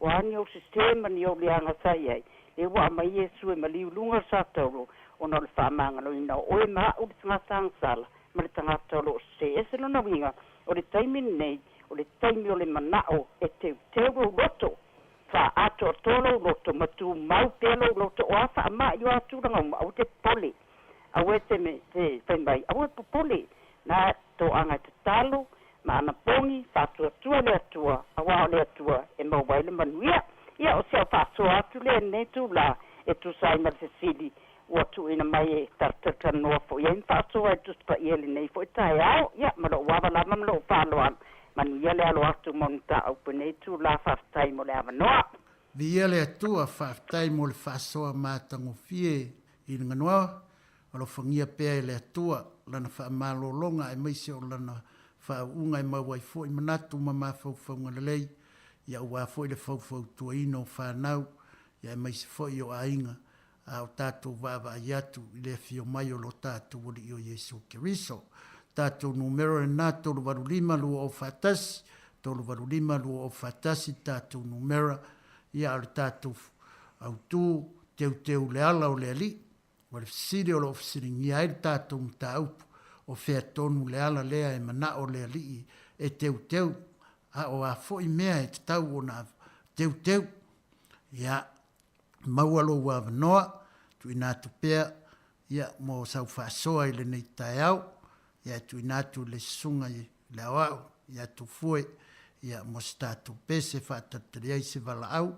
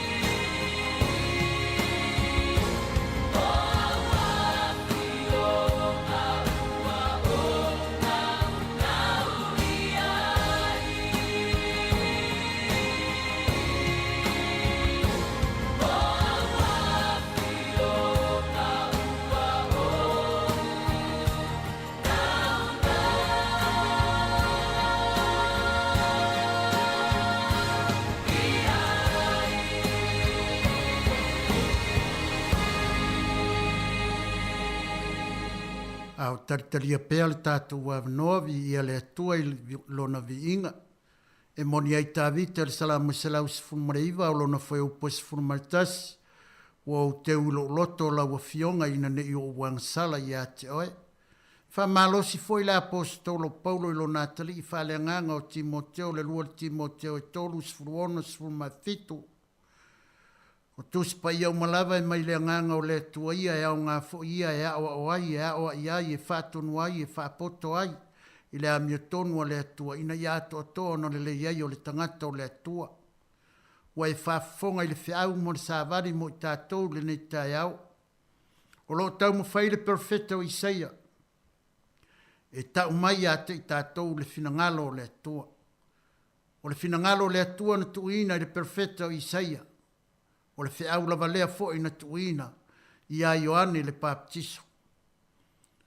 Ina i e tau mai i so se tangata e whaitawina le finangalo o le atua mana ni loa le atua. E te tau ona teu le ala o le ali. E pe ona iei le fisiri e wha autu ai le tātou mta upu. Ia e wha ailoa pea sou finangalo i sou sira fia. O malelenga pa ia alo tātou watua. O whea tonu le ala lea e manao i ai le ali. E tau ona teuina. Au tātou wawa ai atu o tātou wawa ai foi. I le telo wha fita uli ma whaingatā e maise o wha mai ese o mai. Ia e peo upo le tātou atunu. Ua o le teimi e sewa i le manu e tanga i le nganu. A wai le aiso tātou poto e le aiso tātou malosi.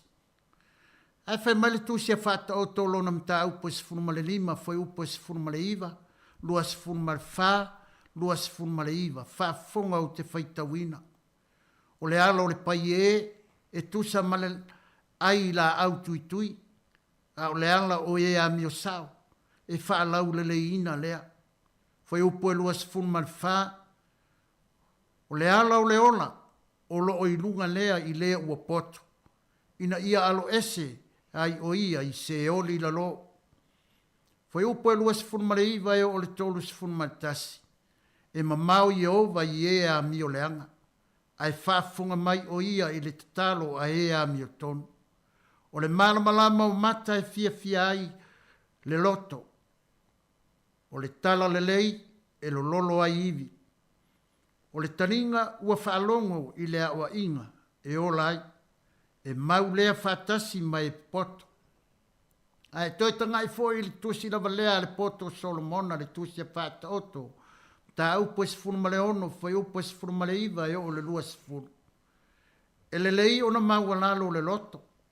Whatasi mai e uanga malu.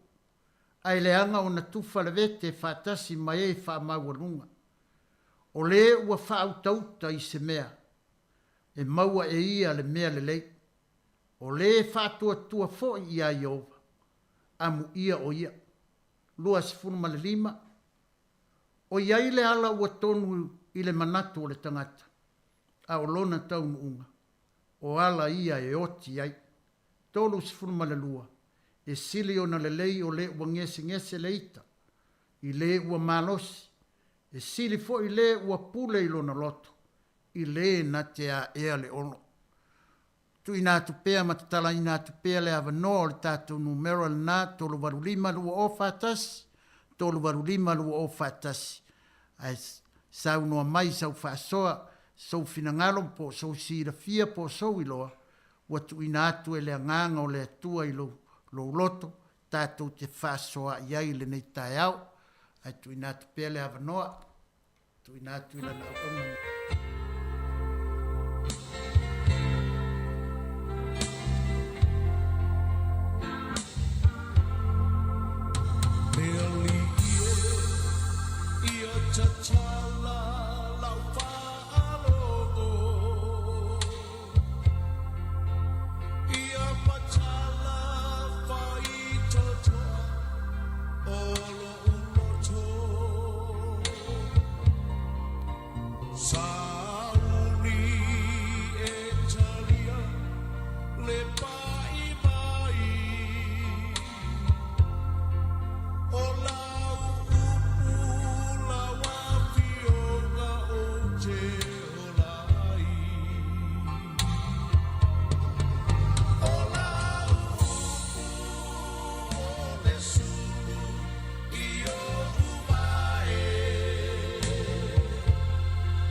Whātālu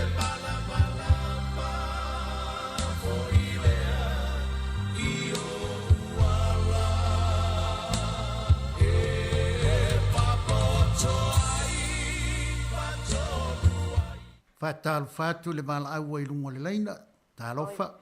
Ia le li tā lofa lau situnga le whaafenga inga nei tai au matango fie. Ia soifua manuia i le alofa o le atua, whaamon po ai le saunoa. Ia o loo ngō penina.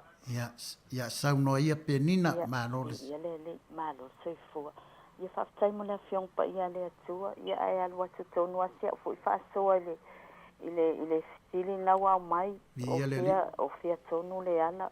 Ia wa fo imea e te tauona teu le ala lea. Ia mana ia nau ata lea te fo ia noa ile loto. Tono ina fo ia luatu fo ia ila ufasoa. Awa o lai fai mai ala fiong pa ia lea tua. Pe mai fea misa ma meo taua ma mea ia tutupu. Ia mai umai le loto. O le mafuanga o le autua leo le loto. Ia pe o le mea tonu ana o lo tautala ia le fiong pa ia le tua i tusine i luolo e au maia. Saunoa ia lau sunga le nei tae au. Ia o lo tautala le ngaluenga Ioane o le perfecta muli le o le tula fono. Ia le peon tautala ia tuspa ia le nei tae au. Po le ala le na sau Ioane ia na e mafua umama ia o manato tangata o mea o lo la tau faia. Ia o mea e mafua umama ia le loto na lui folo le mafau fau. Ia oso e lo mama natu se le la tautala i malau ta itasi mai i ele perfecto isa ia le peona tatau faitau iai e sel mana i o fiong pa ia le atua ia leo sau Ioane o le leo o lana tala inga lea ia sala mo tangata ia wha mawala lalo tangata o vanu ia wha atusta ia imea ia o tangata fo ia matitiva matau dio le mea le na sawa Yesu na mua alu e fia i o le li whaola e alu i whale o tangata matitiva pe fo i o la salo ia Maria Marita fia Yesu e alu iai mena ta o vanu o maunga o tangata wha maua lulunga o la tau loto pe i o le au farisai o male au tusi upu taimi o tala inga ia le ana sau Ioane tau wala au iai ta o Ioane mwha ingo o tangata o whanau o ngata whi ai o le finangalo leo le atua wa e pe o le upo le atua wha me o te savali te tonu ia te ila tau ia o te tuu fo ila tu la fono i o la tau loto ele o te mana o le atua i papatusia na amai e mose ia la ua umana tuu i te tonu le ato la awol whenga inga al mele le finangalo i le atua o tātou loto ina ia mawhaio na tātou wha maua la lalo mawhaio na tātou salamo wa e pei o le mea mua le lana fo i saunoanga wha tau pou lunga le maunga ia o le loto amu ia e loto maua lalo o feo o iai e i ule langi e loto maua lalo le peo na tau tala iai i saia ia o ngaluenga lea sperfeta Ioane o le wha atusa leo e lia le nfesili ia le au so ia tali Yesu ia na tua sau e lia o lia le na sau a le atau mele u faya e lia ia la bova vai e se le ulu ta watu salamo ta watu maunga ina ia wha mawala lalo o maunga ia ta umai i le fai mai o le mea le mana o ia le atua le me fai le maunga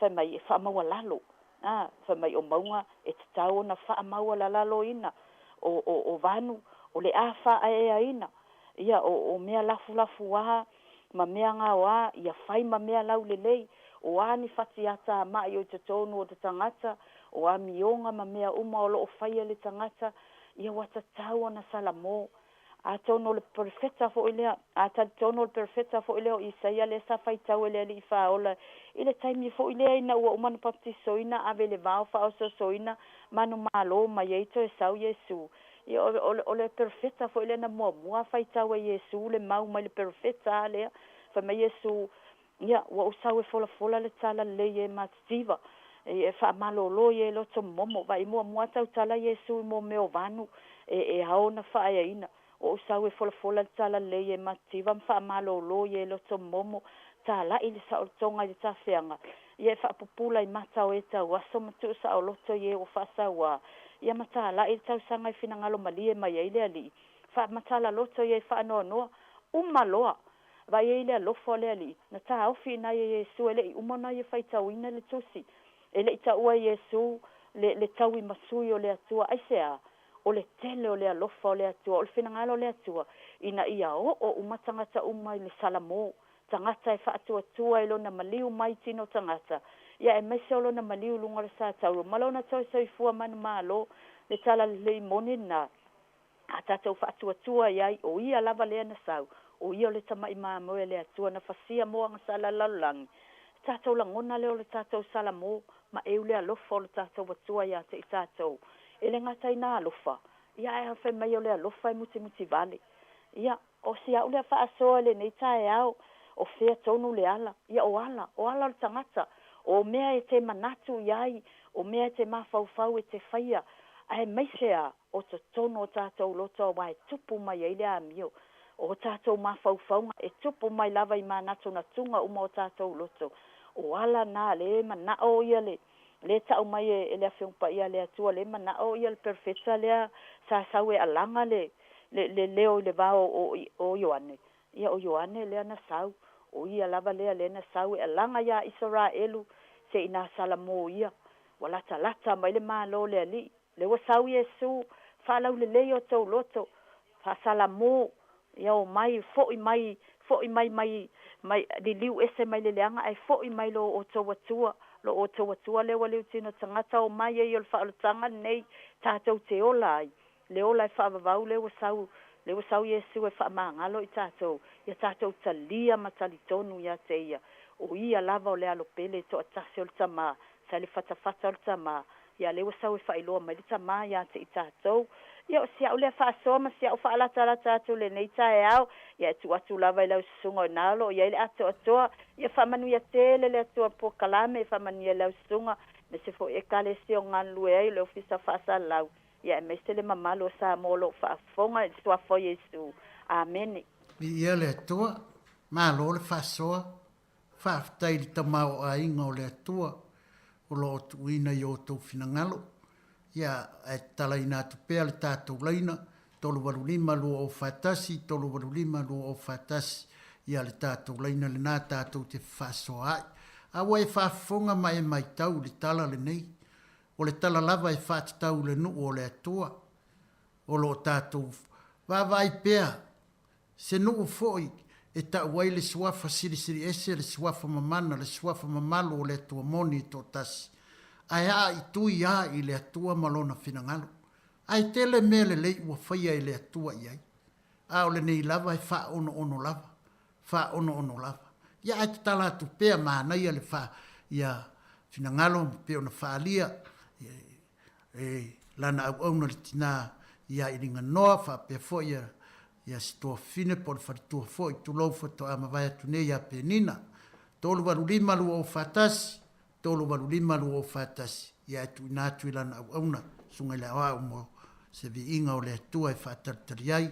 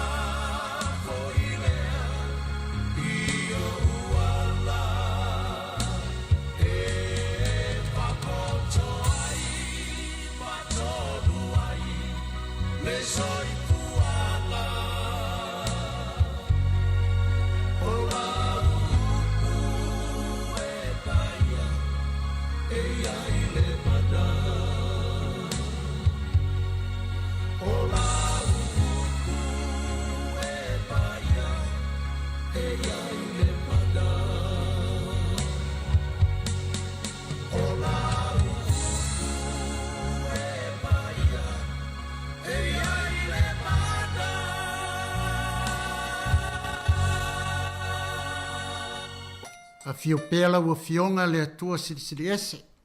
Lo no fua li I vai lo loa e whaalongo I eile la lulangi atua. Pa mai tā vita li whai upo e se lau malerima le tā upo e se lau se furumare iwa o lau fionga o le suru lea I o vae male mana malama I o wala.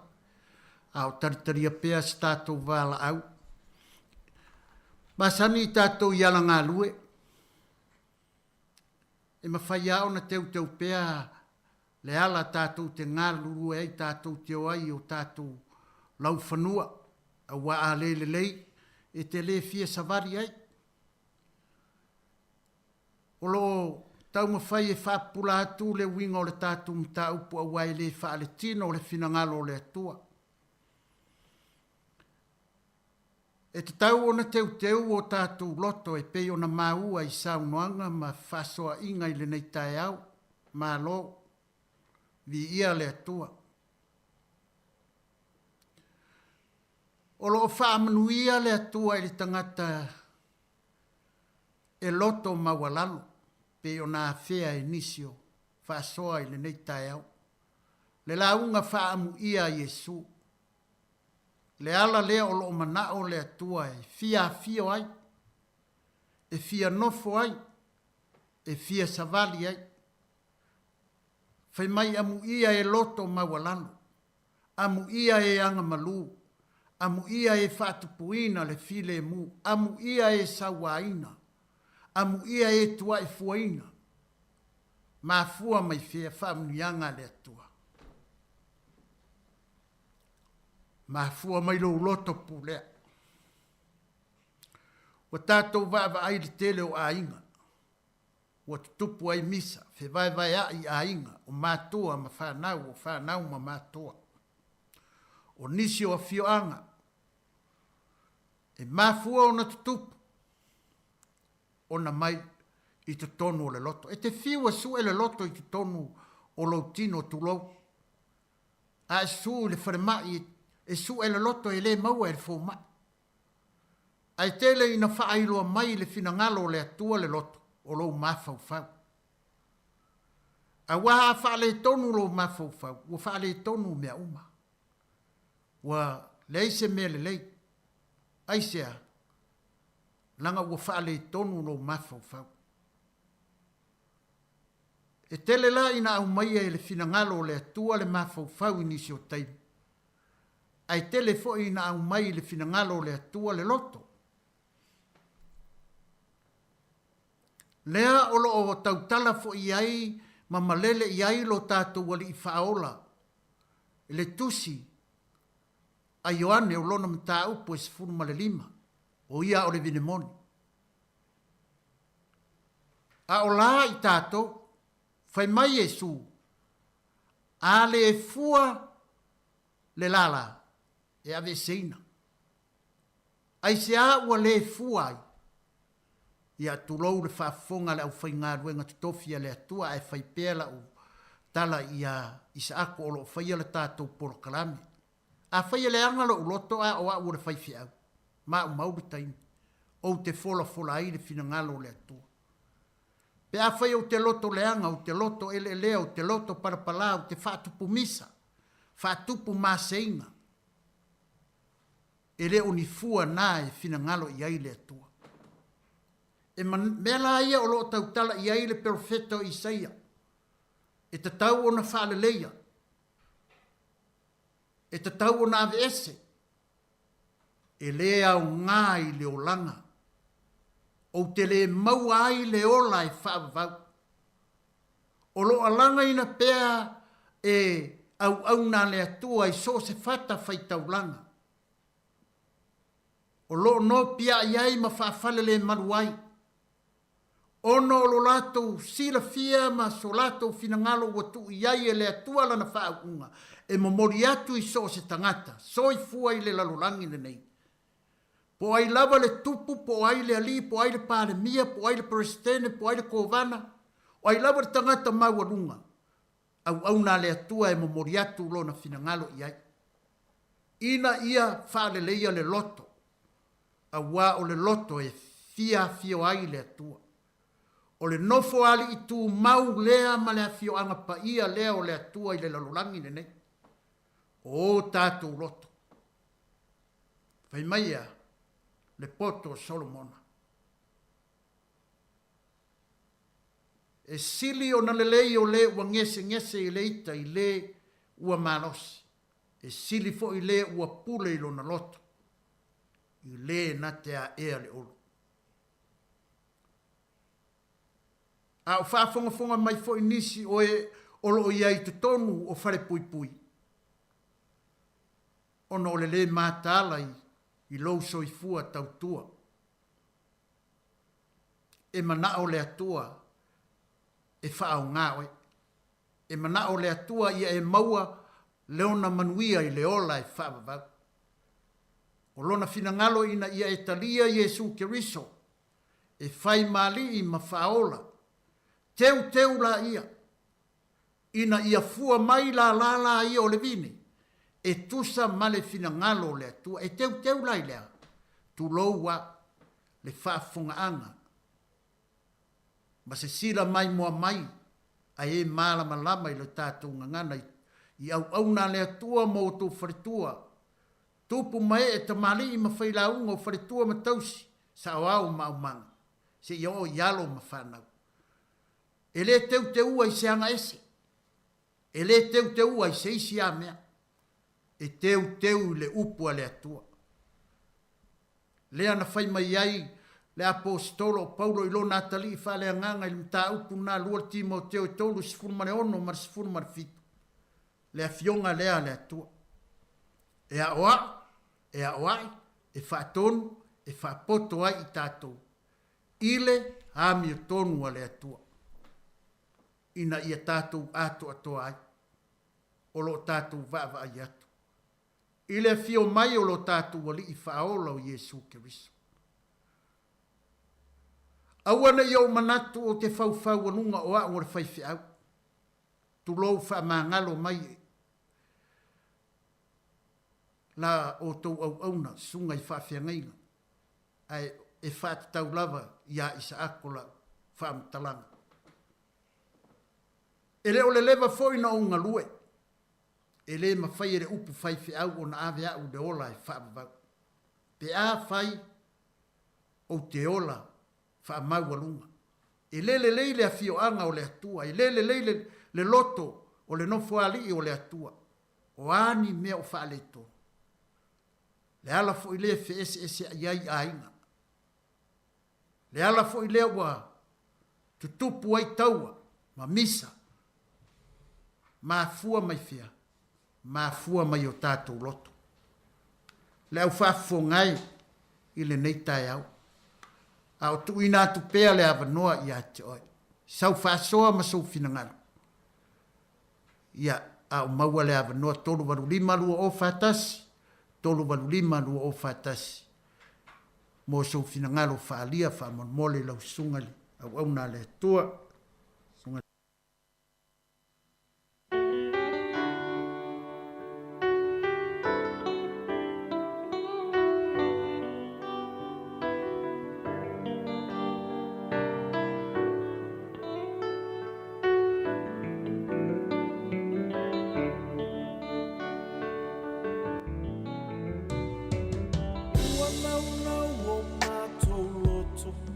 Ile upu ole ola Feta lai mai le alie Ia matula ngona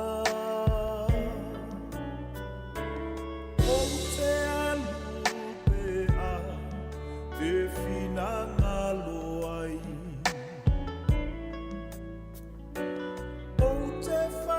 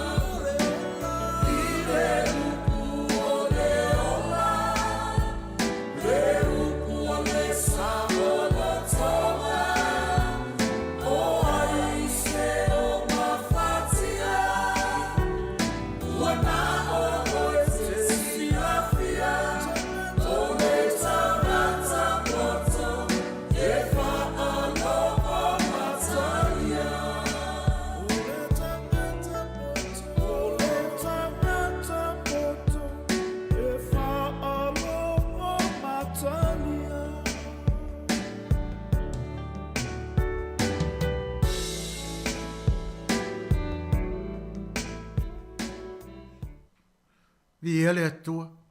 Se ua longo I tino me tangi le lei le vi inga o le atua.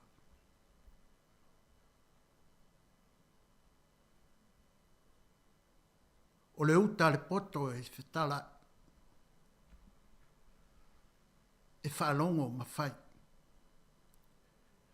E whaalongo ma wha maua lalo na loto. Whaaftai I le atua I le luka o lona mata upo I sifunu ma le lima. Tātou te iloa ai se tala.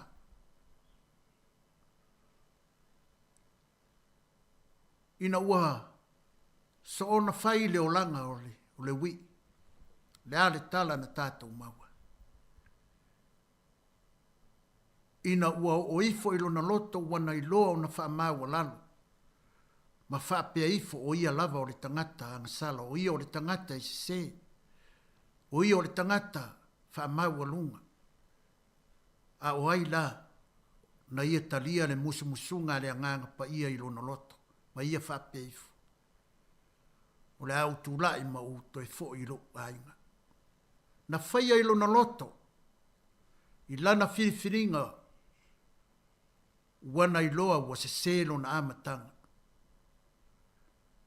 Ma ia whape atu. Le hau wara. Ma u whape atu ilo tama. Mua mua.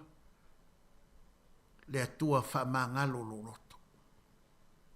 Wa o se, wa o wanga sala i uruma. Whapea tu fo i sione tamaha. Awa ni to ita ua o so watari. Aia veau. Se tasi o au. Ele o le loto e le nae mana o le atua i teu. O lo tu pea Yesu i le whait toa ma tui. Ma fua ona tui le ali ima tau sa ili so na vanoa ona ele o teu te ua lo loto. Te o iloa ona wha maua lalo. Tau ma whai e wha mua le isi o uso a tangata. Tau ma whai e te alofa atu i le lua te tua oi. Ia peia o e lava ia te oe. Teu le ala o le ali. Wa lata lo na fio mai, wa tele mea wa tutupu. Wa tele mea wa ari mai. Ele i o ele taimi te whapea i fwai, le ali i. O au le nei mo oe. Alo whangia i le atua. Fuafuanga ma tau warumanga. Ai mai se fo i o le tāpua inga. A ana au na iso se whata whai taunanga. O e o lo no manu i le atua ona o so tātou manuia. Maua pea le wha unga. Ma le wha malo longa mai le atua. E anga le lei atua i pea le atua. I lo o tau soifua. E tau tua i pea o ia malona finangalo. Ao tātou vava ai atu i lona fio mai wā tātou te lei loa. Le taimi ma le itu aso. Tātou vava ai fo i tala i tau pou. Ma na ia le tangata e whaalongo ma whai. E teu lo na loto. E ola tā pena i so taimi. Toa se furu nau e whaatali ai tō lima na sao i le manuia. Ai ara leisi tō lima na whaatamala. Nau na whaatino ai le o tonu le loto. Le ala le nao le teu te ua. Le ale alanga na whaalongo iai. I nao atu ia i whafo le mea olo o iai le tau whaitangi a we ma le lili vau o nifu. Ma nai o se alanga ta te fia whaalongo iai e pe o au auna o le na ngā lulu le lima, tolu. Aia, te re fia whaalongo i le na tu iai le tāleni e tasi. Na le iloa whaamaua lalo lo na loto. Na ola whaasamasama noa na whaia le me loto iai. E iloa ia na whaupunga na taliatu na matai. Le ale tala na matai. Whao le tāleni. Tūri la ia i whafo le mea olo iai tau whaitangia we ma le lili vau nifu. O se ori o le mea moni. O le ola i whaavavau o le mea moni. Le ala lea o o tuina mai ai pia ia te i tātou lono finangalo. E awala atu ia na au auna. E tau longolongo atu. Ma whaleo atu, ma fola atu. I le aso sā, ma le aso sā, ma taimi. Ma aso e whai ei tāpua inga i le atua. O lo tātou tau lima ina fo i te tono maota malawa. Le finangalo o le atua. Ono o lona finangalo. Ia tātou sauwhanga atu i lona manuia i le ola e whaavavau. Teu la ia le ala le nā. A le leilo loto, le lei mea uma. Ai a wha le tono o tātou loto. Ia nao taua ma misa ma whiwai vai inga. O le awhita ia i pia. Le ale maua se nofo whial whani. O le a tātou le mau fo i le loto wha maangalo. Tātou te wha ngalo ai se wha le tono. Ai a fua so tātou tai au. Mō le atua malona finangalo. Anga le leile atua. Wha amanu atu le mori o le awa ma le nei Paul Kalame. Ai maise o le maafutanga whai whiau. I ie o lo o mawhai o na whaalongolongo mai. I le tātou porokalame i le asolulu ma le asolulu. Ai maise o tāpua inga i le atua i le atae au ma le atae au. Langi maina lo utu soifua. I le sila whangapaia ma le wha malolonga le atua. I o utu soifua.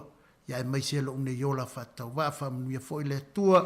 I le pule o le itio whapea fo i lau whainga ruenga le sungai atu fua i whiangai ma le porokalame i le ne yasu. Ia le whangia i le atua e maise i lato uma o e o lo ngāru lua i te tonu o le nei le itio whaasalalau a wala tuai le whinangalo le atua o le atatu whai o le talo. e mamalu ala ua fionga le atuai. E siri ese fo i la ua fionga. E to atasi a oe le atua moni e to tasi. A wa o la ua fionga o le alefa. O la ua fionga o le omeka. E sa o lele au malelenga mau saunoanga, mau maana vanga paia. E le ai fo i se tasi e tu ma te e ma faiso na poto. I lo fina ngalo lo mātou atua. E pei o upa lo mātou atunu o le tau e velo le mani noa. Ai o se maa e tongi whātou le moana sau sau. Lea li ie. Tui nātu o mātou loto i te awhio tū mawai. Whaia pēa lo fina ngalo. Ia teu pēa o mātou loto. Mātou te lei loa le taimi e te awhio mai ai. Au lo whāpeo na mātou saungi pēa. Whamanuia au na mō lātou whalitua i so se whata whaitaulanga. Ai maise o e kāle sia ese lo mātou atua le au kerisiano lo mātou tamai. I so se atunu, i so se ngangana, i so se lanu. Alo whangia e lawa fio. Whamanuia ia te i lātou whātou mawina lo lātou wola whātou atua ma lo lātou wola te tonu. Whamanuia fo ia li ima tamai tai fo maina e tu ina i eile poto ma le tāleni le li ie. A wale pui ngolo mātou wola whaaretino wola saunga le mū le li ie. E umi ai lo mātou wola lo mātou atua i whala au mawaila au ma masini o lo whaongaina.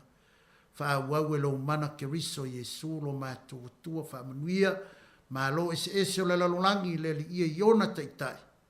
Le tapua inga se o mātou malo sa moa ma le whainga malo le li ie. Io o atu i ai lo wanga le lei le li ie. Au na malolo mo lātou wharitua. Ai maise le li ie. O lau whanau le li ie so se atunu i so se ngana. O e fo i tono whare pui. Anga le lei atu i ailo mana whai wāwenga. Wha mawhanawhana le li ie. Whalotu tele i e wāwhea i whanoa noanga. Ono le malanga le mariu ma le oti. Whawhitai le atua. A wā o le oti. O le whai toa lea i lo manuia i le ola i whawau. Pe a whai mātou te taliala. O Jesu Keriso e whai māli ma whaola. Ma mātou whai alo fina ngalo i le lalolangi le nei. E i ua tuai i a te oelo vi inga lo mātou atua. Wha mā ngalo se upu wasala i le nei tai au. Ono o lo suafa Jesu Keriso le ali o le ola le ali o le toi tū. Wha mnuia le au nanga le tio. Mnuia le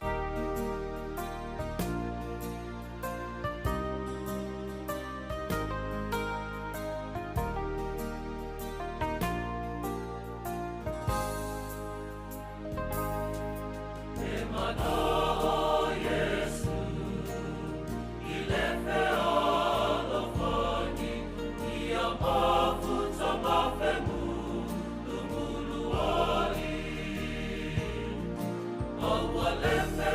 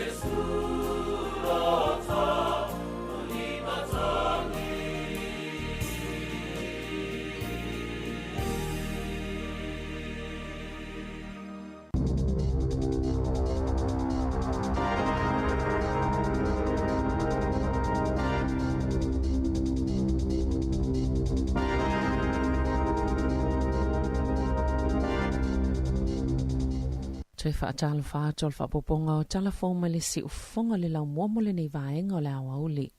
Wa tā ua saia ni tesi, e eilo lanto manatu, o le swingo le taavilinga o le tau ua iai le lalolangi, o se tasi leo mafua anga wa afianga na o iai lea tunuu, mai lea whao Capriel, e tele vaenga ese na tutupu i lea whaa, mai a afianga o le vevela po le mawhanawhana o le lalolangi, e pei o le mamafa o timunga, o lo longa, ma le malolosi o matangi, ua whaitau biliona tā la le tau o mea ua wha le angaina, ona o le swinga o le tau, pe ona tā ua Yesu suenga, o lo tau mate e wha maumonga le tau e wha pea, e le vao le 20% ma le 30% o timunga iana pa ui Hawke's Bay, matai rā fiti e mafu ono le swing o le tau po le climate change. Ui ilea, o lo wha moe pea sai ni tisi wha maumonga o le tau o lo mawhai, o na maua mai alato su enga wha te konolosi, mawhai e se wha i unga aloa ia mamautinoa, i le whasoota ingo le mawhanawhana o le tau o le lalangi. Ma lea whao Capriel lea na wha lea ngai nai nisi o vaenga o lea tunuu. Ua whaalia le matua popole o le ofisa mo iloilonga o ngā le iro, i whainga whailonga lanu o lo o tutupu i tutonoa o ngai New Zealand. E to tasi mai le to lima tamaitia o ngā maitu a ingo tangatanu ese, o lo whiangai ma whainga tau wha matau ma whailonga lanu i tutonoa o ngā e tu sai ma se suenga, le u whaalia i se ripoti, pe ona whaalauloa ina. O lo whailo mai fo i le ripoti, ni vaenga o lo mo miona toi whaia iai ni fsoswani, e o atu le tau sanga i lua afe fast full tolo, o atu i le kuata o tamaitia o ngai New Zealand, e mai whaapoto potonga o tangata nuu ese, wata ua fo i le ripoti, e sili atu ma le afal whaitau o whai o whaia onga, e le o mautonu, mai le o atu o toa fo i lo lato langona fiso o tai, ma tamaitia onga ese o lato tangata nuu, o lo o i tutono New Zealand, na sauno le suipu le silio le iro i longa le TV tasi, e ui lo o solonga manuia tau mawhainga tamaiti ilea o ngā peitai, o lo o whiangai mawhainga tā ona o whainga wha i longa lanu, o le tasi o vai tolo tamaiti i eilo lato talitonunga, e le o ano telea o ngā ilea mata upo, ma o se whaafi tā uli tele. Na whaia se tangi i le wha masinonga, a le to o lua o se tina o lo ngā se te ngā ina, e tau fia le whaalunga le tina o le tupe o le insiua, le e te tau o nā aia tutusa iai ila ua uma, e le i se whaalinga na ave le tamailo na to o lua, ina ua ia tāpai na se whaatonu ngā lua ia whaaltu la fono, e tau fia na toi wha o ngā ina le te o ngā tupe, ele i lewa na whaai poipo ai ua lewa na mafuta, ai ua fia le tina i le ngā se ngā siole kāne sa le māma, ma ele mawhai o na toi fo i se lelei. E se whaai unga le wha masinonga māwalunga, na tā ua i le wha masino, e umia tutu sele ungali i le polisi o le insiua mo leola, po le life insurance, e mawhai o na tutongi i le tangata i to tasi, pe a whai e maliu le tasi, pe ngā se ti ngā ina. A whai ngā se ti ngā ina, e le mawhai o na toi fo i se tūlanga manuia, e te tau o na tongi le tupe ia i la ua whaatasi. O le whaamatalanga le tamal whaamasnonga, au wha ngā solotonga fitinga o lona to olua, na amata lava o na sui o na winga, ma whai atu i ate ia. O le insiua le o te wina i se tasi te o ngā tupe, e pule to o tasi e ia, mai le ai fo i se whaamanianga mo ia mai lea vai ngā tupe, o lo o tā uai fo i, o se tasi o le whanau na whaamalo sia le whaingo le saini al tamaa. Na tu ina atu le tamaa pe po whaamamongo le te o ngā tupe le whaamasnonga, ma whaailo ai, wa iei se tasi te o ngā tupe ua ave iai lala insiua, na ia tālo sanga i le whaamasnonga, ina ia tāo fia le whaalunga le tupe, vāngana i tupe mo mia mo le tau singa masani o le ainga, na talia le whaamasnonga le tālo sanga le tamaa, ona o le insiua, o ila ua uma e pule eina. Au le asolua sfulo mati, e to ilo ai le mata upo, pe ona liputia i le Dominion Post. O le so wa amatai nei le vaiaso e ta ua le Unity Week, o le vaiaso e tutu whaatasiai, ma o se fuafuangai whaatawai na iso i fua tangatana mau. I le osu whainga whaatelo lisi lea na tupu i mao te tapua e Mosa le Mikala e Stete, i le tausanga lua fesfuluiva, o whaalaulo ai fo i lea lavatai me tasi le ngā lulu e whaatasi, o le vaiaso le Unity Week. E a matatu nei se i au lia le aso lua sfultasi, e 5 soifua na mau i lea o sfainga. Na afua mai ele polkalame o le Christchurch Call, le ana amataina Jacinda Ardern o avea mapale mia New Zealand. Sa mawhai e ona tutu whaatasi mataita i o isi malo te tele o le lalangi. Whaatasi ma kampani te tele mo whainga whaate konolosi. O se polo kia tia mata i tuai, whainga whaavevesi o loo whaasalalau ma whaongai fiso ta inga whaate konolosi. Ele o mautino o le tūlanga o le polo keti pe atu ue Ardern upu whai o le malo i le aso sfulmalwha o Perila pe ono whaawau o na ietau aveina mauna ina pea lea polo kalame. Wa wala au se tasi o taita il vaenga whaupwhai a Māori, tepi ngare wa peka, e yelo na talitonunga, o le whaasilasilanga le malo e whaape ua toe whaataatia SCA nisi o polisi mo le suinga o le tau, ina ia mawhaio na avel whaamuamui mata upepei o le tau le soifuanga, o se mata upe whaanoa noa tele ai, o le asonga fuana whai se folasanga le malo, e whaapea, o le vaenga lo na lua le toe lauli liunga o mata upu, e ave iaila lato whaamuamua, o lo au fiele ave isenga, o le suinga o le pol kalame o taavale mama, ina ia whaasao ina le vaenga ato pe 5 miliona tala, o le fo i folasanga, sa au fiele toe whaataatia ese, o le tele lava o fufuanga le malo, e whaaititi e tapula ale sao whaatulanga ina o taavale, e ui o le sao o taavale, e mafo i le tele o le kasa po le kapone, na ta ue ngare o peka, e te tau na whaamawai, pe whaase e tuanga lule li minister mo le swinga o le tau, James Shaw, ono o le tele o le ngaluenga o mai, ona whaatino mo ia fufuanga uma, ai faulinga mai ua lea mana ia ina, na ia ta ua foi, e na ole vaenga whaupwhai a Māori ma whai ona fasilingi ina le malo, e tali whaafitau le suinga o le tau. Ua manino foi, ua lu i tauina le sootanga i le vao le Labour ma le Greens, o le tali le li minister, asa vali ese, e lei ma se suinga e maua mai ai, mai lei fo isona manatu e wha ma vai, mai ui sauno ngā lea te itai o le te pāti Māori, e ma whai lava ona o la tau ngā lulu e whaatasi, ma le vaenga whai, pe ona sauno le minister mo le suinga o le tau. Sa whaamani ele po ana po ele NZEI o le wai whai a onga tūlanga lua le solo te ele a sotofi o lo lātou mana onga ina ia vavio na iese ngai o ingai whai mo o whai ngā luenga o le langolango mo tamaiti a onga maamana ia la lātou ngā luenga. Sa whelo i atu le vaenga mai le uni a le NZEI i le matanga luenga o a onga le asoana nafi peitai ele isei unga na mwhai o na mali lie whaatasi ai. E whaatitau le ofu le malo mo tutongi, ma o le a whaawau pia le solo te i le asoa tai au. Na ta ua le Bristene Mark Potter, e mo o mia e whaia onga se suinga tele, i ofu mo tutongi ana whaia mo moatu, ina ia fufua i whaafita auli, o lo ofea ngai, ma le au nanga. I whawhata New Zealand, o whaamaonea Australia beto sama le tolu niwa a maulu New Kilia e ngausi Amerika o le au lato whaatawina ma o le a avea masao te le e whaopopo i wa ale United States o le polkalami o wa a maulu New Kilia. Wali ipotia whaapeo le ao o atu i le tolu se lau wonos fuluvalu biliona tala Australia lo na tau. Mo le isi tolu se fulu tau sanga o lo manae, o le aiei fo i le filifilinga pe whaatau nisi wa a maulu se lua, i lalo le whiangainga po le mali lianga o le AUKUS, mo le puipuinga ma le saunga le mo, le ana whaasilsila i San Diego, i Amerika le tai o nafi, i ta ilua tau sanga ma whauina le wa a maulu e tasi a matatu le amatanga, o le lua a whewha se fulu, e o atu le tau whaai ui unga o le tau sanga lua a whelima se fulu, e fo le fuafuanga mulimuliane, e whawainisi wa a maulu se valua Australia i Adelaide, e o atu ili tau sanga lua whiono sefulu. Sa i whaatasi le palemio Australia Anthony Albanese, o le palemio Britannia Rishi Sunak, ma le President o le United States Joe Biden, ili fola sanga ili asoana nafi, ma na sauno ai Biden ili malosi wa iailea whainga ba anga. Na ta use company fa teknolosi New Zealand, o toe maana valileina ua whaalonga atu le whaamatalanga e whaapea, o le amawhai i lātou o te wina lātou tupe i le wale tupe o le Silicon Valley America lea ua ngau o na maua uma lātou tupe o lo o te wai. Na toe whaamanino le malo o le United States America, i tangata mwhaala potopotonga o te wina lātou tupe e le ngata o le Silicon Valley Bank e whape malesi whale tupe o le Signature e whape o le ama whai ona maua la tau tupe e le ama tango le vai aso whai ngā luenga e mā tele ngā luenga le whale tupe le Signature i au nanga o tupe i o ta ua cryptocurrency ai o nisi kompania New Zealand o lo i eite o ngā tupe i le Silicon Valley e au fie le zero le whapetu sama le 5 miliona tā lala la tau tupe o lo o te wai. Masa te wina la tau tupe i whale tupe ese ina ia whaiti te nia a fianga pe a iei ni whaafita auli e tō la i mai.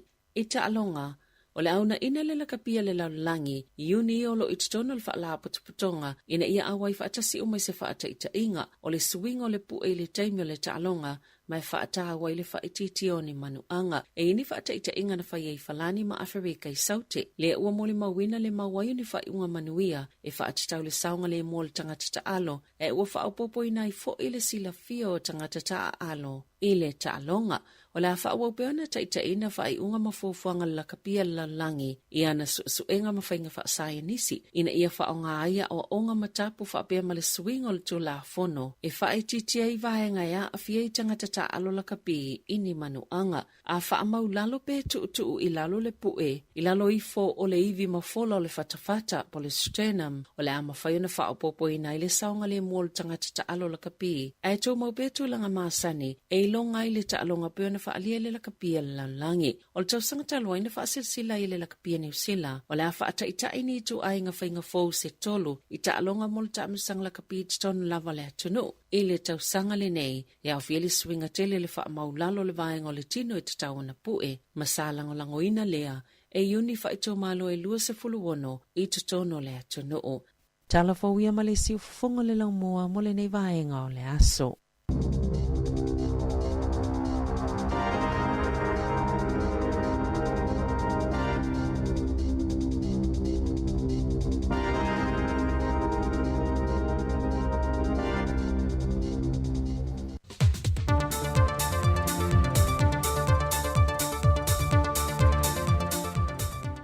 Toi whawhailo i atu le tātua tinu uro ngā te tonu le vai aso o tātua o lia, ai o seisi fo le nei whaopoponga o tātua telefon mai sa mo si mai el whafonga. Wa mai a fōrasia le whiunga le te itai o lea tinu, fia mena o mi mata awhal whontanga te itai o Marol Pasifika. Se tasio mata opu nei la ngai lea fianga o tumoto le Pasifika, ai mi se lava ia tunu e 5 ia o lo whaonga aina, e Australia mani usila, ona tangata e ngā lulua ia na wha atuanga ma isi ngā ruenga o lo ilalo le polkalame o ngā ruenga wha vai teimi. E se mai ia Papua New Guinea ma Solomona, wha lia o lato suyu sufono, e leo taitai o na lava hawa noa ia tu inatu ia malo e lua, mo le to tele o na tangata. Pe aso se mea, tau whapale ni foi lea i. Ia wa o le mea moni ai te lele au ngā o le polkalame, so soani mai a inga. E ta milo fo le tamau ainga i te tono le tunu ono tupe ia au mai. Ia ai petai. A whape ua le mawhaina ngā ioi ia le maru. Le mawhaina ngā ioi pisinisi. Ono ua le ain tangata. O le fisili la. O le ale winga o le nāmea. Mose atunu. Po o le mea ea o le a na o le avea o tātou. O se mea e whawhanau mai e tangata. E o e whaingaruenga. I isi atunu. Ai o totongi, a o toinga ngaruenga foi. O ngaruenga foi le totongi mawalalu. Mai e le aise, o toinga ngaruenga foi. E le ise la asanga foi le e whaare le ai le. Ia le to mai ma le anga waa ma totongi. O totongi a o le atu ai ngā e no nufu ai lava i nā tangata. Ea, mo au ia e le o se mea le lea mo se atunu. E le ai o ni o na tangata anu e ngā lua ina, le atinae, le tautua, e tutono se atunu. Mai tupu fo i lo tau fi le fasili. Na whaalia manino le whionga le tita i o le atunuu, sa i eise whaafaikitai nisi o teita i o Marol Pasifika, e nei e whaatala no le mata o pule nei, o no lo sao wha i e teita i o le Marol Australia mani usila le whontanga, Peita ina wha loa fia me, e au na malama New Zealand ma Australia, ia a fianga ia o lo ia tu moto le Pasifika e au fia I fo I Samoa, e lalo lava o le polo kalamele nei. Walui e le taitai o le atunuu fia me Naomi mata afa, taitai o le malo New Zealand ma Australia le fontanga taitai o malo le Pasifika, le iei leo se tūlanga peise I e whaelonga lanu, le whaingo fia lon te talatu le sa o le tonga isi atunuu e uru fale I te tono lato malo, ai ua matua whaafing tā tele, mo atu motu o le Pasifika. A ole memonia, e tau ia se tu foi le pe tau whaelonga lanu. Awa o le tō tele o isi atunu. La e sa o loto lato foi le e u fale atu I New Zealand ma Australia pe mo ni taimi umi fo. Ia, e pe o tātou ia taimi nei o leo tāti ai tolu masina e visa free ai. Le tangata e mawhaina na malanga mai Samoa. Ia, ai le o mawala e tātou le mealna. A matua I lewa tele na tātou no whata sima New Zealand ma Australia. E le o mawala na abano. Sau no le fionga le tamai tai pāne mea, e wawe tele le whaamatu umai e New Zealand ma Australia o visa mō tangata whainga luenga whaawai teimi, ai e o atu le taitolu māsina wha māsina, o whaatalia le mau o visa māsani sa iei le atunoo, e malanga tā whawhau po ni whaalavilavi foi, sa na o le tailua vaiaso e tālu sangai ma maua. Wa mai a wheloa I tūtino ese o lo whaipaanga ma le official tourisi, po au nanga I o lo ngā lunue whaatasi mo le whaato sina ina mai o tourisi le atunoo, mo le si tia leo lon ta mau ainga. Pe o se le fia o le lua se fulma le 5% o le ta mau ainga o Samoa, sa maua mai lea I tangata tā whawhau mai le atunoo. Pe tai o le au ngō le whaamoe moe le whaatala no ino ni awala, e toe sila ai e whaato sina I tangata, e na ua mau mai le reporti o le whaai unga le māsino Januari, e whaisi te leo le pau mā walalo o tangata wa uru whale mai Samoa, pe a whaatu sātu le māsina o te sema le tausanga lua whelua sa fulma le lua. O le au whai o tangata na whaamawina na uru whale mai Samoa ia Januari whaasoro mai fo I le māsina te nei, e se fulfitu afe tol se la wiva se fulma le iwa, tu sa lea, walua se fulma le 5%, wa pau mā walalo ai pe a whaatu sātu le māsina o te sema, o le tausanga na te nei. Whaalia e le ofisa sili o le pūlenga o tangata tā whao mai mua mai I Samoa, pa te vani pe teia te vita. Ofisa o soani o lo tu ina mai le malo e una ia ai lato whaalawi loa, ma whaangai o iei foi whaato sina le pūlenga, e le tā mause foi numere tasi, ai fualava I le tupe whaasoa le atunoo, mai I le pūlenga o tupe le malo, o lo whaasoa I anati nae. O se tasi o mata au pūlenga toi la ngā, o nisi o fisoswani me le malo e whaasoa atu I pisi nisi la iti, ai mai se fo I whalita le malo, mo le toi whaale leia ma toi ati nae ai, e tali atu ai tangata tā whawhao mai mua mai, ai mai se o le tari ngā malo sa mo le phone tang tele te itai o malo le tau pulenga, I le tau sanga fau. Pei tai o se tasi leo vaenga na whaalia le te whono, o le komiti sa sue ina tupe maua ma tupe whaalua le malo. O le tele o se lenia sa fisoswani e toi le malo mo falita le malo, e toi ati na e mai lea fianga le covitis furuiva, na le wha maoni ma le wha o ngā te tauina, e le mafua anga sa wha matu watu fisoswani ma le malo.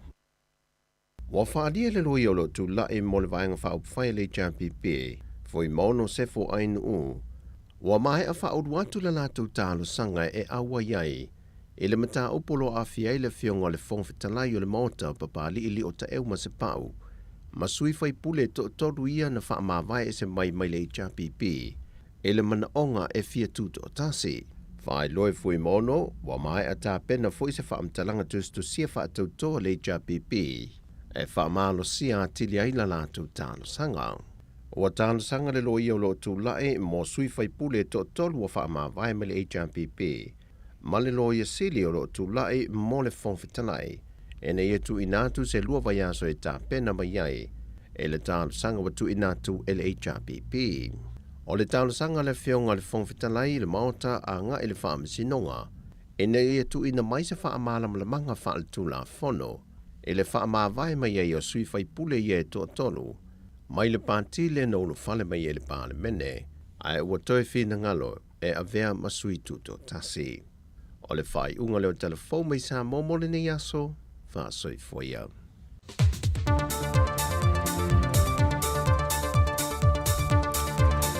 Malo whaafitai le whaafonga mai le tātou tinu o le nei teimi o lea uli o na ua mai atu e fōi ma le whaawaponga muli o tātou telefou o le nei aso ia pei ona tapeneina ma uina atu e Saverina Kasiano ia ma le tautua le sunga ata se Salam Sam ia o meolo tupu le tātou tinu ia awala fōi no Silfia ia ele pa ia ma le malo le tātou tinu ia olo alalam papa au ia tinu mamau ia meisi fōi le nei tinu wa se fulu ma le toilus Luas fultasi minute o te enele tu lai se fulma le lua, to e whamalo atu le nei teimi le tātou atinu, ia e mai se fōi ia tani ngā sua ma tau maftanga o le nei auli, ia ai mai se fōi le au ngā lue, o lo whalangolongo mafuta mai tono whale whai ngā luenga le nei teimi o le tātou tautua, a le si ufonga le lau mua ia i Wellington.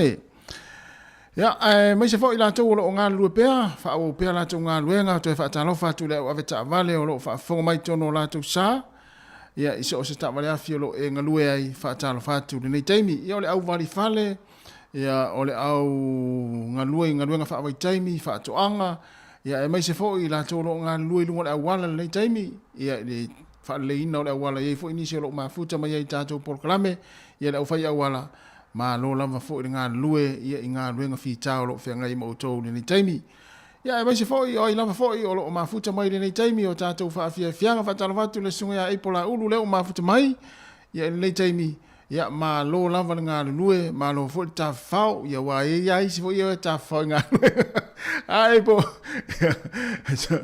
te malo a pen, ia ma lo lava le mafuta mai, ia i tātou poklame. Ia, nei mātua lo whalongolongo mai, mafuta mai tonu a inga, e mai se fōi tani ngā sua, nei mātua, ia ma i lātou fōi o loo mafuta mai, ia i mātua i tono maota o tangata mātua e whaatara whātu le teimi o le auri o kase ma nei o le tau, ia i le lau mua nei o Wellington, ia i le susulu mātango fia o le la, ia ua le ai ma se au e whaalawe lawe le la, ia i le susulu ai o le la, ia i nei Wellington, mai se polirua, to e whaamaloa tu e le teimi pea whapea o nei te o ngā mai le tautua si whonga lau mua, ia ma e futa mai le nei taimi, ia a lea la tātou se eloa, i whaafia fianga, ia ma tātou tala noa tua i lau fōi, tā lo le tasi, ia o na tu mai lea o loa, au oe na te whaalongolongo mai le leitio, ia po le tātou frequency le tasi, o no te si ma le tasi whaamo, tu atu o mātou lima, tātou lulu lima mwhātou wha, mai ale tātou o nanga i lunga, ia i le tātou ala leo le tula tasi, ia e mātou mafuta pēa ma wō mapaanga, ia i lungo le tātou Facebook ma le YouTube, ia se ia pā ia le tula i lua, ia i le nei foi aso, ma le nei foi a uli, ia ai whamaro atu, ia ma pe foi e nau atali li sua le nei taimi, ma nui alawa tali ngā sua lo whenga iai ma le tātou atinu, ia e mafuta mai pēa, ia le au fia musika, ma le au whaalongolongo, ia ma i la tau o lo ngā lua pēa, o mana o mia lau foi ni musika, ia e wha a pase i list taimi, ia au a fo i whenga iai ia i whi au mga luenga ni li vaenga o le aso.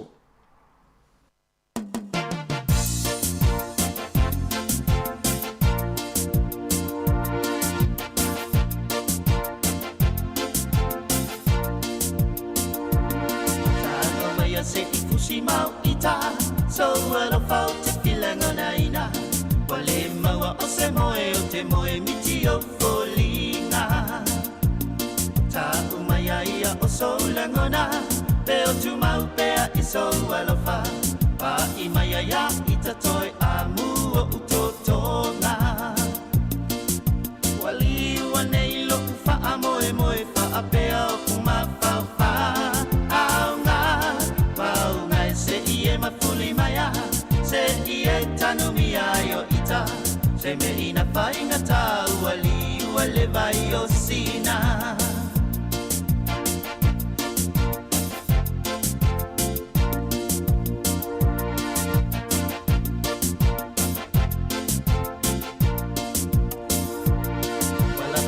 Mai le tau afi afi, la upele o te nofo ma le tangi, e tu e o le langi sau se i whai mai a sau tali. Wali ua nei lo ufa a moe moe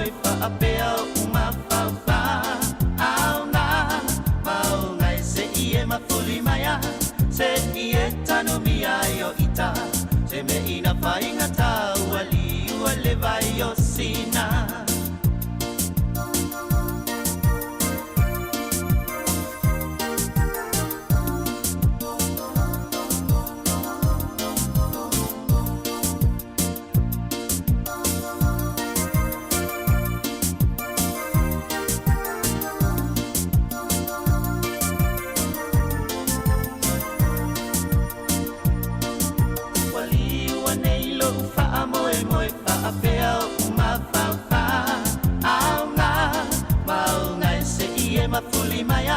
se ieta no miaio ita se me ina fainga tau ali ua le vai o sina Haya fai ua sulu lau foe ili ufo ilo faa moe moe se ua ngau sia le potu toa sailo ulo toe wali ua neilo faa moe moe faa pea uma fau faa au ngā mau ngai se ie mafuli maya se ie tanu miaio ita se me ina fainga tau ali ua le vai o sina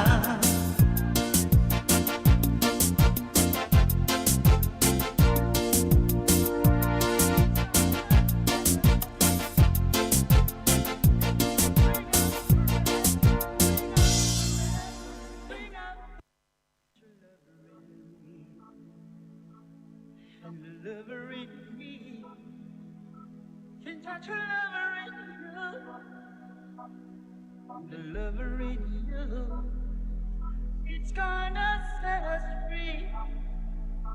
Then it's to bring out forever, bring out forever, bring out forever. Hey, hey, hey. Reggae.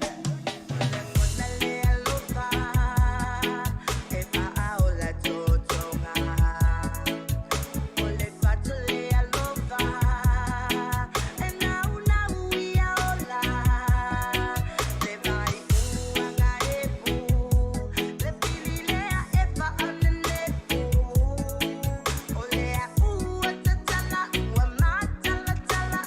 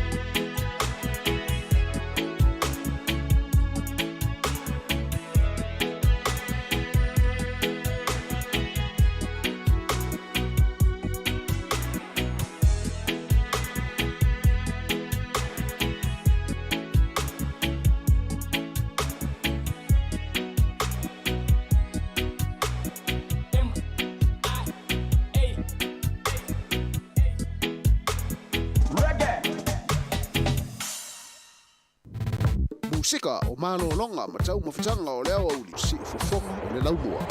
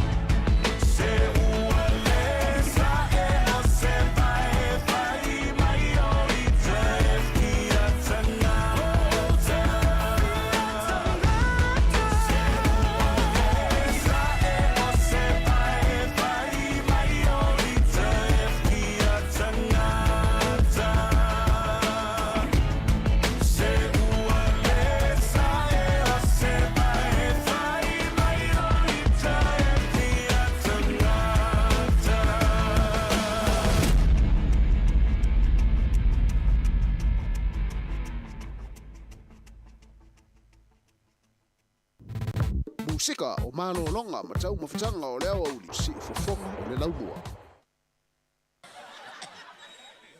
O whanala. Io ange. E susul meo. Ngofo i lalo. O e marmana mare upolo tuspaia. Ia e ava i louta mama loutina e mawailo maros. Ere fata uina e aula e tuspaia. O au menga whaikau. Ere fata ue au paruni. E ke poko il palungi pe ke poko il kuspaia. E poto au puruni.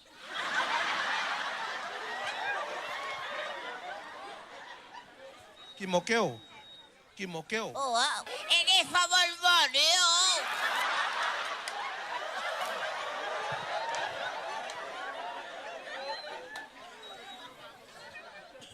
E ke roko e aonga. Ora e aonga ele prima wongi. Ki mokeo. E ke roko e aonga. Wa eurola. Wa eurola ki mokeo. E tosilo si toilet. O ai le wha aonga oe. O roma mama. Ka alo al kupe maua. Ka alo al kupe maua. Ele wo. Menga ngo wha kuai. Aua le whai wo oi ka maiki leanga. E sa oi. Ale alme.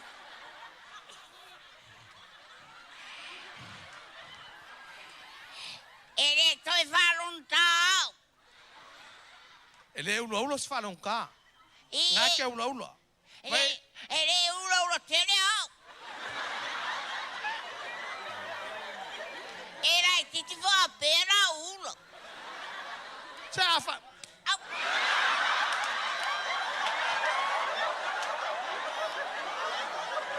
Ki mokeo. E tau nei e au e whai aonga watango e le tatara ulo.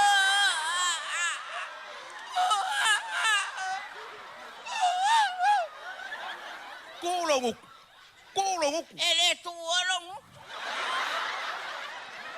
E pura whai aonga e pe pura lo kama. E purera o ta mama lau whai aonga. E ungo whar pui awe. Ha? E ungo.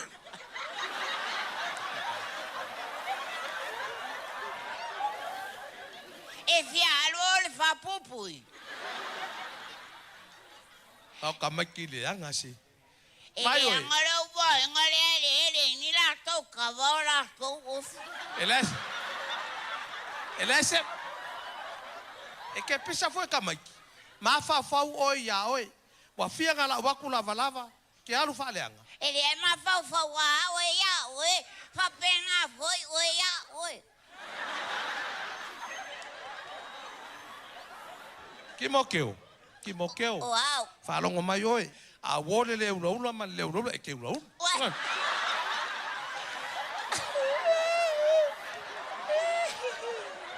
Awa ke kangi. Ele tanyawa le on sai.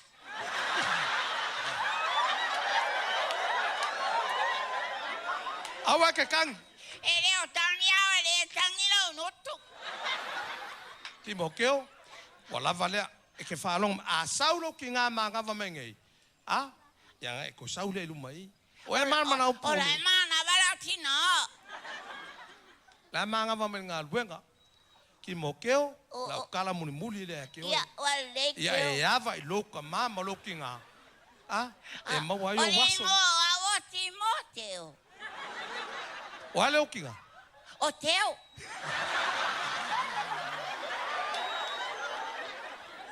O au la lo fai. Ia o avole vai fai. O nisi na fa fianga le tai mo le fiafi. La to tu watu. Ia e mai se ta to fa fianga. Lo to wa fio mai.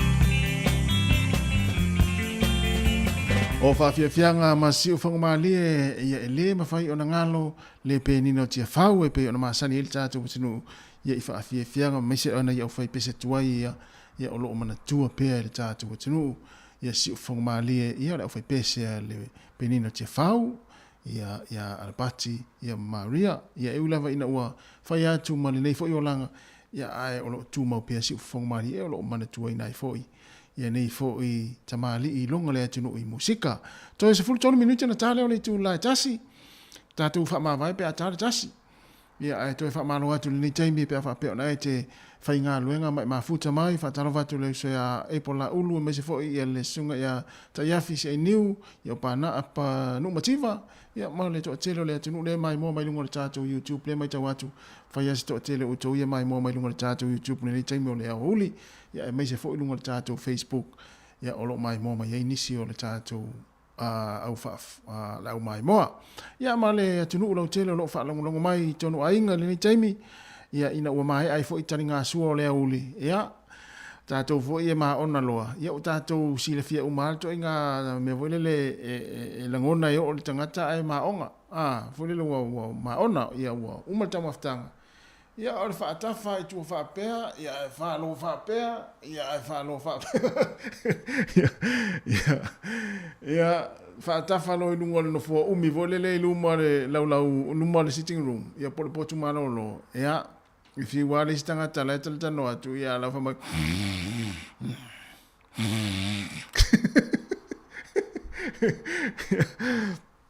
E tā ua le umana e tau sami, pe umana e tau mawha. Ia ona e savarivali le ia pe faisina o te nofo ilalo fo le pe a fa pe o umana e tau sami o tali lausua mana ia le umana tali lausua ia ona e nofo la titi le police full minuti ia pe te tu fo ilunga te savarivali solo molisi a faitula ia fa to e sa fa ilo le lalo mai ta oto ai a mera le o le tulanga la le o le umalo na tau sami ta oto loa ia e le ia te wai le tulanga le ia e mana ia le umana. Whai atu ai foi. Ia e pule a oi le whainga o lau skai.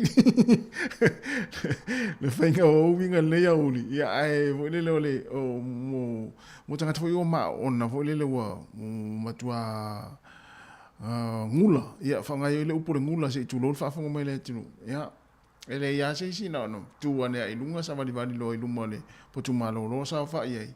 Tu lo ilunga ma vai ono fua. Foi lele le mas ani ono wha. Ia tu lo lai tu va pe sa ele toa se 5 minuti e fa longo tu e te fa longo tu fa mai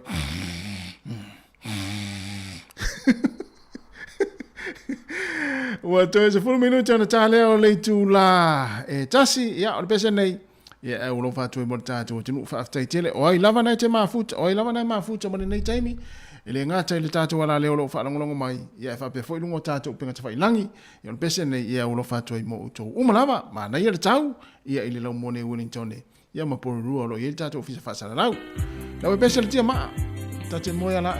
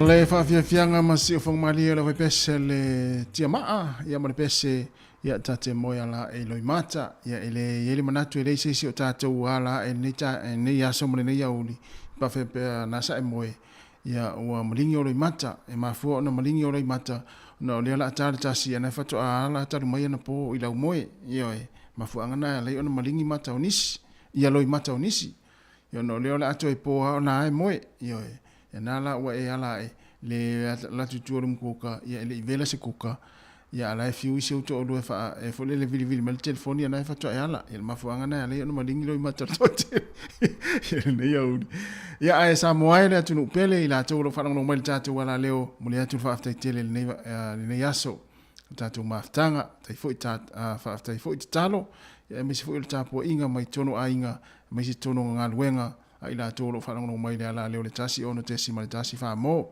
ia mātou te whaamalulua te fōi. Ua sala fōi se ngangana ma se upua la avale ma wale tau tamani i lau whaafonga ma lau mai mo mai. Ia whaamangalo ni se seo lau whainga luenga le nei aso le tau tua. Ia manuia lava fuafuanga le nei aso. Ia le la tātou pese lea. Ia whaatou whaatuai ma whaamai atu le tātou tau tua dunga le ala leo. Ai tātou mafuta pe le Facebook ma le YouTube se pa ia le tūlai lua i lea o ni nei. So i fōia ma ia manuia le tātou atinu tātou ro whaanongolo mai. Nei taimi le ala leo. Le tasi ono si fonga lau moe Wellingtone.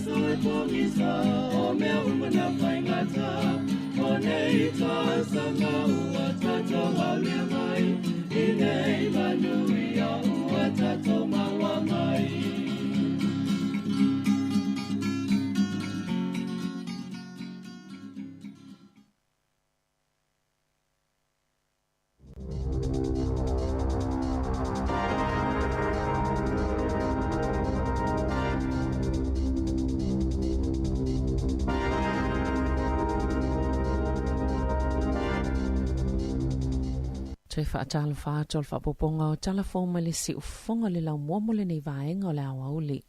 Wa ta ue saia ni tesi e eilo lanto manatu o le swingo le taavilingo le tau ua iai le lalolangi o se tasi leo mafua anga wa afianga na o iai lea tunu o mai lea whao Capriel e tele vaenga ese na tutupu i lea wha mai ia afianga o le vevela po le mawhanawhana o le lalangi e pei o le mamafa o timunga o lolonga ma le malolosi o matangi. Ua whaitau biliona tā la le tau o mea ua wha le angaina, ona o le swing o le tau, pe ona tā ua Yesu suenga. O lo tau mate e whaamaumonga le tau e whaapea, e le vao le 20% ma le 30% o timunga iana pa ui Hawke's Bay. Matai rā fiti e mafu ono le swing o le tau po le climate change. Ui ilea, o lo whaamoemoe pia sai ane tisi whaamaumonga o le tau o lo mawhai. O na maua mai alato suenga whaate konolosi, mawhai e se whai unga aloa ia mamauti noa i le whasoota ingo le mawhanawhana o le tau o le lalangi. Ma lea whao Capriao lea na whaaleanga i nai nisi o vaenga o lea tunoo. Ua whaalia le matoa popole o le ofisa mo iloilonga o ngā le iro i whainga whailonga lanu o lo o tutupu i tutono a o ngai New Zealand. E to tasi mai le to lima tamaitia o ngā maitu a ingo tangatanu ese. O lo whea ngai mawhainga tau wha matao ma whailonga lanu i tutono a o ngā e tu sai ma se suenga le u whaalia i se ripoti pe o na whaalauloa ina. O lo whailo mai fo i le ripoti ni vaenga o lo mo miona toi whaia iai ni fsoswani. E o atu le tau sanga i lua afe fast full tolo o atu i le kuata o tamaitia o ngai New Zealand e mai whaapotopotonga o tangata anu o ese. Wata ua fo i le ripoti e sili atu ma le awhalwhaita ua o whai o whaia onga e le o mautonu mai le o atu o toa fo i lo lātou langona fiso o tai ma tamaitia o nga ese o lātou tangata anu o lo o i tutono New Zealand. Na sauno le sui pule sili o le iro i longa le TV tasi e ui lo o solonga manuia tau mawhainga tamaiti i lea o nga peitai o lo o whea ngai mawhainga tā o na o whainga wha i longa lanu. O le tasi o vai tolo tamaiti i eilo lātou talitonunga e le o ano telea o nga i lea mata upo ma o se whaafita o li tele.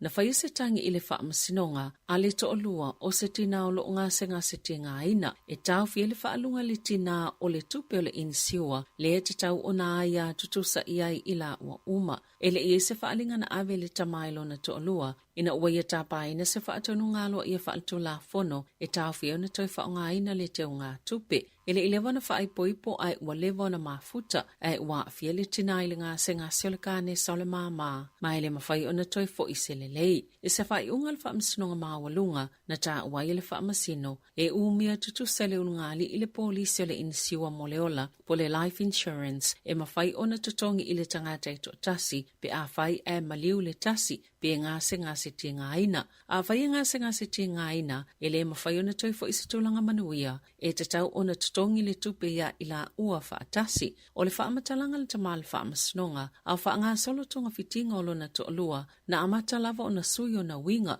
mawhai atu i ate ia. O le insiua le o te wina i se tasi te o ngā tupe e pule to tasi e ia mai le i fo i se whaamanianga mo ia mai lea vai ngā tupe o lo ta uai fo i o se tasi o le whanau na whaamalo sia le whaingo le saini al tamaa. Na tu ina atu le tamaa pe po whaamaumongo le te o ngā tupe le whaamasnonga ma whaailo ai wa iei se tasi te o ngā tupe ua ave iai la insiua na ia talo sanga i le whaamasnonga ina ia tau fia le whaalunga o le tupe vanga na i tupe mo mia mo le tau singa masani o le ainga na talia le whaamasnonga le talo sanga le tamaa ona o le insiua o ila ua uma e pule eina. Au le asolua sfulo mati e to ilo ai le mata upo pe ona liputia i le Dominion Post.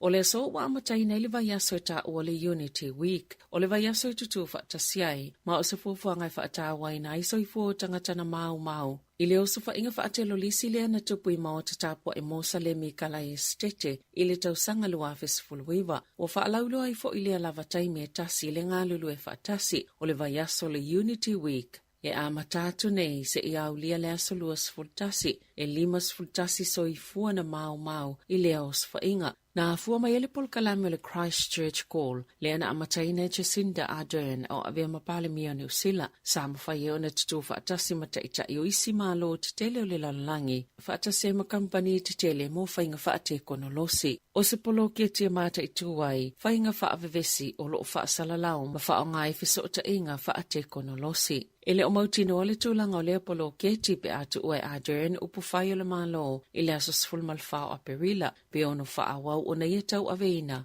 mauna ina pea Leopolo Kalame. Wa wala au se tasi o taita il vaenga wha upwhai a Māori, tepi ngare wa peka e yelo na talitonunga o le whaasilanga le malo e whaape ua toi whaataatia ese ai nisi o polisi mo le suinga o le tau, ina ia mawhai na avel whaamumoi mata upe pei o le tau le soifuanga. O se mata upe whaanoa noa te le ai, o le asonga fuana whai se fola sanga le malo, e whaapea, o le vaengalo na lua le toi lau li liunga o mata upu, e ave iaila la tau whaamua o lo au fiele ave isenga, o le suinga o le pol kalame o taavale mama, ina ia whaasau ina le vaenga tupe 5 miliona tala, o le fo ifola sanga, sa au fiele toi whaataatia ese, o le tele lava o fufuanga le malo, e whaaititi e tapula al sao whaatulanga ina o taavale, e ui o le sao o taavale, e mafoi le tele o le kasa po le kapone, na ta ue ngare ua peka, e te tau na whaamawai, pe whaase e tuanga luleli i minister mo le swinga o le tau, James Shaw, ono o le tele o le ngaluenga umai, o na whaatino mo ia fufuanga uma, ai faulinga mai ua lea mana ia ina, na ia ta ua foi, e na o le vaenga wha upwhai a Māori e mawhai ona fasilingi ina le malo, e tali wha awhi tau le suinga o le tau. Ua manino foi, ua lu i tau ina le sootanga i le vao le Labour ma le Greens, o le tali lele i Minster, asa vali ese, e lei ma se suinga e maua mai ai, mai lei fo isona manatu e wha mawai, mai ui sauna ngā lea te itai o le te pāti Māori, e mawhai lava ona o la tau ngā lulu e whaatasi, ma le vaenga whai, pe ona sauna o le Minster mo le suinga o le tau. Sa whaamaunia le po ana po e le NZEI o le AAY whaia onga tūlanga lua le solo te ele a sotofi o lo lātou mana onga ina ia vavi ona iese ngai o inga e whaia mo au whai ngā luenga o le langolango mo tamaitia onga maamana ia la lātou ngā luenga. Sa whelo i atu le vaenga mai le uni a le NZEI i le matanga luenga o a onga le asoana nafi peitai e le isei unga na mawhai ona mali lie whaatasi ai. E whaatitau le ofo le malo mo tutongi, ma o le a whaawau pea le solo te i le asoa tai au. Na ta ua le Bristene Mark Potter e mo o mia e whaia onga se suinga tele i ofo mo tutongi ana whaia mo moatu, ina ia fofo i whaafi tauli o lo ofea ngai ma le au nanga. I whawhata New Zealand, o whaamaunea Australia betu sama le tolu ni wa amaulu New Kilia e ngausi Amerika o le aulato whaatawina ma o le avea masao te le e whaopopo i wa ale United States o le polokalami o wa amaulu New Kilia. Wali potia e whaapeo le ao o atu i le tolu se la wonus fuluvalu biliona tala Australia lo na tau. Mo le isi tolu se fulu tau sanga o lo manae, o le aiei fo i le filifilinga pe whaatau nisi wa amaulu se lua, i lalo le whiangainga po le mali lianga o le AUKUS, mo le puipuinga ma le saonga le mo, le ana whaasilsila i San Diego, i Amerika le tae o nafi, i ta ilua tau sanga mawhauina le wa amaulu e tasi a matatu le amatanga, o le lua fefa se fulu, e o atu le tau whaai ui unga o le tau sanga lua fe lima se fulu, e fo le fuafuanga mulimuliane, e whawainisi wa amaulu se valua Australia i Adelaide, e o atu ili tau sanga lua whiono sefulu. Sa i whaatasi le pālemio Australia Anthony Albanese, o le pālemio Britania Rishi Sunak, ma le President o le United States Joe Biden, i le fola sanga i le asoana nafi, ma na sauno ai Biden i le malosi wa iai lea whainga ba anga. Na ta use company fa teknolosi New Zealand, o toi maana valileina ua whaalonga atu le whaamatalanga e whaapea, o le amawhai i lātou lo o te wina lātou tupe i le vale tupe, o le Silicon Valley America lea ua ngau, o na maua uma lātou tupe o lo o te wai. Na toi whaamanino le malo o le United States America, i tangata mwhaala potopotonga o te wina lātou tupe, i le ngata o le Silicon Valley Bank, e whaapei malisi whale tupe o le Signature, i whaapei o le amawhai o na maua lātou tupe, i le amatanga o le vai aso whai ngā luenga. I mā tele ngā luenga le whale tupe le Signature, i au nanga o tupe i o ta ua cryptocurrency. Ai o niso kompania New Zealand o lo i eite o ngā tupe, i le Silicon Valley, e au fie le zero, le whaapetu sama le 5 miliona tā lala lātou tupe o lo o te wai. Masa te wina lātou tupe i whale tupe ese, ina ia whaaiti teinia a fianga pe a ieni whaafita auli e tōla i mai. I ta alonga, o le auna ina le lakapia le laulangi, i uni o lo i tutono le whaala putonga, ina ia awai whaatasi umai se whaata ita inga, o le suinga o le pu e le taimio le ta alonga, mai whaata awai le whaititi o ni manuanga, e ini whaata ita inga na whai e whalani ma Afrika i saute, le ua mole mawina le mawaio ni whaiunga manuia, e whaatitau le saunga le mo le tangata ta alo, e ua whaaupopo ina i fo i le sila fio o tangata ta alo, I le ta'alonga, o la whaua peona taitaina whai unga mafuafuanga la kapia la langi I ana suenga mawhainga wha sayanisi ina ia whaonga aia o onga matapu whaapea male swing o le tū la fono e whae titia I vahenga ia a fia I tangata ta'alo la kapi ini manuanga a wha maulalo pe tu I lalo le pue I lalo ifo o le ivi mafola o le fatafata po le strenum o le ama whaiona whaopopo ina I le saonga le mua le tangata ta'alo la kapi a e tō maupetu langa maasani e ilonga I le ta'alonga peona whaalia le la kapia la langi o le tausanga taloaina whaasilsila I le la kapia New Zealand o le a whaata I taini tu ainga whainga fau se tolu I ta'alonga mo le ta'amisanga la kapia tonu lava le atunu I le tausanga le nei e au fieli swinga tele le wha maulalo le vaenga o le tino I tatawana pue masalango langoina lea e yuni whaito malo e lua se fuluono I tutono le atunu Talafo ia malesi ufunga le laumoa mo le nei vaenga o le aso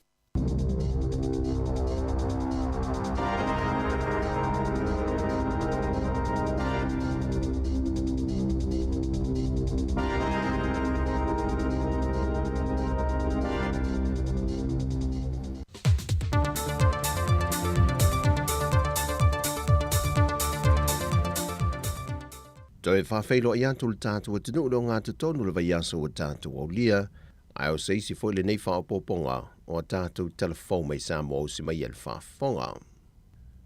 Wa mai a wholasia le whiunga le teitai o le atunu, whia mena o mi mata awha le whontanga teitai o malo le Pasifika. Se tasi o mata opu nei ala ngai lea whianga o atumoto le Pasifika, ai mi se lava I atunu e lima I o lo whaonga aina, e Australia ma New Zealand, Ona tangata e ngā lulua ia na whaatuanga ma isi ngā ruenga o lo I lalo le polkalame o ngā ruenga whaavaitaimi.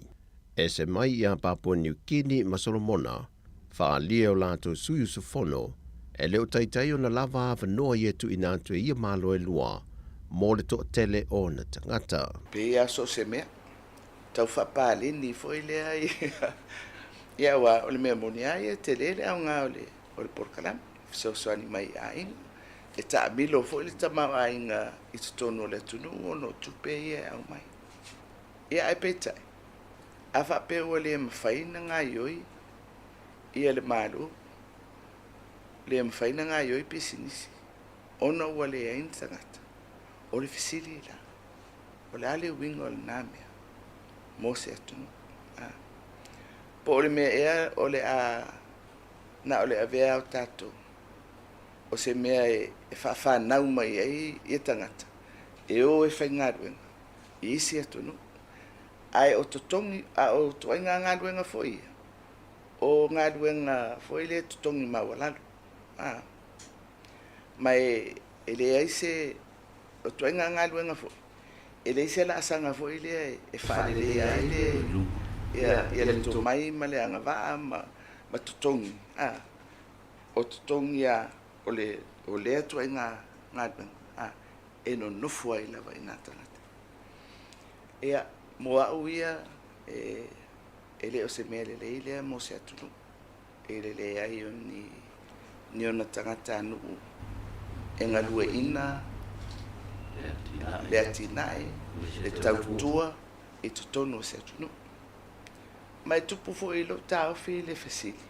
Na whaalia manino le whionga le teitai o le atunu, sa I eise whaawhaikitai nisi o teitai o malo le Pasifika, e na ia whaatala no le mata aupule nei, o no lo sao whaia e teitai o le malo o Australia ma New Zealand le whontanga, peitai na whaailoa e fia me, e au na malama lama New Zealand ma Australia, ia a fianga ia o lo iai atu moto le Pasifika e au fia I fo I Samoa, e lalo lava o le polo kalamele nei. Walui e le taitai o le atunuu fia me Naomi mata afa. Taitai o le malo New Zealand ma Australia le whontanga taitai o malo le Pasifika. Le iei leo se tūlanga peise I e whaelonga lanu. Le whaingo fia lon te talatu le sa o le tonga isi atunuu e uru whale I tutono lato malo. Ai ua matua whaafing tā tele, mo atu motu o le Pasifika. A le memonia, e tau iei a se tu foi le pe tau whaelonga lanu. Awa o le to tele o isi atunu. La esa o loto lato foi le e u fale atu New Zealand ma Australia pe mo ni taimi umi fo. Ia, e pe o tātou ia teimi nei o leo tāti ai tolu masina e visa free ai. Le tangata e mawhaina na malanga mai Samoa. Ia, ai le o mawala e tātou le mea lina. A matua i lewa tele na tātou no whata si New Zealand Australia. E le o mawala na abano.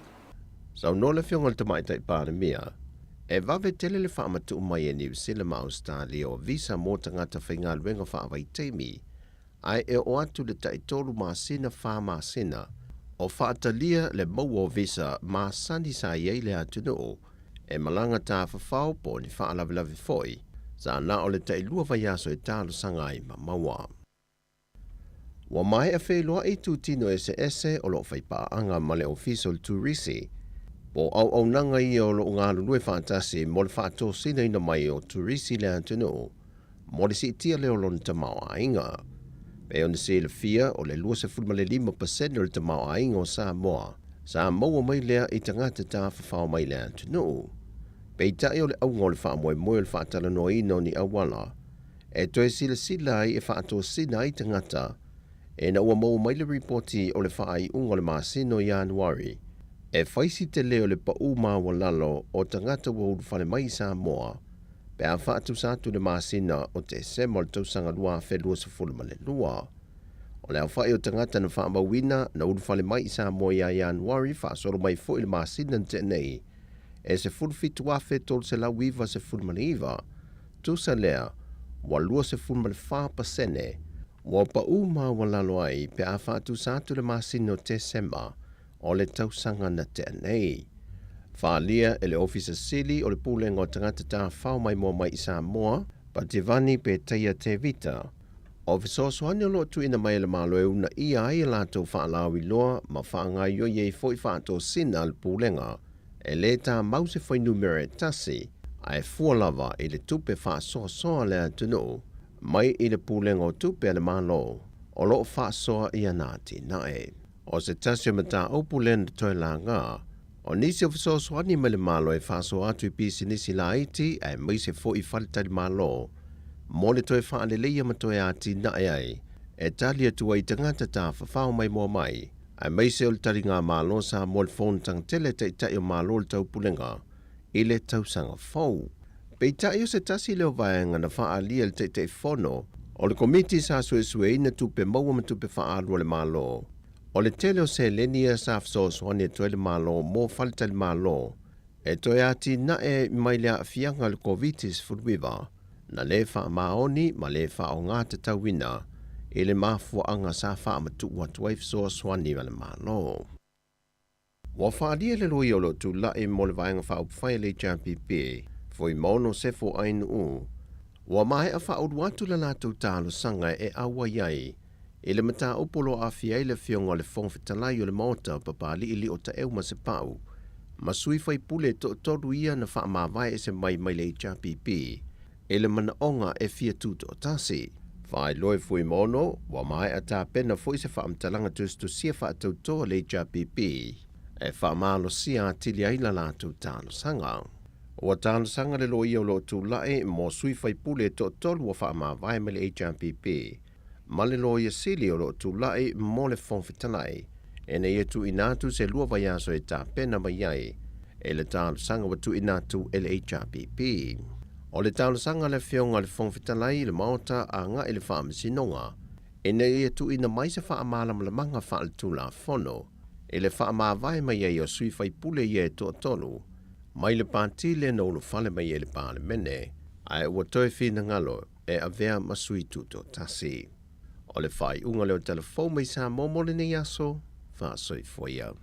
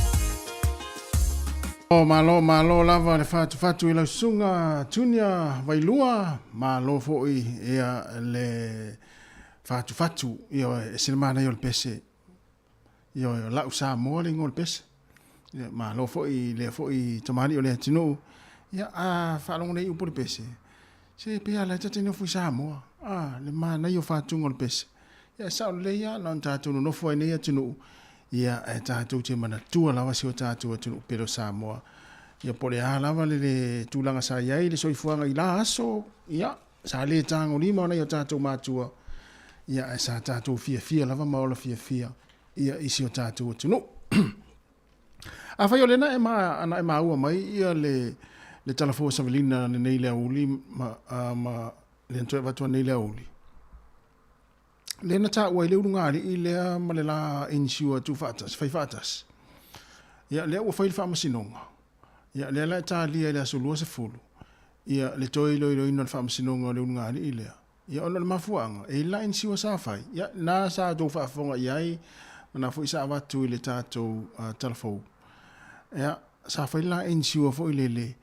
Ia mo la ua uma e to lua. Ta siri insiua la uma e to lua. O le mea ua tupu. Ia ua maile tina, ia ua fwelele, ua ele se mai tū ngā fwoi. A le mea la ua whai. Ele ilo ele tama, o la ua whai ele tina leisi account. E halu i ele tupe le ala ua la insiwa. Tu sa la e tala mai ele tina, ma sisi o la whana. Uli ana wha malo sina, saini ale tama. Nga me fwele le tala maya la ua, fwele le pe tala na maya le tinari, tupe ave teu o le account le e tu se ilona ingoa, na o ia. Ia le mo muri ane le tama, ia le hai ma se ilo le tama o le whainga le na whai le tina. Ia wawa ia ingo le nisiwa le whanonga tu iai, a whapea, le wala au fwele le ua, ua wala au lia le tua leisi tanga tauru ngāli ia e maua e leisi e whape mamai uma ia o le taimilo lana e mwhai ona la o le maua ume la ua le inisiwa le taimi mamai whaatase ia pangale o le ua mai tina lea ia ua whai o i le tina lea ma le tūlanga fwele le fitaui ia pei o le whai ina nā lea leisi account e sauli tupe e tala mai tupe fwele le inisiwa ia malu ia o ile account le wa fulele na olona ngole ai le masai lo sto ina io se fa mana tu foi na mo tato sila le lau insua fai masi akilo insua mo tina le ainga por tama le ainga ia po lai le ia le lo insua i te wa emone ia to inga mela ia wa o to inga insua le ia inga pe ia inga o le mama i uma i le fulele o le se fo ia ona fa solo le fa pena ya fai ma su ane lo in siwa malto in male maltina ta mai pol tomata mai ia po nai leise me o tu puat i te wa to fa sa salu tu ia la wai o le se account la le na fai na ta mare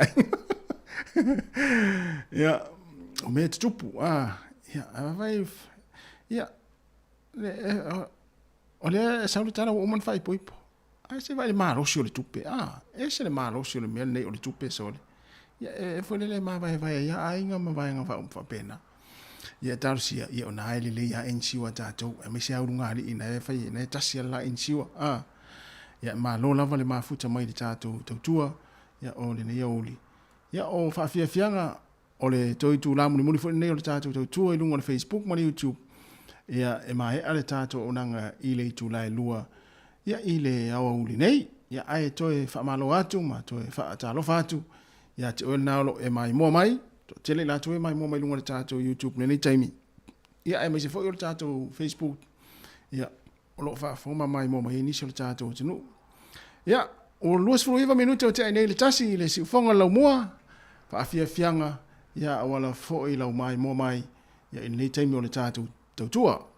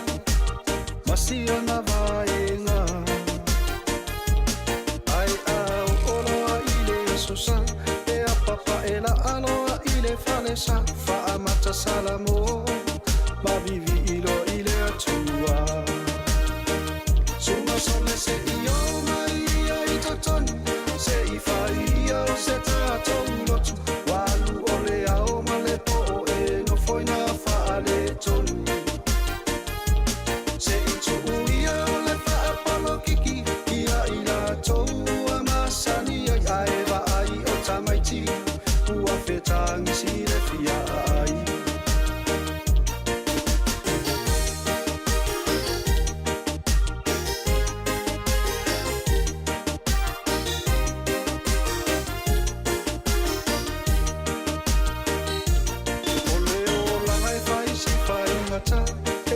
Fia toe fa anoa noa a ese se ai e te oa I pua pua ngā ae fa atua tua pe ile atua e le pine ona e manuia matatalo fa atasi awa se manuia o Samoa suma some se io mai ai totoni se I faia o se tātou lotu walu ole ao foi na fale tonu se I tu ia le fa apolo kiki ia ila tou amasani ai va ai o tamaiti ua fetangi si le fia ai suma sole se io mai ai totoni se I faia o se tatou lotu walu ole ao male po e no foi na fale tonu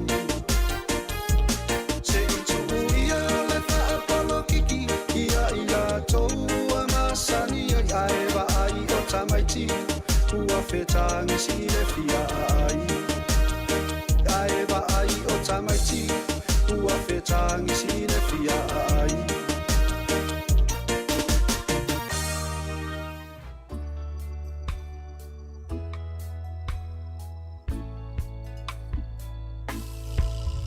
Ani mai se matangi se momoli tu ai o elofane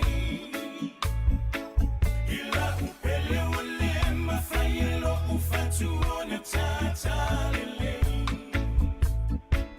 wa omisia oe sawa wina matelo mfamo moe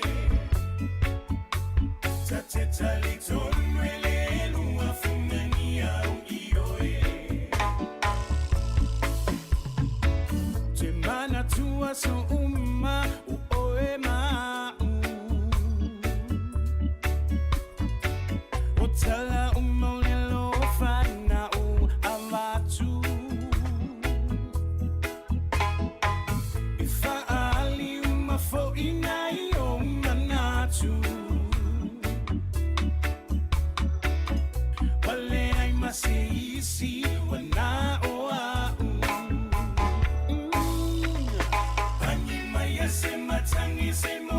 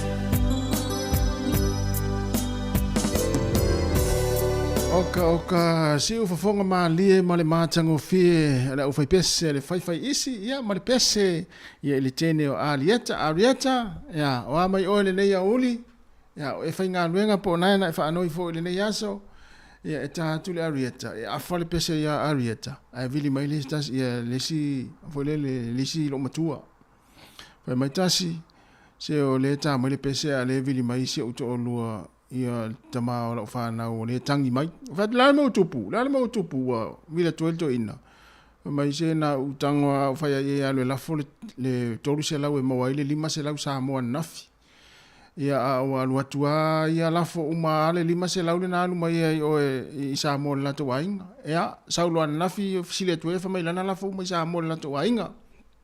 Whaya tulo iai. Ia le ala fo mala sa mo a fa fe ia ta mai tile le tu wala onga ia e pe fa ya tu stina ia tina ia e fu le tu la lo ma a pe fa ya tu tina fa me silo ma tu e pe fa ya tu e pe le mai lungo to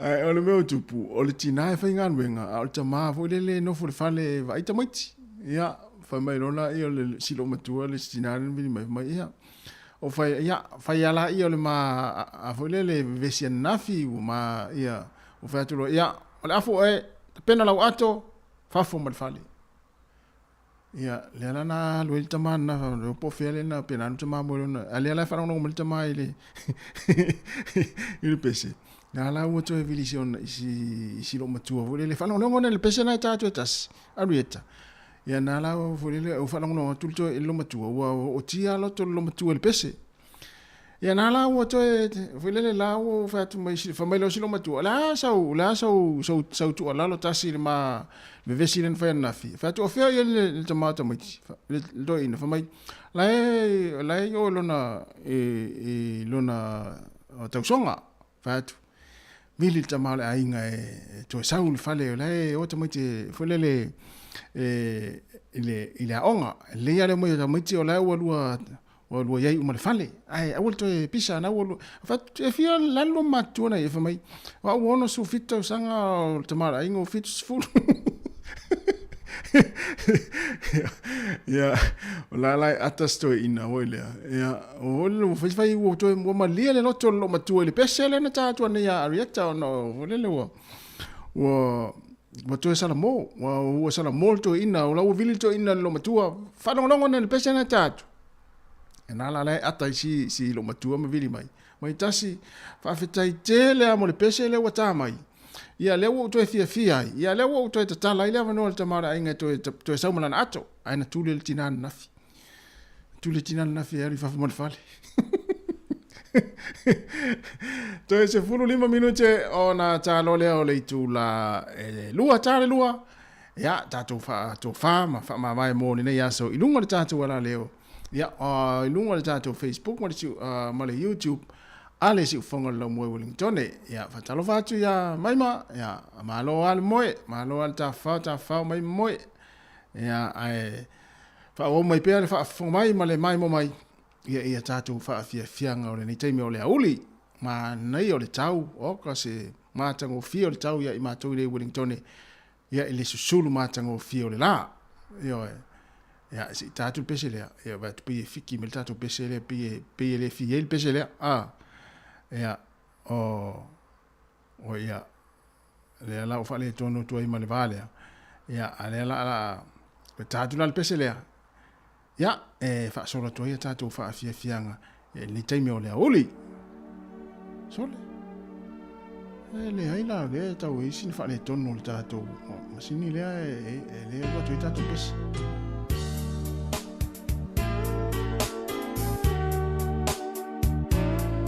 ani se ko fa le moe ina ua ya vai le la le speciale le tatu le tamale mo to fo i on fa le atinala fa tan mai na tulia nafi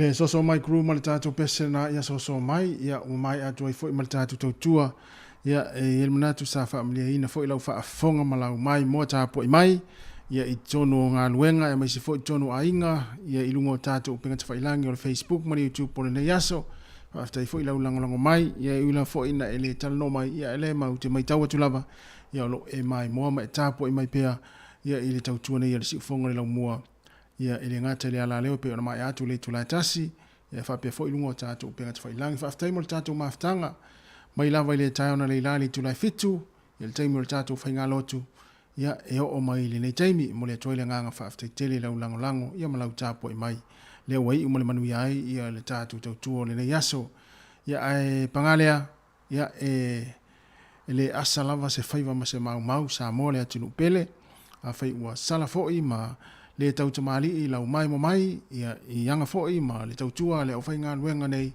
ia ma tau te wha malulu atu ia malu ave fale o tau whina ngalo a ua sala ngana ia wha malulu atu ia e potola foi le tau tai ia e le atoa i au lona maa a ia manuia lava le yaso i fuafuanga o le awhianga iei le tātou o tinuu ngā luenga tau wha mai ae al to tele ia na ngā lulue mai le tau na li la ia mai se fo ile fa o pea o le tautua ia ma le tapua inga nei matua i tonu a inga ia maso se vaenga o lo tapua ia awanga ia toi nei fa nau ngā luenga ma onga o le nei aso ta tautua e felo i tai au le tai masani le tulai fitu ia mai le tautua nei le sifonga le laumua ile fionga le ipule ma le mato o fai ngā luenga ia tasi mai awa tu tolwa ma tu te fa to fa so i fule mamalu o le tatu o tinu ia manuia lava le nei aso so i fua ia